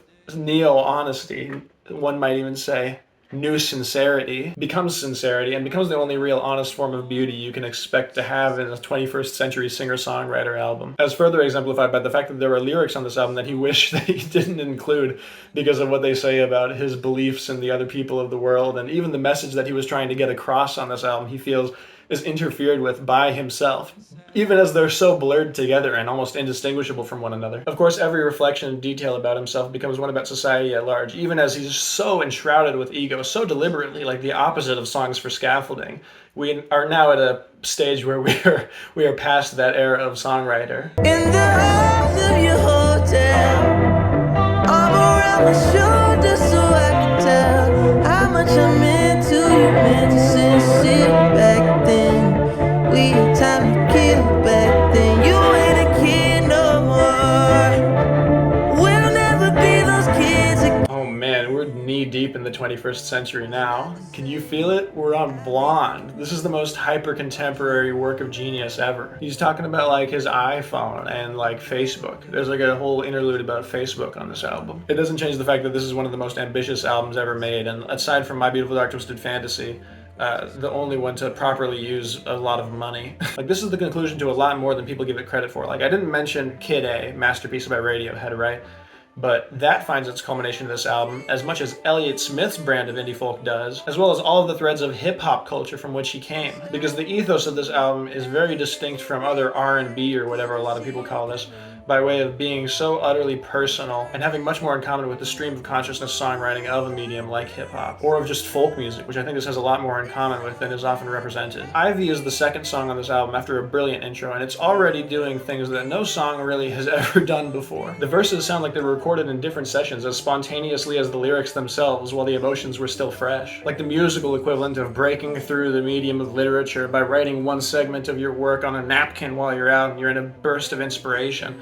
It doesn't really have an analog for that in literature. You have an analog for that here, and it's one of the many ways in which music is the supreme art form, but that's a side tangent. There's so many possibilities like that that are awakened by a work of vision like this. And that's not even the tip of the iceberg in this one. Like, if vision were an album, like every idea, and there's so many ideas that are completely original to this work, feeds into the whole thing, which has this macroscopic vision of this sort of deeper and deeper recession into the psyche and the sentimentality that can come with regrets, everything. Obviously, melancholy and nostalgia are the main themes that people take from this album, but it's much more expansive than just that. It's the malaise of industrial society. It's reckoning with a lot of these things that people will judge the album as a victim of, these trappings and ephemera of contemporary society that override the lyrics on this album. Yeah, that's a conflict. And it culminates on these high, mind-blowing levels. The last stretch of songs on this album is just unbelievable. At 6. Yeah.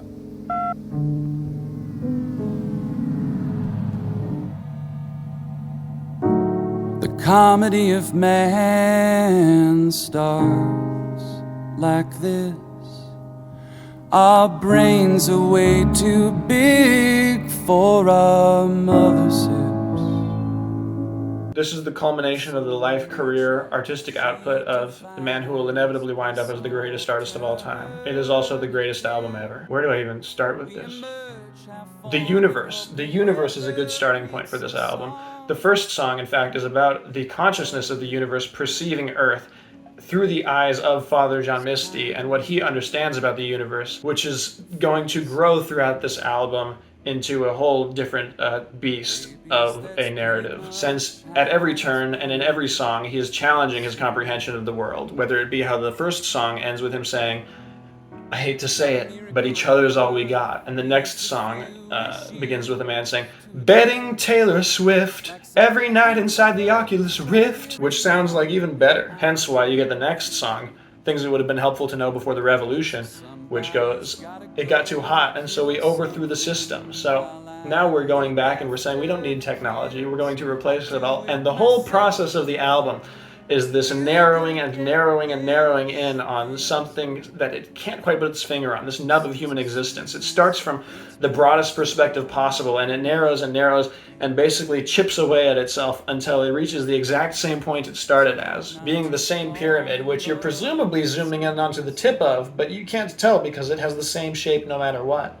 Also, a Mobius strip, where each side is tragedy or comedy respectively, but they're the same side because it's a Mobius strip. The kicker of this album is that, to the degree that we've talked about Blonde on Blonde being about Bob Dylan, but then also about the universe of music that he's inhabiting within the music as he's writing about the creation of the music, this album is that on mega steroids. Father John Misty isn't just wrapping himself in a figurative universe, he's trying to literally wrap himself in the entire universe. There was going to be a musical of this that was performed every night when he was on tour for a whole year. The ambition and scale of this album is utterly ridiculous, and people don't understand that because it's not pointed in a very clear direction. Like you have to dig a lot deeper to understand just how complex this thing is and how deep its roots go. Gavin Bryars is just on this album.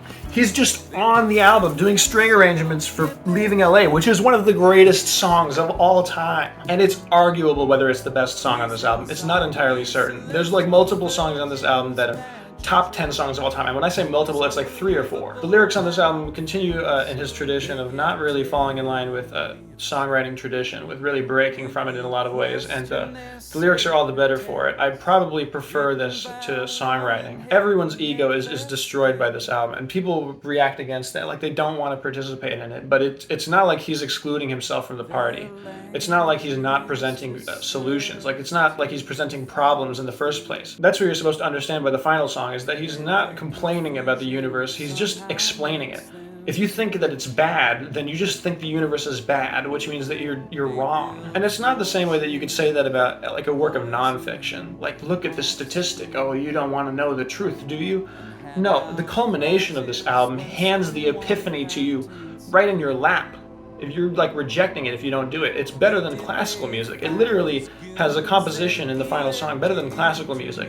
And half of this album is just the best songs ever made. Like, I don't know if I've said that already, but this is the best songs ever made compilation. This is the most complete work of art in existence as far as representing everything within itself, including anything you could say about it, including however long that line goes, however long any single thread of anything in the universe goes. This encompasses all of that. Nothing comes close. And these raps never got said. I'm rolling. Fuck that nigga, I'm rolling. You're right, nigga, I'm rolling. Veteran by JPEG Mafia is the first album to be created by the internet. There's no actual artist for this album. It's just a bunch of ones and zeros that inform through some sort of mechanism. I think they have a biological mechanism. I think it's named like Devon Hendricks. Whatever. He is the one who like produced all of this music and wrote all the lyrics technically, but it's by the internet. This album is by the internet. As evidenced by the fact that it's called Veteran, which a lot of people make the mistake of assuming that it's called Veteran because Devon Hendricks was a veteran in the United States military, but really it's called Veteran because everyone on the internet is a veteran of everything on the internet. And yeah, it imbued the album with all of the complexity that entails. Like, through hip-hop is an excuse medium. It's not like hip-hop is all too great on its own, but it is a great excuse to reveal truth, and I think that's consistent with a lot of the things that I've said about hip-hop albums in this video. Even the best hip-hop album, Common as Light and Lover, Red Valleys of Blood, is basically just a diary. And what this album reveals is all of the psychological implications and withholdings and complexities of the internet and all of its machinations, and nothing else has really done nearly as good of a job at conveying that. A lot of people are far too self-aware when it comes to making their albums about the internet, and you'll see a lot of that stuff on the charts, on the real charts, the regular music charts, not the Billboard charts. But this album is a byproduct, which is why I say it's literally by the internet, and they should be listed as the main contributor.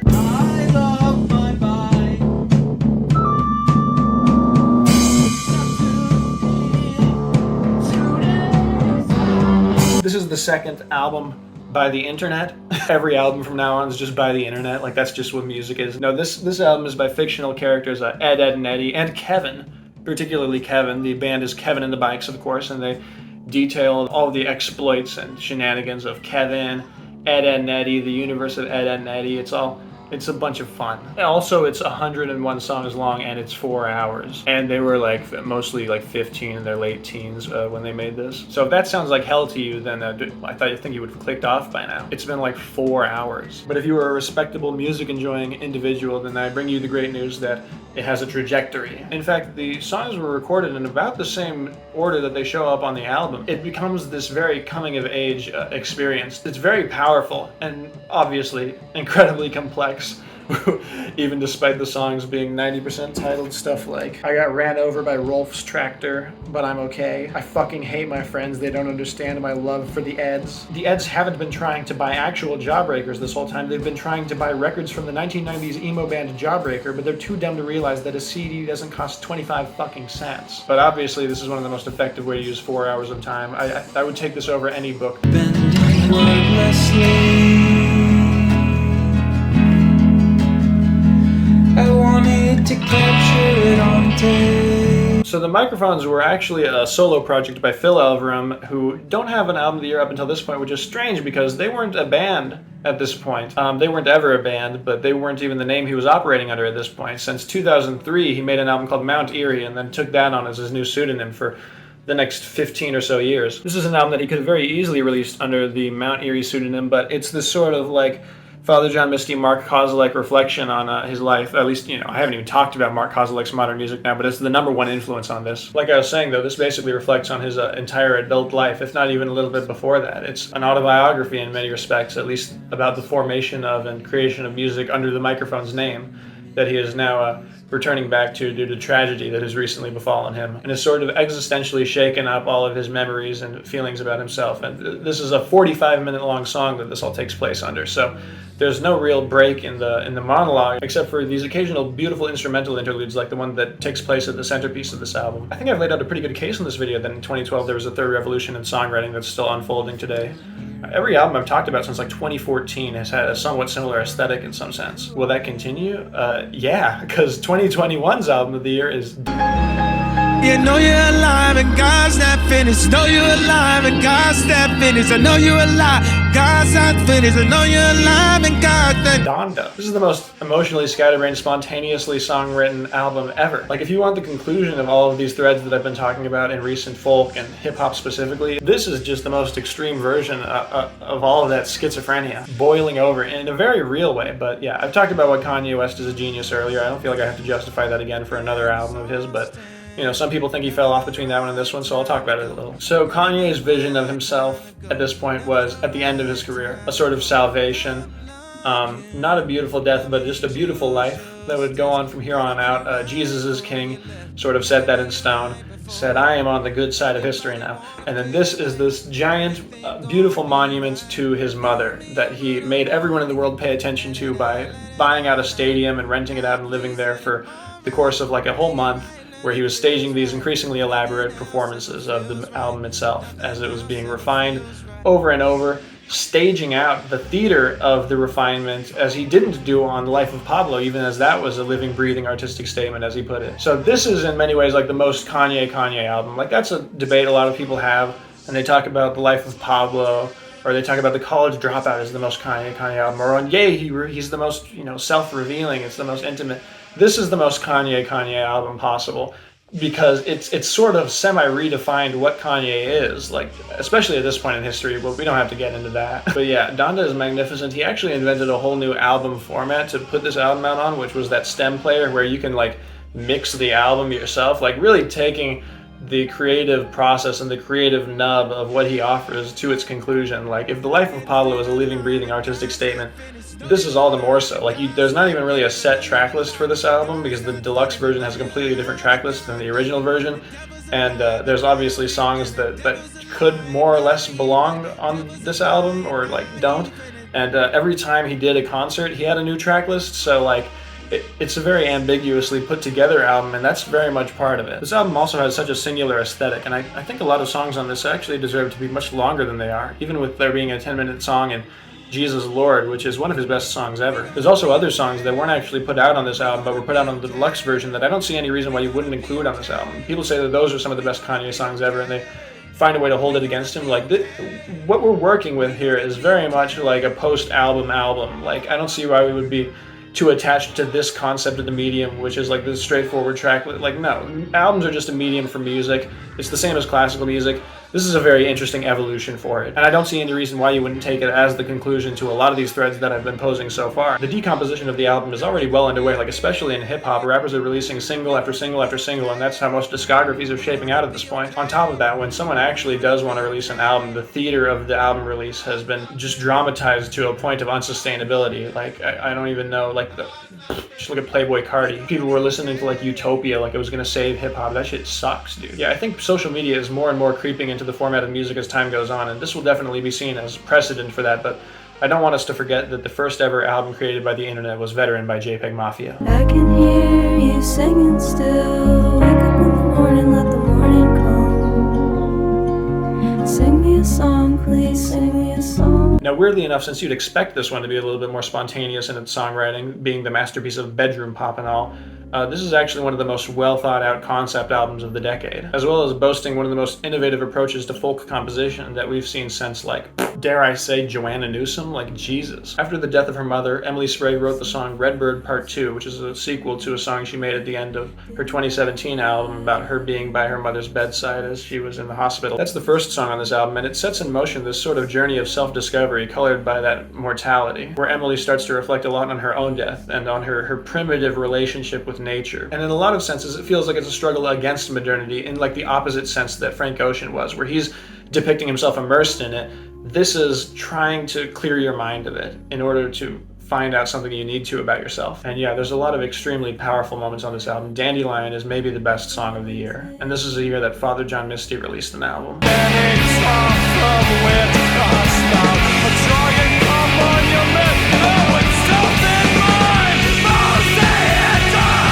Yeah, we're gonna take the most complicated album ever made, and we're gonna make that the platform of the new history of music, and that's what happened.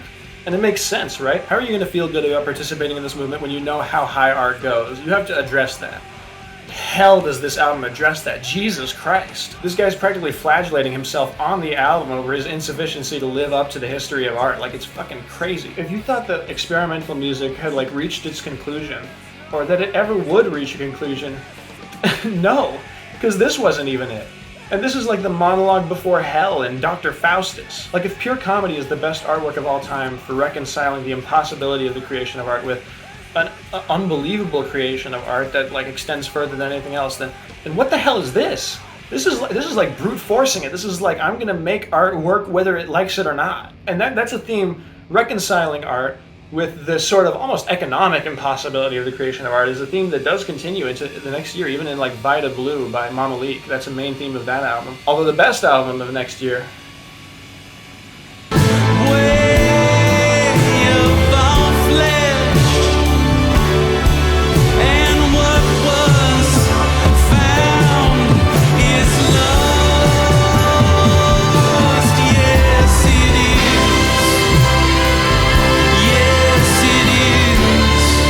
$125 years just to get to, like, a third Father John Misty album? Yeah. It's not the top of history. Let me just read my review. Let me see if I can pull it up on there. All right, I've got 9% left on my battery, so if it goes dark, just pretend that...